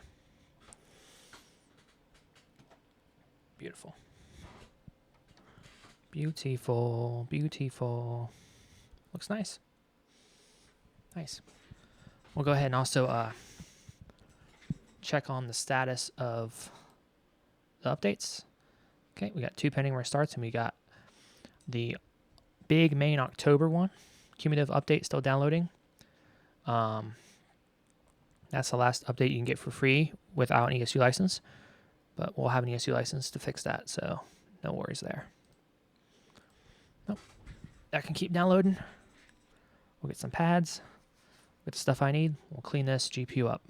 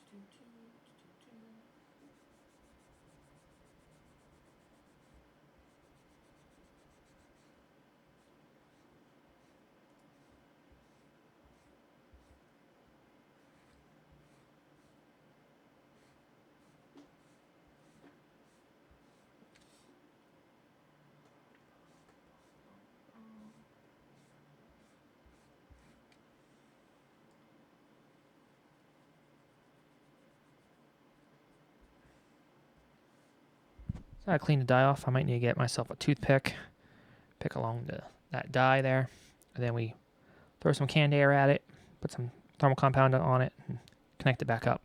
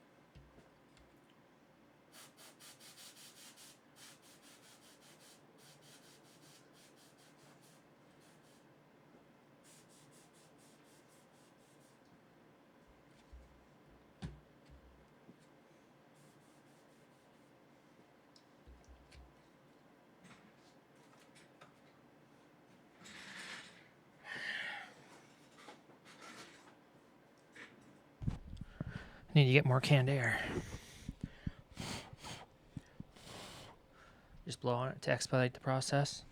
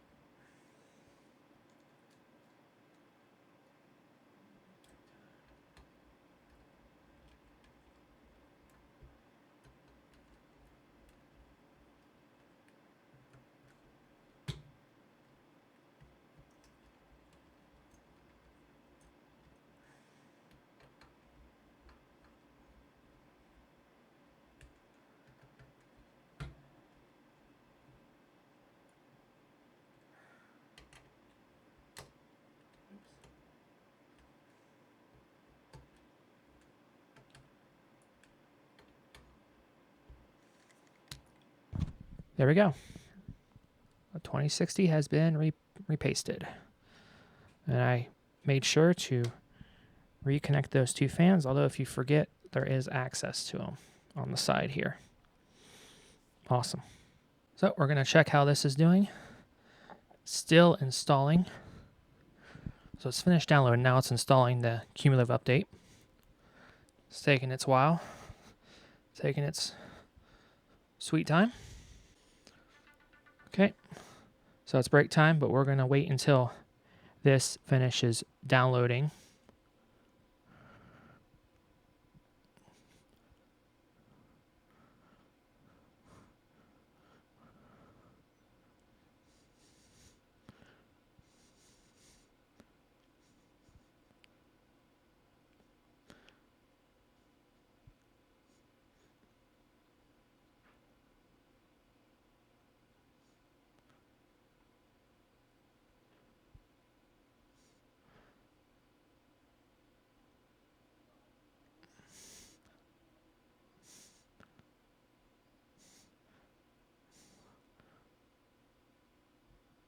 Let's check on it. 45%.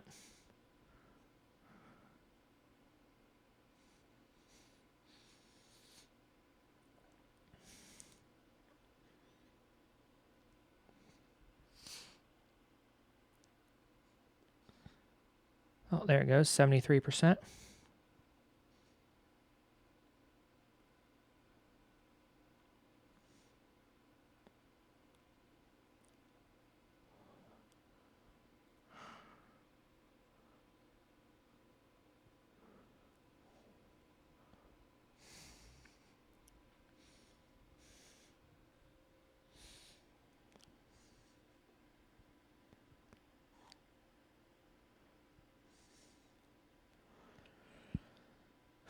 This takes a while.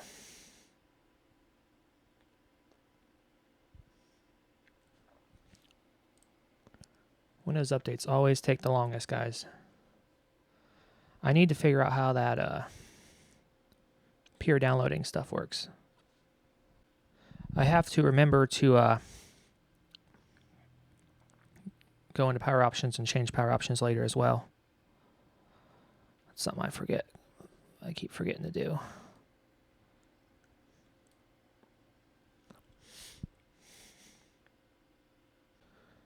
So we're still waiting on it. 86%, still taking its sweet time. So we'll let that run. A little annoying, guys. Windows updates are probably going to be what takes the longest. They always are. And then once we do this, we'll restart. We'll run updates again. Let it do what's got to get. And then, there we go. And then we will activate Windows and then activate the ESU license. So all these are pending restart now. So we got pending restart, pending restart, pending restart. We'll go ahead and hit restart now and let that run its course. And after it reboots, guys, I think we'll take a break and then I will get this hooked up with the cam link, and then we're going to knock out programs and stuff too. So there's a lot more stuff to knock out on this system. And we are entering the night shift, guys. So getting Windows ready. Don't turn off your computer.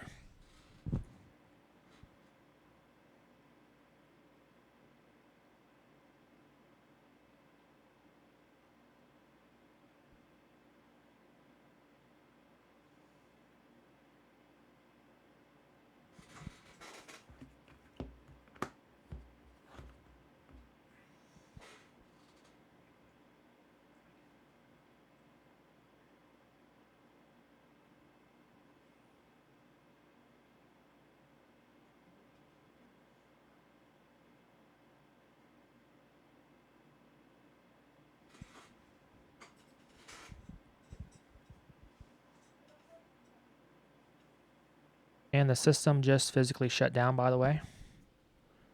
The fans turned off. And now it is kicking back on, guys.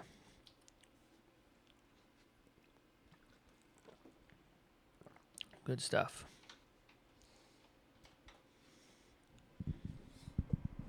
Yep. Oh, there it goes. Doing its thing. Just being a little weird.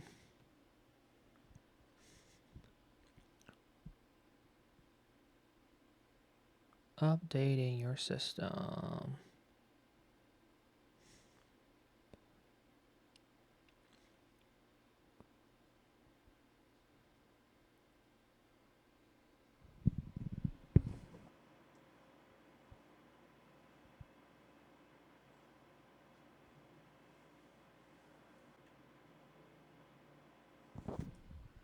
And it's going to go ahead and restart again.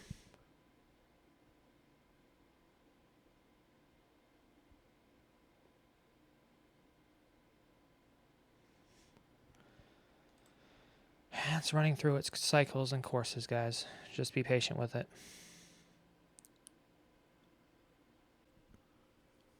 Working on updates. Windows updates take so long, guys.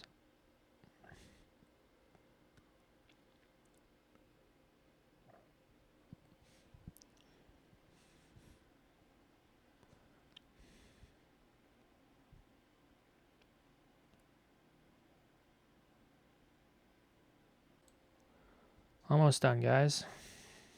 It's almost done. Only took it 10 hours. Now it's cleaning up.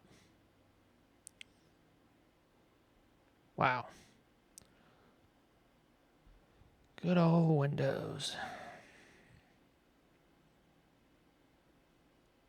Oh, there we go.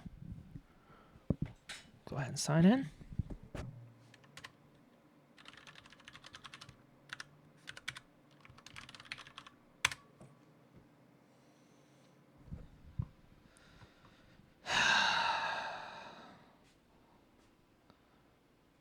Come on. Don't do this to me, Bessie. It's taking its sweet ass time. Oh, there we go. We're going to go ahead and search for more Windows updates.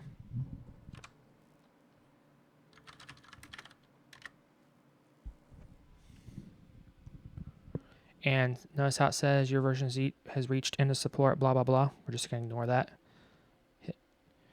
So we're going to hit check for updates again. And leave it at that. And hopefully it will find some more updates. And then once it finds some, we'll go to break.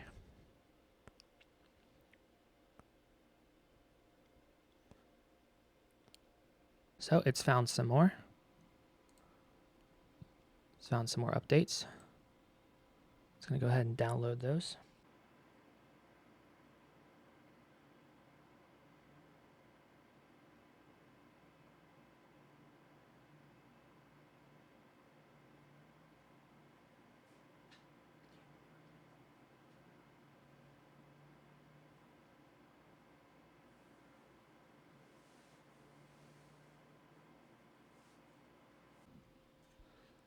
So we're pending restart. Go ahead and click restart now.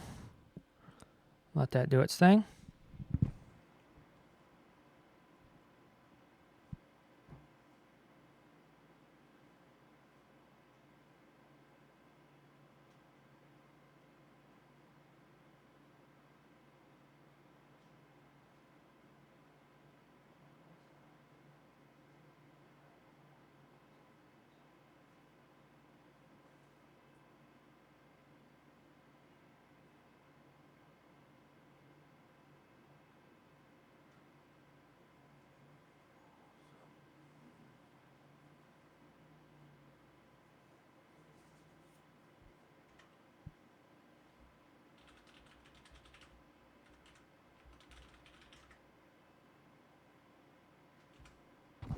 Check for more Windows updates.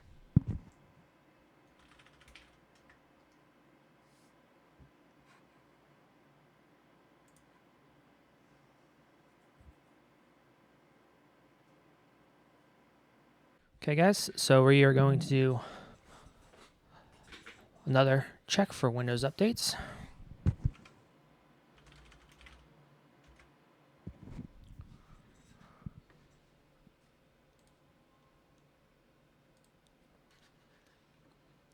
Go ahead and click check for updates and see if it pulls anything else down. And if it doesn't, we'll proceed to install the activation product key to activate Windows 10 Pro.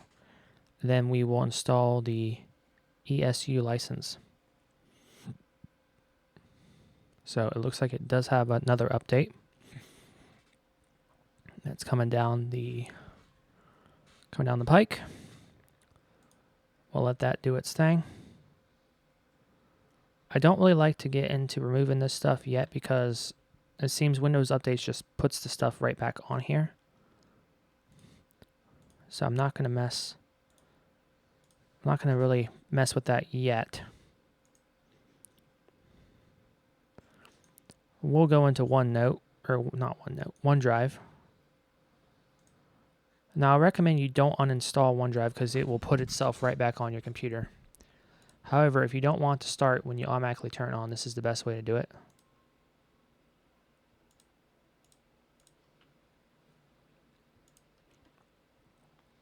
It's the best way to do it. And now it won't start by default when you turn the computer on. So we got NVIDIA, get the Lynx mixer. So that's downloading that update.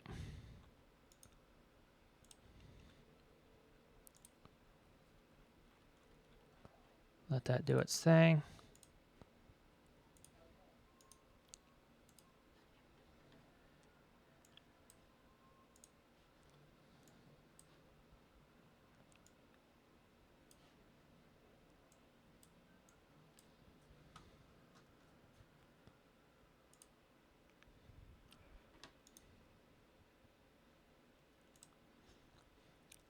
So there's our Intel Xeon E5-1650 V3. See, we're clocked all over the place. That's normal. Still have to go to the power options and optimize some of that. There's our 128 gig of RAM. And it is running at 2133. Another thing we got to disable is the page file. I forgot about that. We got one of our Samsung SSD 870 EVO 4 terabytes. There's our 860 Pro 1 terabyte. Another 870 EVO 4 terabyte. There is our 970 Pro 1 terabyte. Our Ethernet. Intel Ethernet Converged Network Adapter X710. So that works. That's coming down the pike. And we got our NVIDIA GeForce RTX 4070. GPU temps seem all right as well.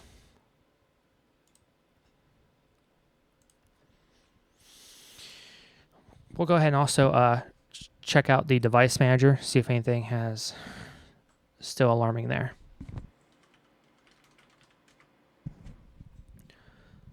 And as you can see, everything is accounted for. So we got the cam link that's connected via HDMI. Then we got the Lynx AS16E. It sees all of our SSDs. This is our NVIDIA GeForce RTX 4070. It sees all three of our Blu-ray drives.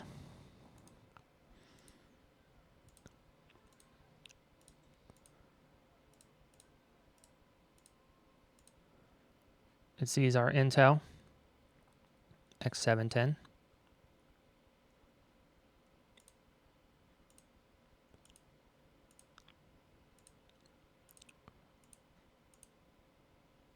Yep. Samsung NVMe controller. Yep, everything is looking healthy. Also sees our As Media 3.1. So everything looks kosher there. So I've noticed when I came down, the fans The front fans weren't spinning. Now they're spinning again. So there must be a certain number that kicks it off. The CPU temp is now 36.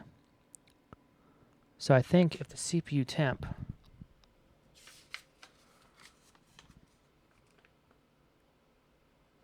yeah, I don't get how them case fans aren't registering right.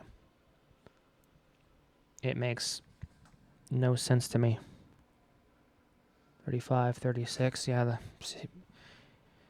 CPU temp is perfect. I don't understand that. Them front fans.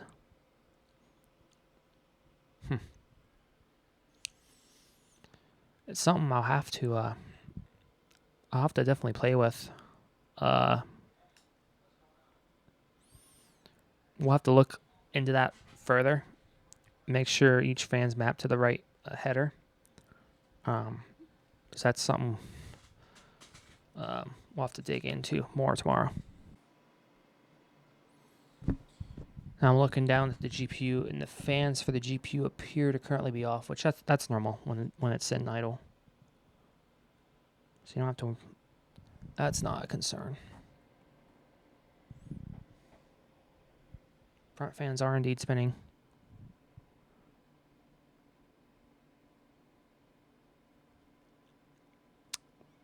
But that's definitely interesting.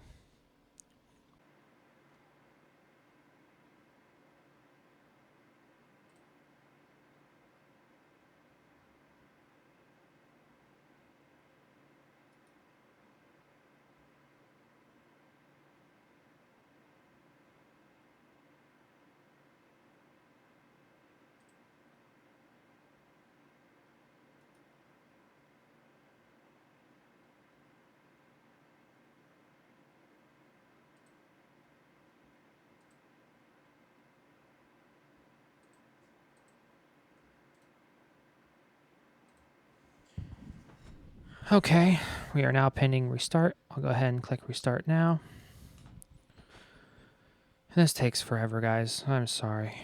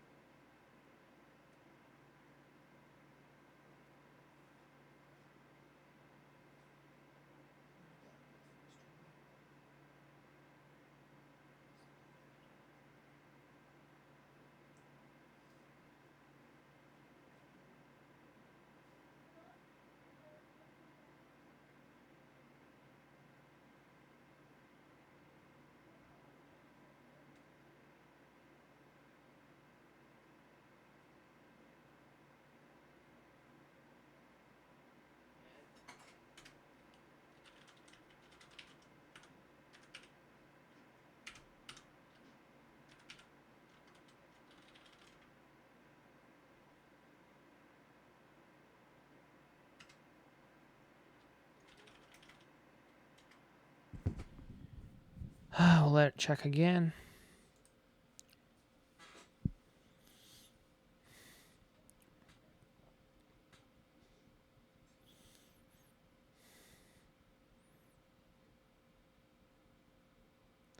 And there's another update.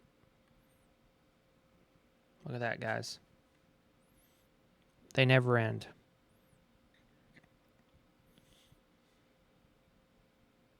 Ridiculous, guys. It's ridiculous, ain't it?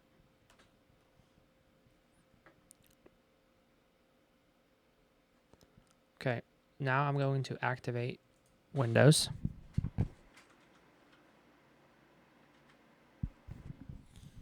As you can see right here for activation. So Windows 10 Pro, Windows is not activated, so we're going to go ahead and click Change Product Key. I'm going to now go ahead and enter my product key. So we're now going to activate Windows, and hopefully this works.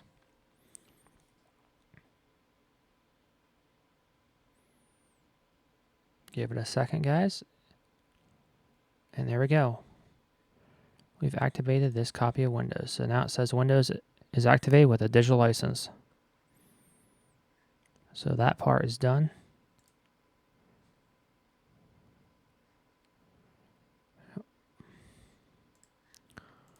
Okay, we'll check Windows Update again, and then we'll install the ESU license.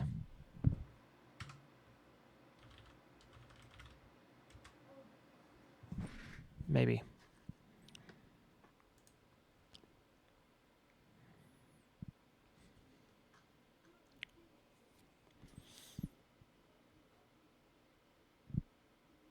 So there's no more updates. I'm going to go ahead and reboot this,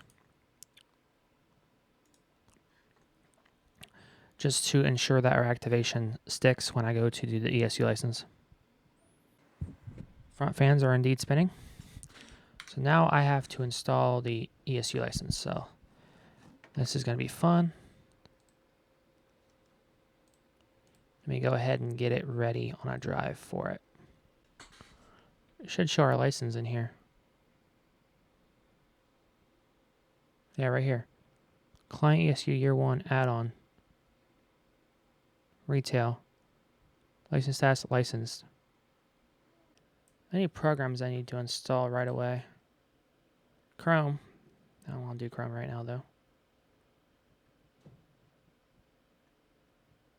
We got quite a few things we got to install. I'll be doing that tomorrow because I'm getting tired, guys. I've been at this all day.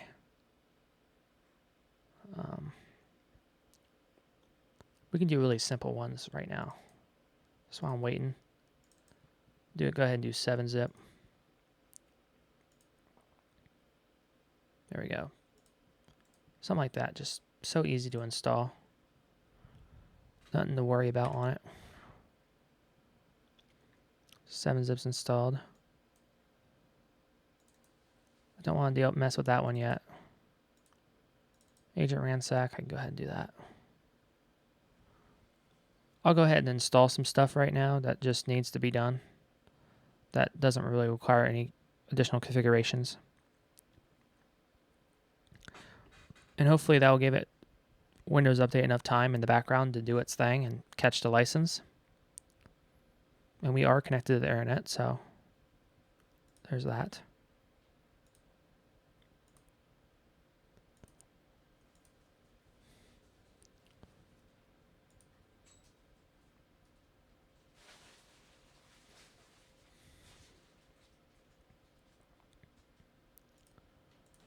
There we go. Agent Ransack is installed.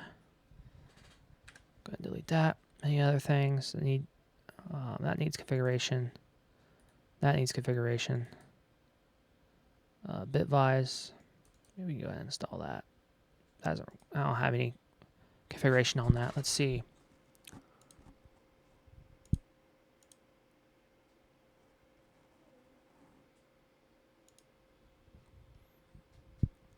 We'll let that run.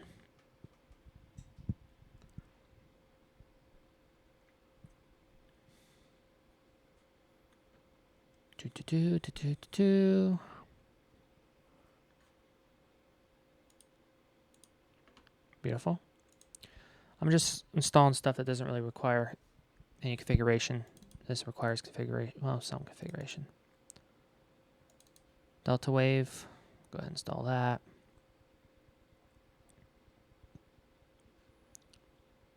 Next. Next. Install. Finish.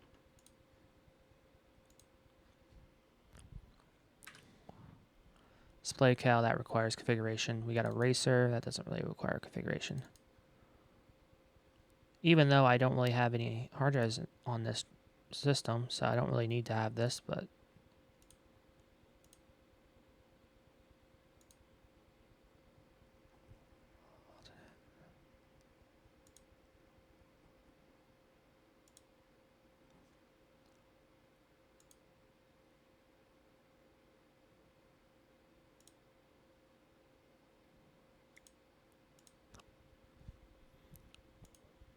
Erasers installed. Use the Samsung Secure Erase for your Samsung drives. Exact audio cup, that requires configuration. Folder size, we'll go ahead and do that. 64-bit. I accept, hit next.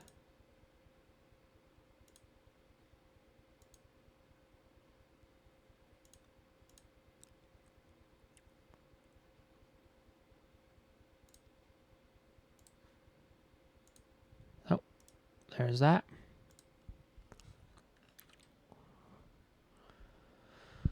Folder ICO requires setup.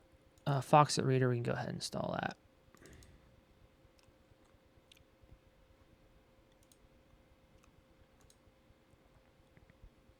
We can go ahead and install that PDF reader. Get that knocked out.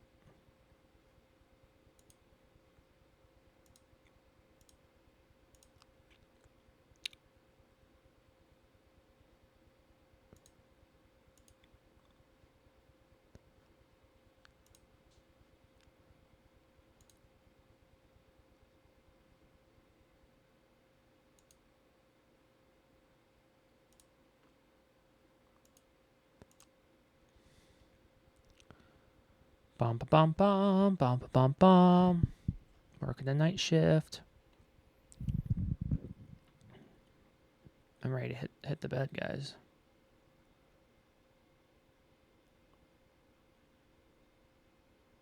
A lot of work tomorrow. All the physical stuff with the computer itself is done. Now it's just all software and doing some tuning. Figuring out what's up with them front fans as well. I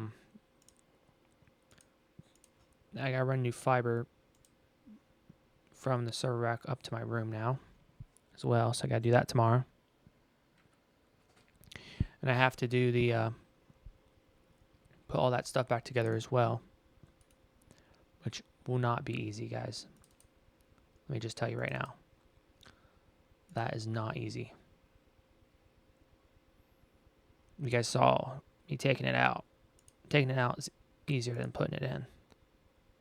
So, yippee. Install GPG for Win. This is for PGP keys. So you can encrypt files and stuff. RFan view, we'll go ahead and install that.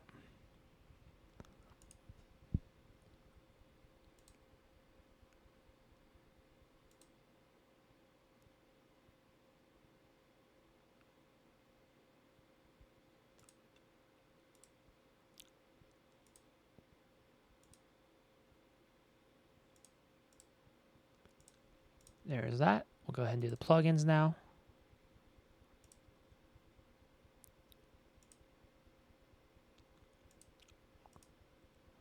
There we go. Our fan view is installed. We could do iTunes. That kind of does require some configuration though. We'll go ahead and do Java.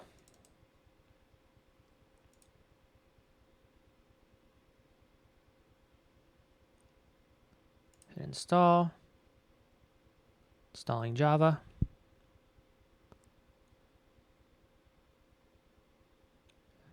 As you guys can see, the desktop does start filling up with stuff, even when you tell it, hey, don't do that. Sometimes it still puts stuff on the desktop. Okay, the cook pack, yeah, I gotta have this. Let's go ahead and get that installed.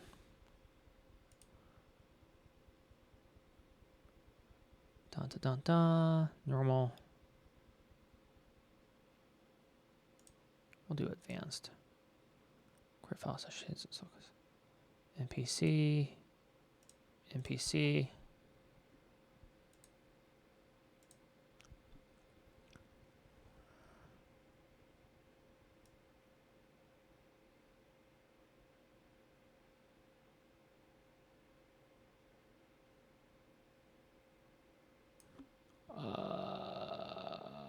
Next. Next.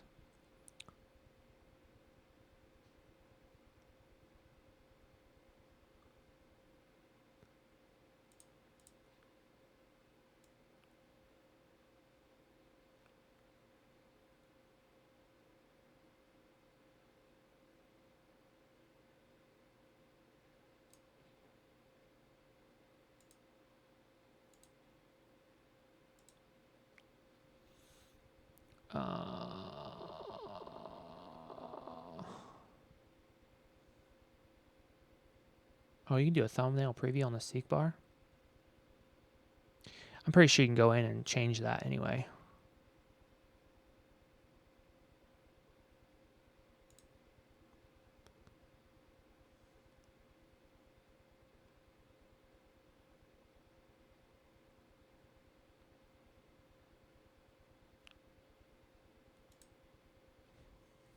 So, as you guys see, it does pick up our hardware decoder, AV1, GeForce RTX 4070, English.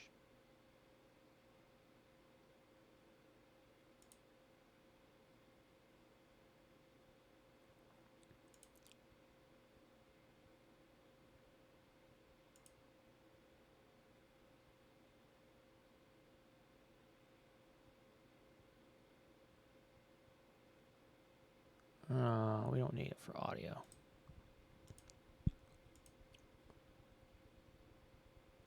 Bum, bum, bum. I should just did normal. I think it asked me more stuff than I've done in the past, so. Yeah.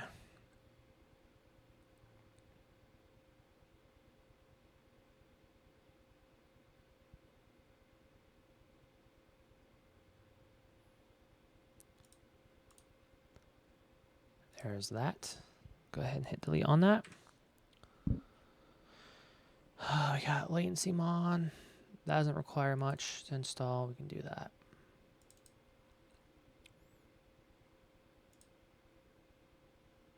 Next. I accept. Hit next. Next. Next. Next. Install. There's that. That requires some configuration. This doesn't really require much configuration. Go ahead and do that. Install make MKV. This is for ripping our Blu-rays.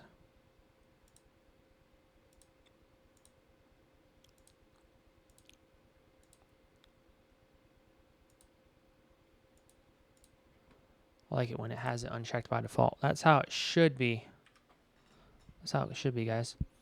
That requires configuration, requires configuration, requires configuration. Notepad++, that doesn't require configuration. Go ahead and do that.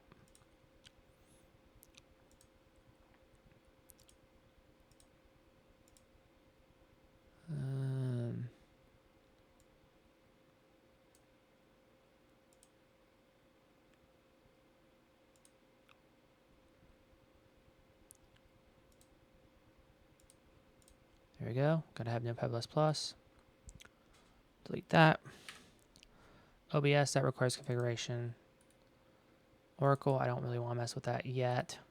That messes with drivers. Paint.net doesn't require configuration. You can go ahead and install that. Just knock out some of this stuff tonight, guys. It's got to be done anyway, but I am tired.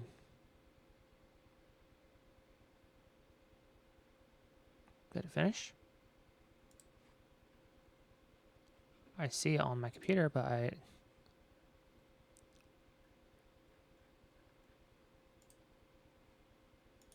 where'd the installer go?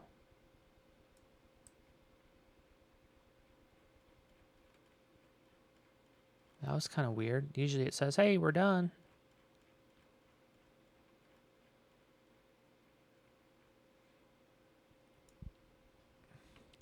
That was weird.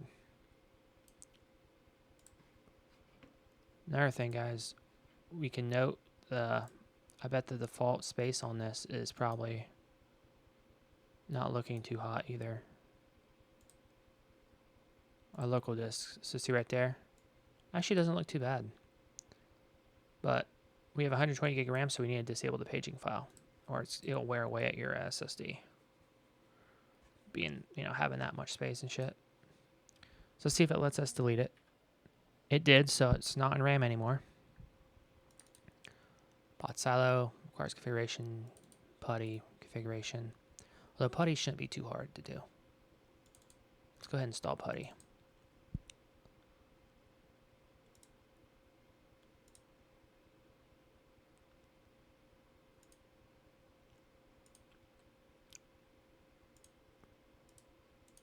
There's putty. Let's go ahead and install the settings.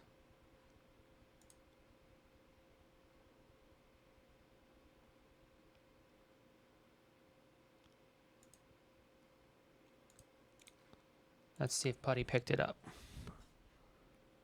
I need putty. And it did. Picked everything right up. Look at that.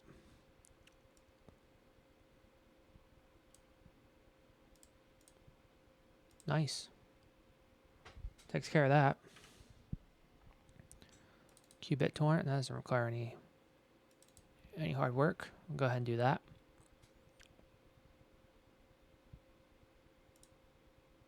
English. Next. Next. No desktop shortcut. Start menu. Start Qubit torrent. Start.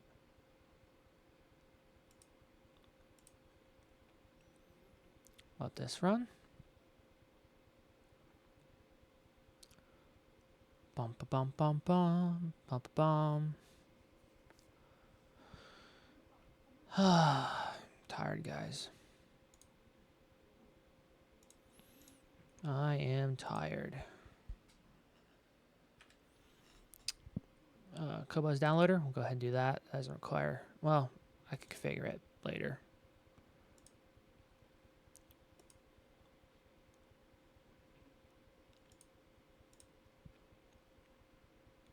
It does put FFmpeg still in your app data. I think that's just for converting the lossy codecs.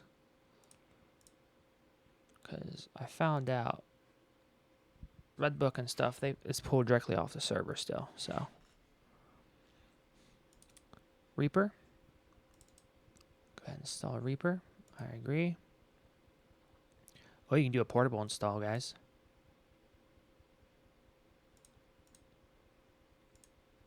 We'll do that later on the NAS. Samsung Magician. Yeah, we gotta have this. We got Samsung SSDs on here. We gotta have the Magician. Come on. And the resolution, it does look a little weird because it's running this in 4K scaled.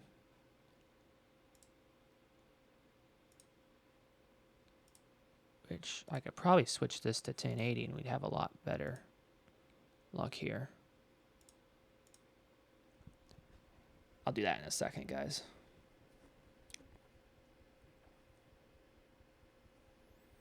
It sees the cam link it wants to spit out to 4K. Or rather recording in 1080.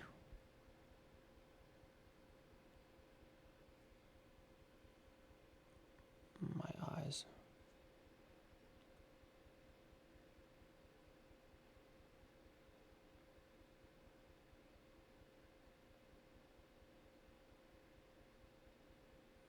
Bump bump ba bump bum.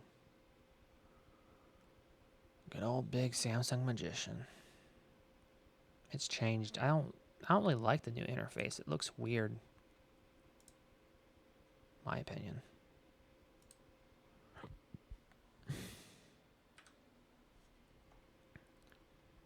Still got some stuff, guys. Holy crap. Look at this. Drive health. For 860 Pro 1 terabyte. 20.2 terabyte written.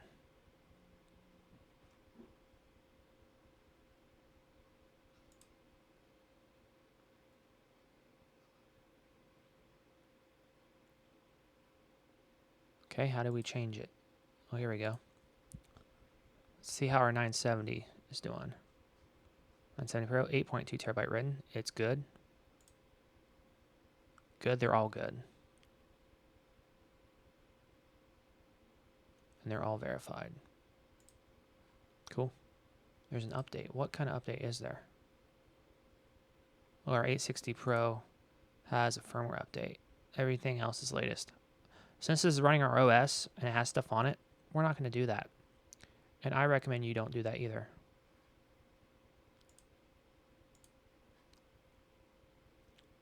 That's not a good idea.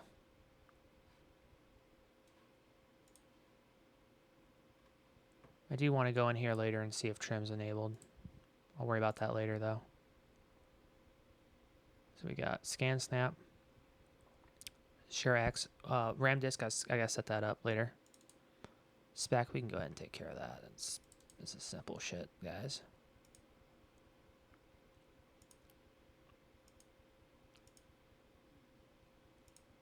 Didn't see an option for portable.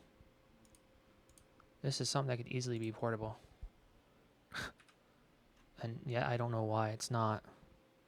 Spotify needs configuration, but it's just a simple sign-in, so we'll go ahead and install it. This should be the offline installer too. Wow.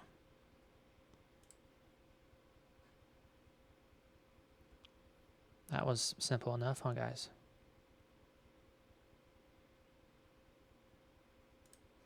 Go ahead and close that out.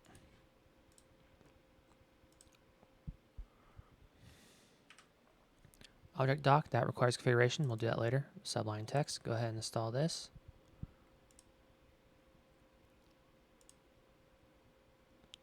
Oh, I keep forgetting to change the resolution, guys. Sorry. Because the text kind of looks funky. Let's go ahead and do that. Display settings. See, it's in 14.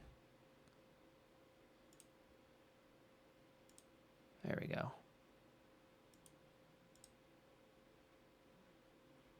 Advanced. 30. 60. Let's see if it keeps. Will it keep? Will it keep? Will it keep? Let's see here.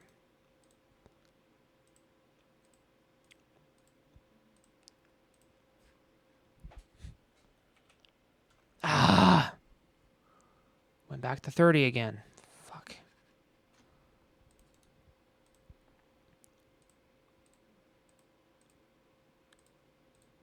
Let's try this again, guys. Let's get to 60. I know how to get that cam link to behave now. Keep changes. There we go. Oh.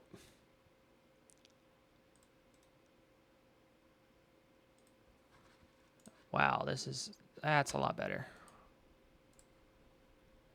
Our text looks better too, guys. Kinda, a little better. That looks a lot more like it.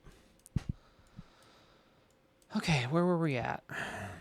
Scan, snap, share, X, soft, perfect, object, TeamSpeak. TeamSpeak can be installed. It's no big deal there.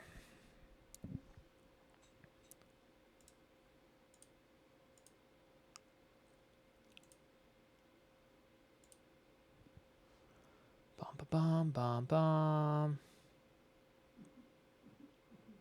I am tired, guys.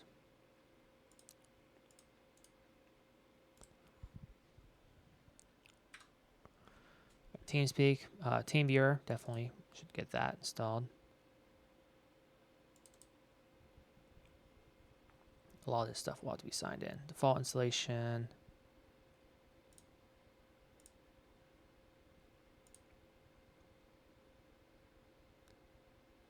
No, I don't want any of that. It's a 7-zip.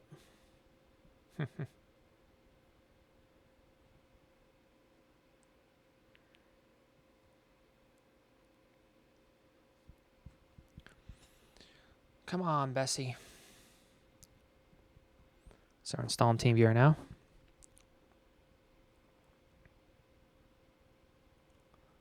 I'll log in and do all that shit later.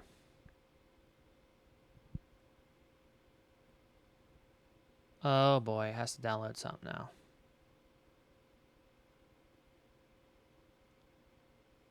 Oh my god, guys. Well, at least it's going down.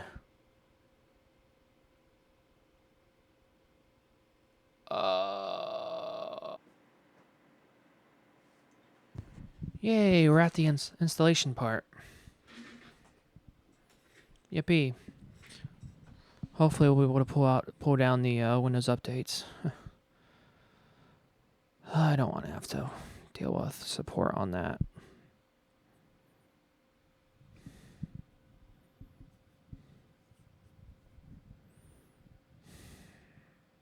Hopefully it just works.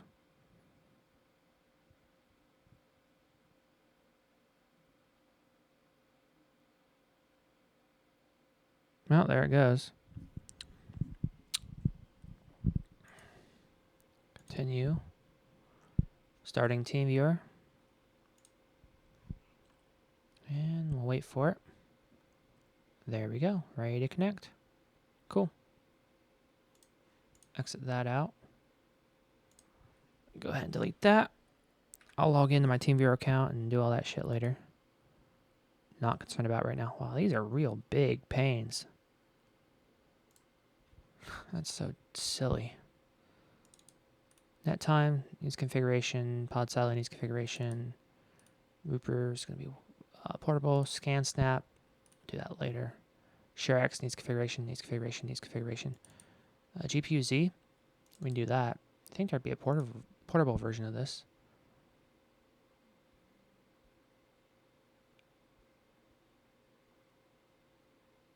Oh. It is purple.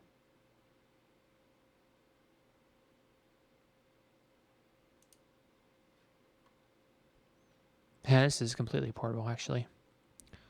So that's going to get moved over to the NAS as well. There's our RTX 4070, guys. Ray tracing's on. Resizable bar. Disabled. Here's where you can test what you're linked at. And there is a caveat. Yeah, this is not showing up as times 16. It's times 8. There's a caveat I have to get into later. Everything looks okay right now. Vercrypt, go ahead and do that.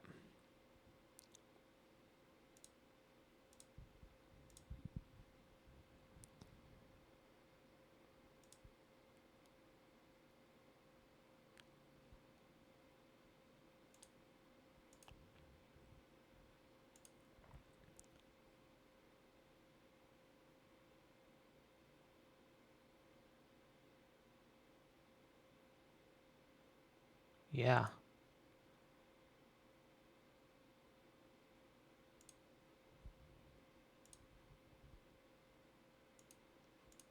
There's Vercrypt. I don't want to install this yet until I have it set up on Firefox. That's a video download helper. We'll go ahead and do VLC.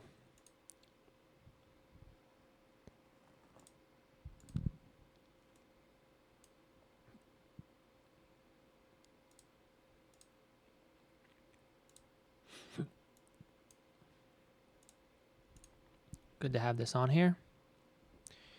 I prefer KDEC code packed, but VLC's in there. Good thing to have. This is really good for streams, RTMP and stuff like that.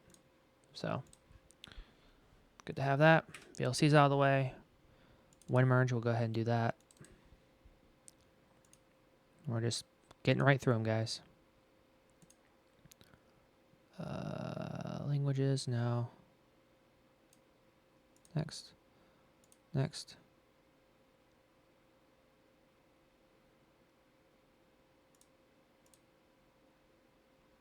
Bum. Next. This is a nice program to have. It's kind of like a diff for Windows. When you're looking at two files, you can compare them, like code and shit. It's really nice to have. Renoir, I know. People say you don't need it. I still like seeing my archives with that. And I probably will end up buying it.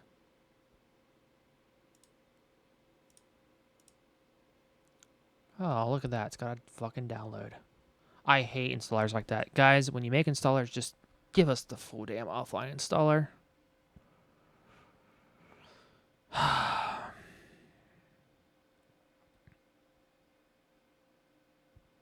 I hate stuff like this when it does it. Well, at least it's fast, but still.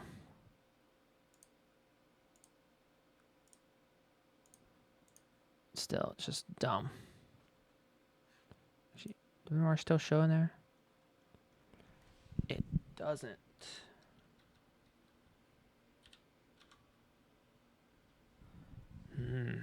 I should have made that a start menu. Because sometimes you want to create custom archives, but I never really do that. But WinSip needs configuration. Worry about that later. So there's pretty much most of the stuff for right now. I'll worry about that later. Network, it sees the network. This PC, yep. Yep, our 970. I wish the optical drives would be mapped differently. They kind of just bunch them together with the freaking hard drives. I don't like that. Okay, now we're going to check Windows Update.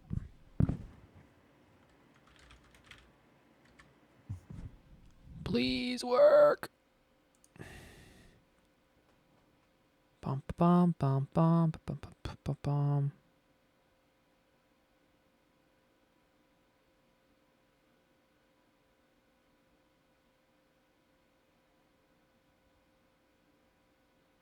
There we go, guys. So it just took a while to register it. As you see, we definitely have an ESU update because 2025-12. So there we go. Beautiful. Beautiful. That is what we want to see. Awesome. So I'm going to minimize this. Let that download. And I'm going to call it night, and we will wrap it up in the morning, guys. In the morning, there's a few other settings we have to go over in the morning.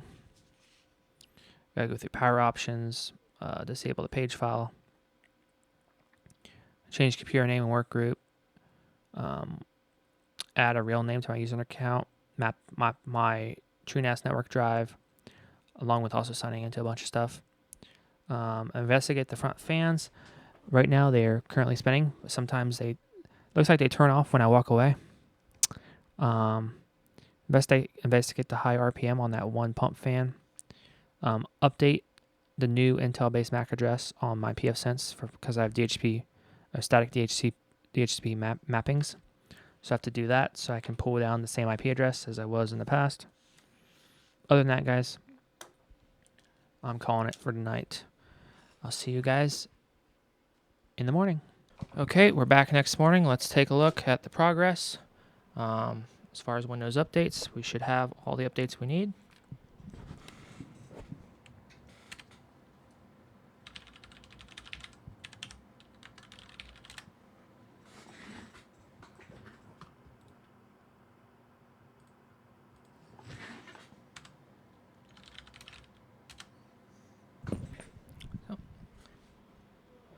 Says you're not up to date. Well, let's check for updates.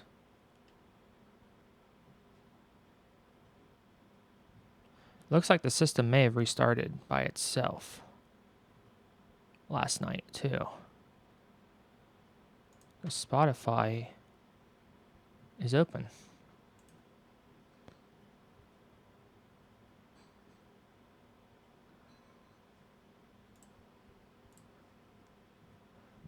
Oh, it's pulling down an update. Let it do its thing. Thinking this restarted itself. Up 10 hours. Yeah, it did.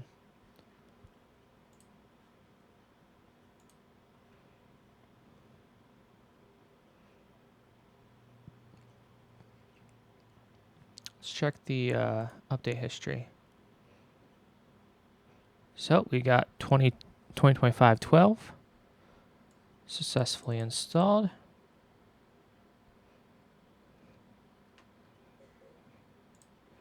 I think updates are done. I'm not sure why it just says you're not up to date.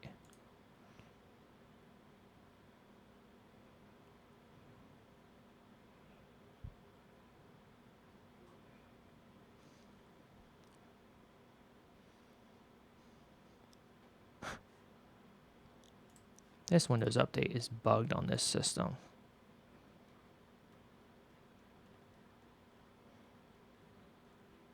Let's go ahead and issue a restart.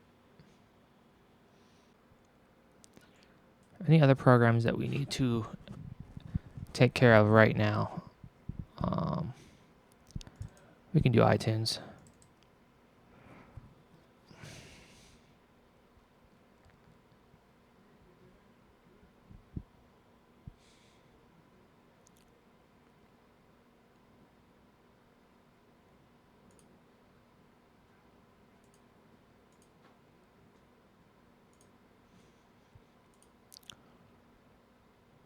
Go ahead and let it do its thing.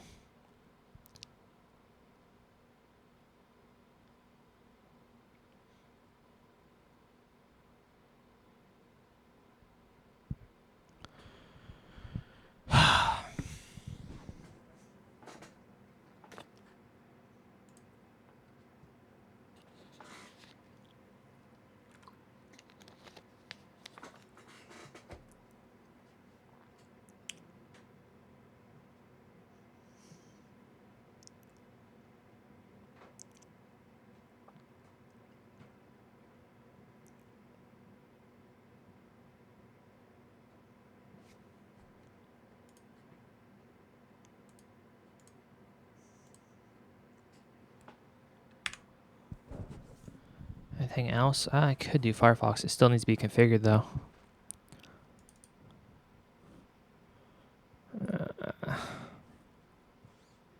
Needs to be configured. OBS needs to be configured. All this stuff needs to be configured. I don't feel like doing that on video. I also need to do power options, so let's go ahead and take care of that.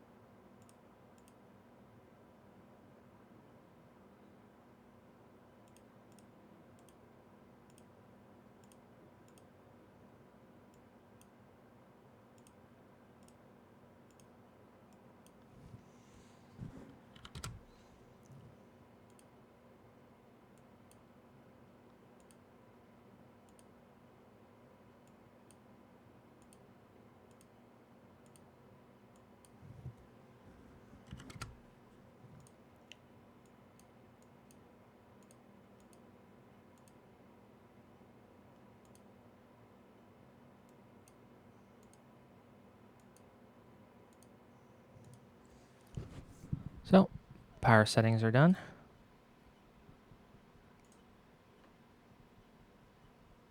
It still says 10. That should not say that. There it goes.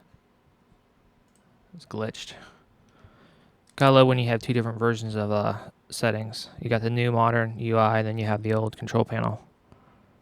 It's a shit show. Disable page file.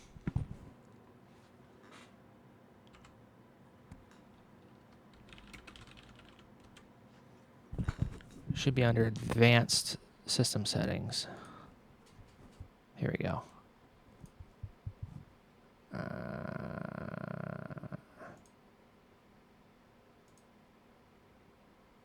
Here we go. So C, we're going to say no paging file right there. All these other ones don't have a paging file either.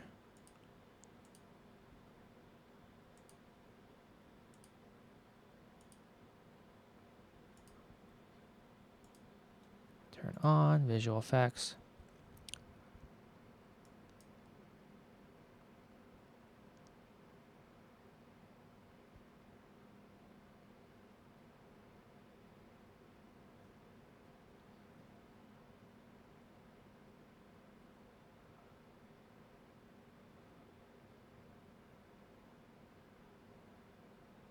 we'll keep this on the default. For older computers, or if you want to get maximum performance, you can come in here and adjust this. I might fine tune that later.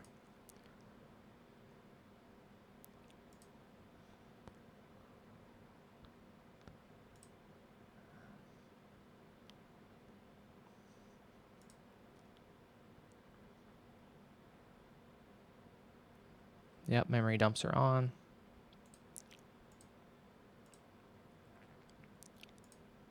Here's where we can change the name of the computer in the work group.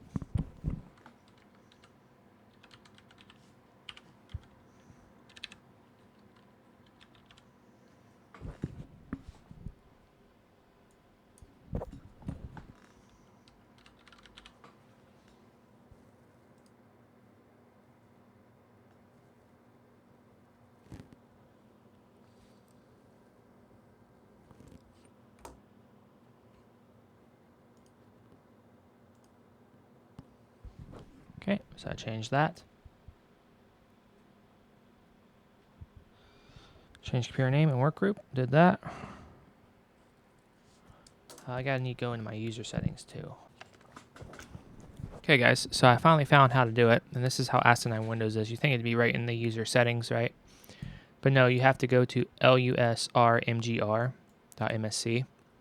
click on users, and here is what I was looking for. And this was easy to get to on Windows 7, but it's a bitch on Windows 10. But you double click this, and now I can change my full name.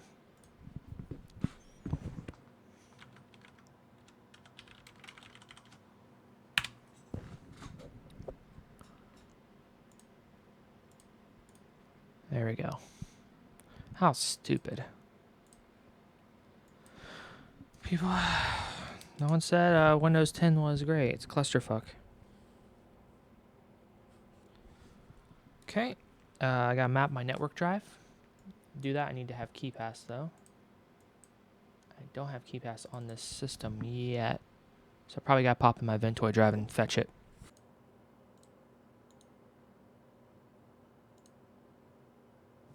Yep, and I do want it to be Z.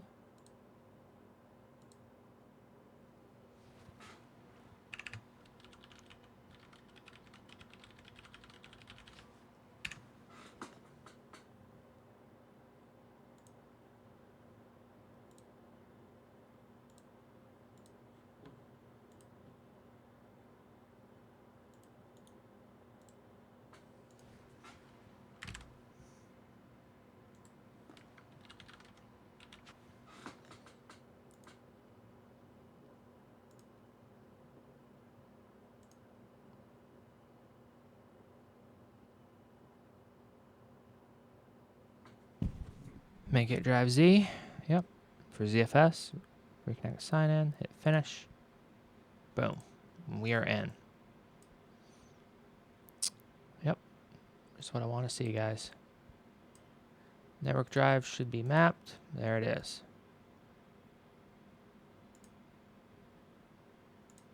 Cool.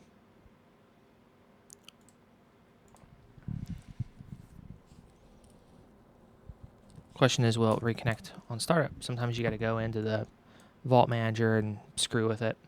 Oh, another thing I need to do is the internet options for it.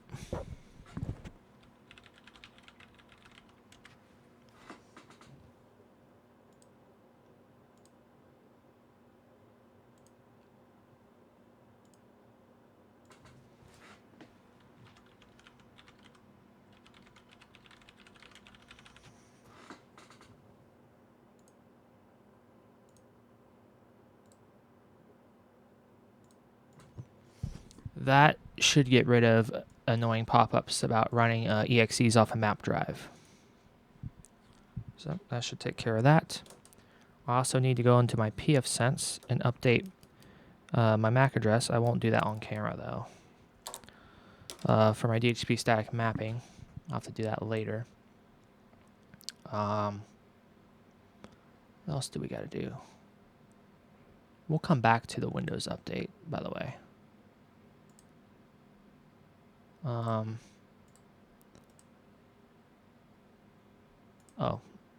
let's go ahead and get some of this crap off of here. So Office, that's just an advertisement for Office, so we'll go ahead and hit uninstall.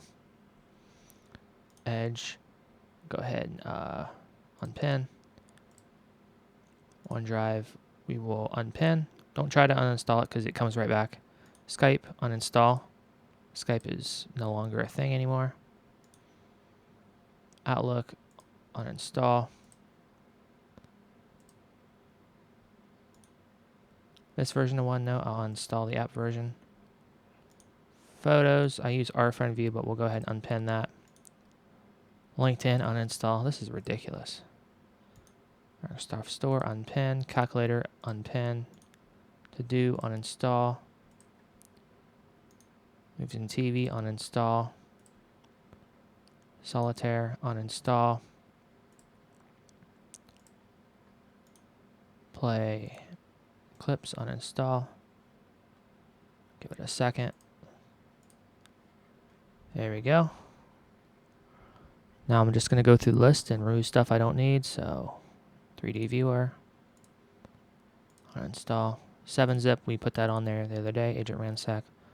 Alarms and clock, I'm going to keep that as a fine. Apple software update, Bitwise, calculator, calendar. Camera app, we got OBS for that. Copilot, I'll leave that for now. I do use it, but I mostly use it in browser though. Cortana,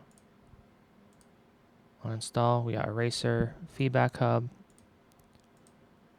folder size, Foxit Reader, Get Help, Groove Music. We have MPC and VLC to play audio, along with not View, Foobar, iTunes, Java, Cleopatra, K-Lite, Latency Bond, Lynx, Make, Maps. Uninstall. Now watch, I guarantee this stuff will just pop back up after a Windows update. Some of this stuff does. So annoying. MKV, Edge, MSI, Video Control Panel, OneDrive. We'll keep that because it'll come right back. Paint 3D, People, Default Photos, got our Putty, Qubit Torrent, Cobas Downloader, Samsung Magician Settings, Snip and Sketch. We'll keep that. That's good to keep. It's basically the old snipping tool. Spec, yep. Spotify, Sticky Notes, good to keep. Subline, TeamSpeak, TeamViewer. Tips, can't get rid of tips. Vericrypt, Varioland, Voice Recorder. Got Audacity for that. Weather, we'll keep that for our temperature tray. It actually does have snipping tool. So we don't really need to snip and sketch, but I'll keep it. No big deal. Let's back up. Xbox.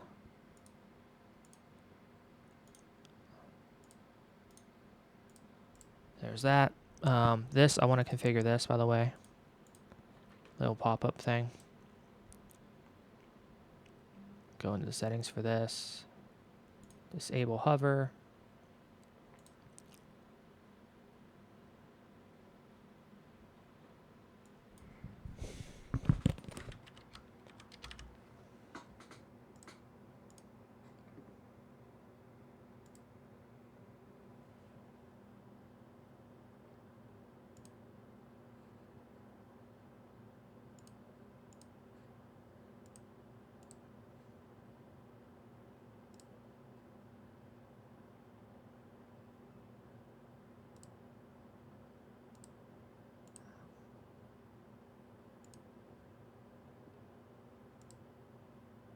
That's so annoying. It's so annoying it turns that shit. I never use this, but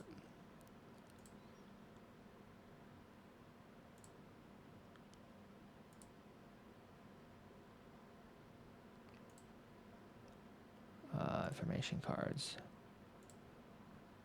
Privacy dashboard, help disable hover, change size. Manage interest. Oh, we already went to that. Notification settings. Here we go. I turn, this is what will pop up down here and also notifications. I turn all this crap off except weather. Weather, I like to keep all that on. Might be a couple things I don't like. E-tree, don't care about that. Daily weather, pollen, air quality index, hurricane, severe weather, where it's wildfire. There's no wildfires near us. Sunset and sunrise, weather life.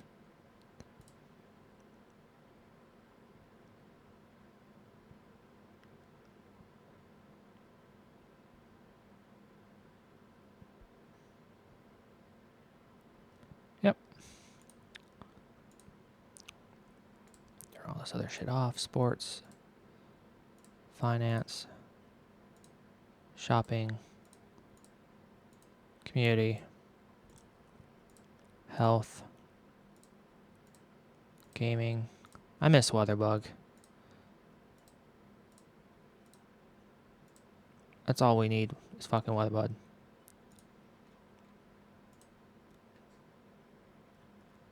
Oh.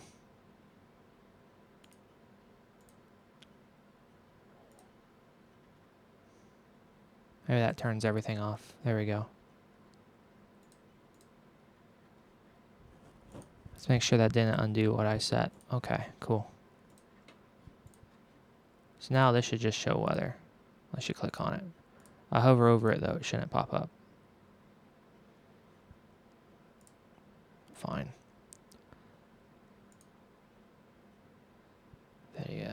My links.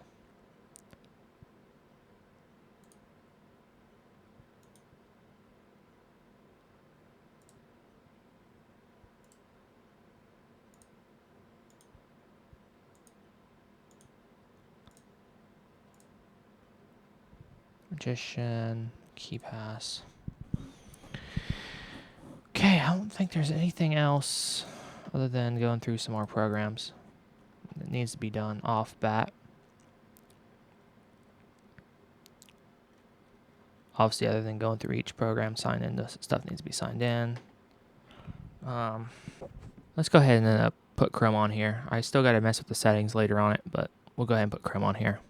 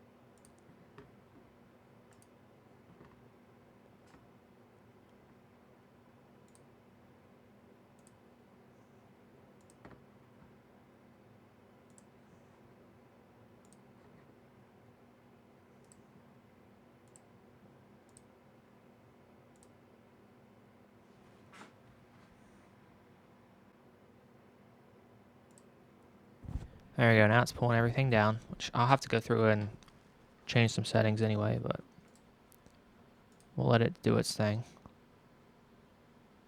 Yep.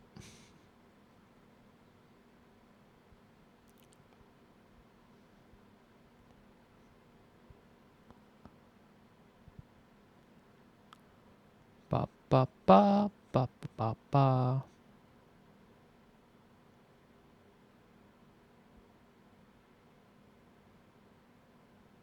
Oh, there's U-block origin. Probably it's gotta be the light version.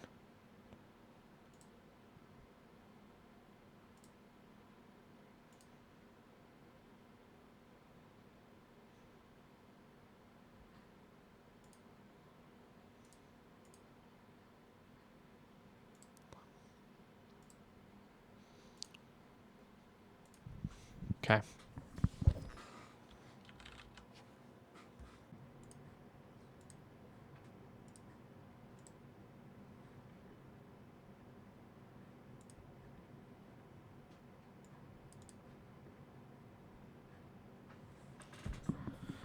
So Chrome's up to date. Oops, wrong fucking mouse. We'll keep this Chrome open in the background just so it can finish doing its syncing. We're going to install some of this other stuff. I just have to configure it all later. Like Acer display widget. I guess I can go ahead and install that.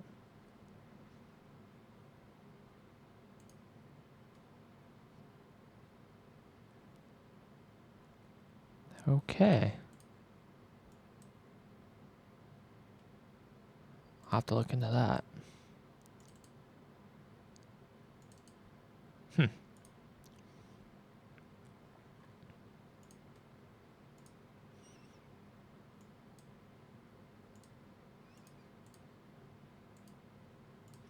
I have to see my fucking...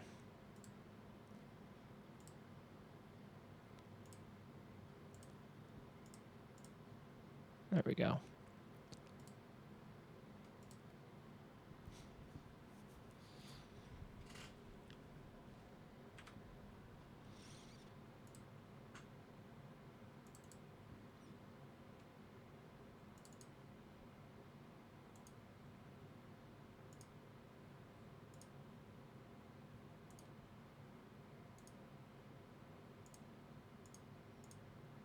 Install Audacity.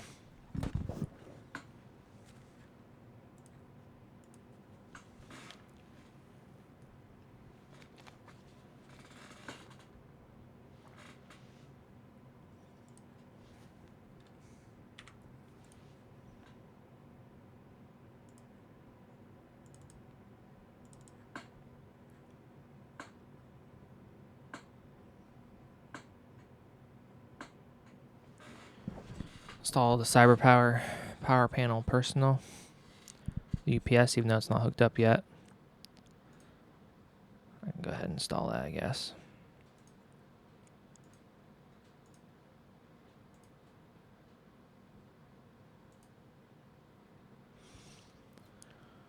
Might as well.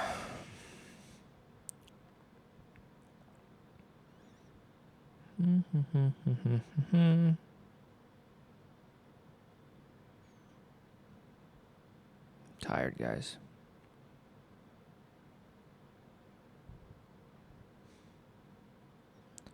Be happy when my computer is back to the way it was.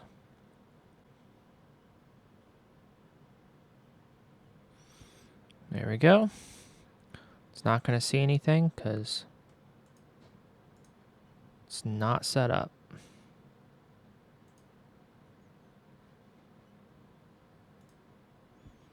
Will it let me exit it? There we go. It's angry. You can't see a UPS. Display count. I don't really want to mess with that yet either.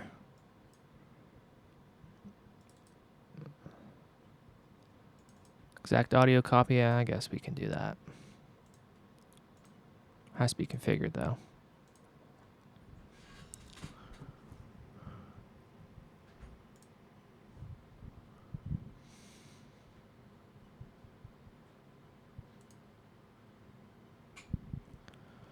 Oh, I hate this part.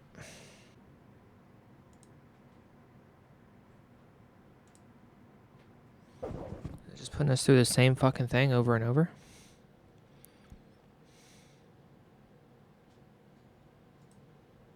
There we go. EAC profile config. Let's see if I can import that.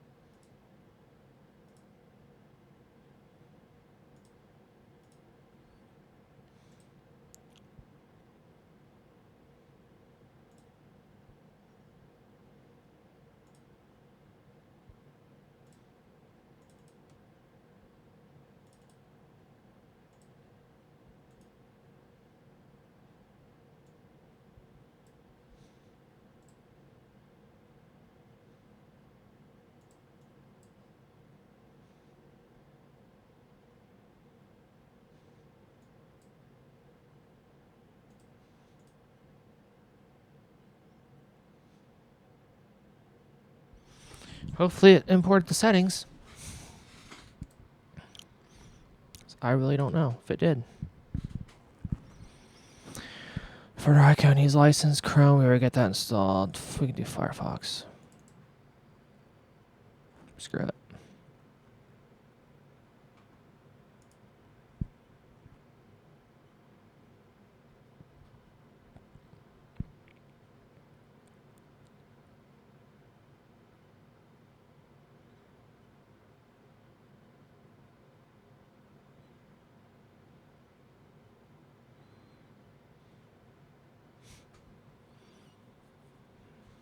Is it done?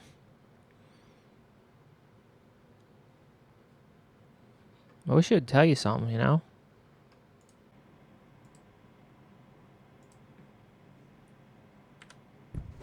Must not be running in RAM anymore. Let me delete them. Thunderbird, that's going to be a whole can of worms because I have to import my profile. But I guess we can go ahead and set it up.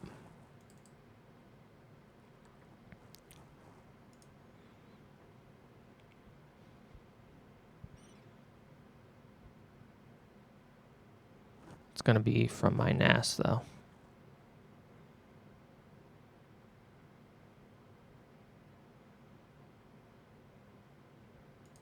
Is it done? That's an MSI installer, so it's supposed to run in the background.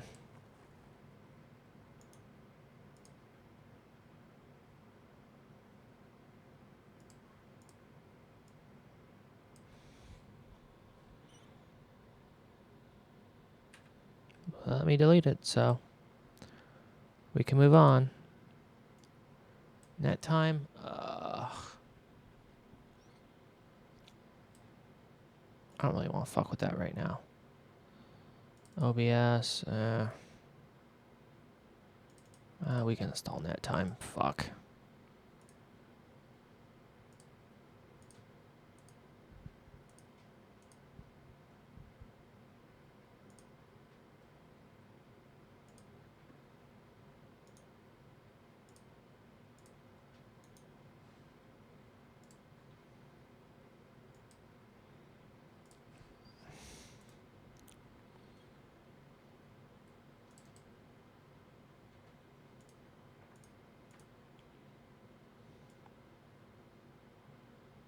Wow, they changed the outlook, the layout of that.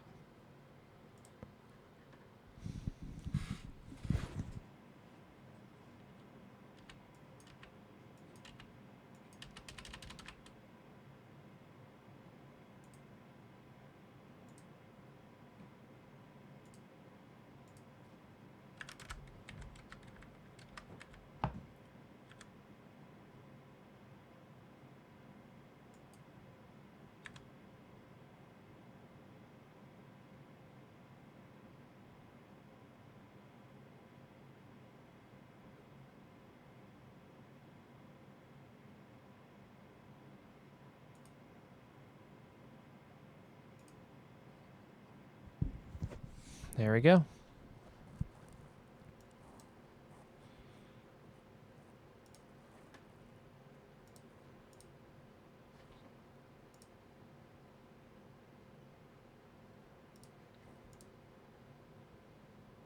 That time should be done. OBS, I suppose I can install it.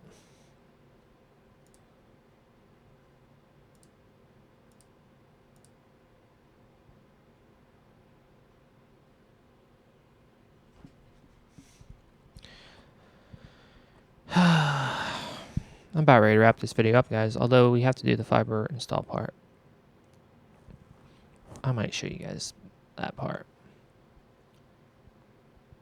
Well, this video is probably packing on very long.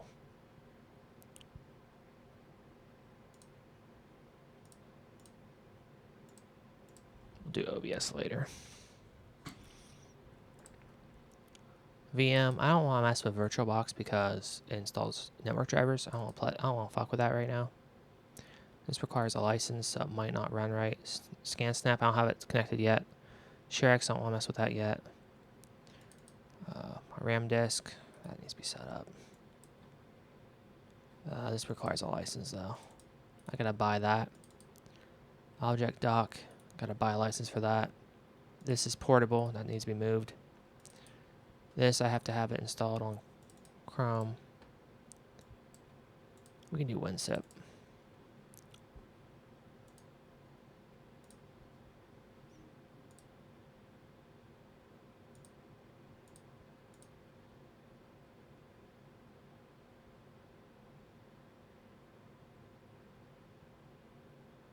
No, we're not going to do that way. I have a WinZip any file that should let me import it.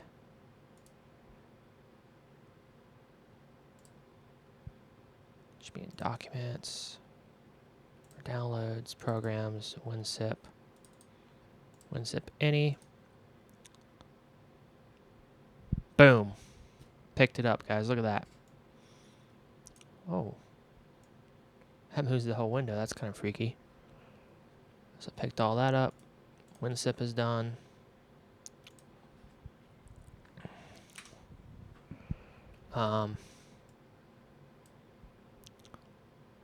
Yeah, pretty much got most of the stuff I want installed right now.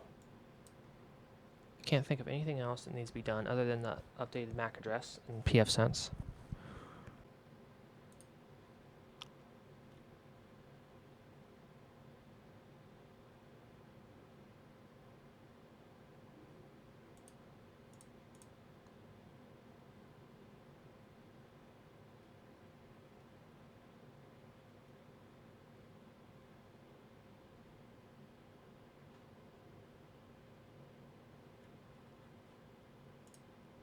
I gotta change my background to something too.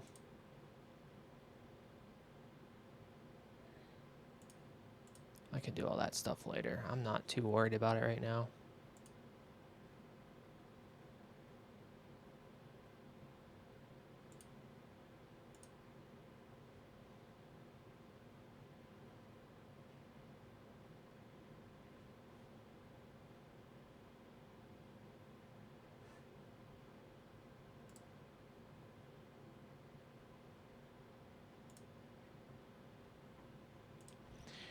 I think we're done here with the software on this computer.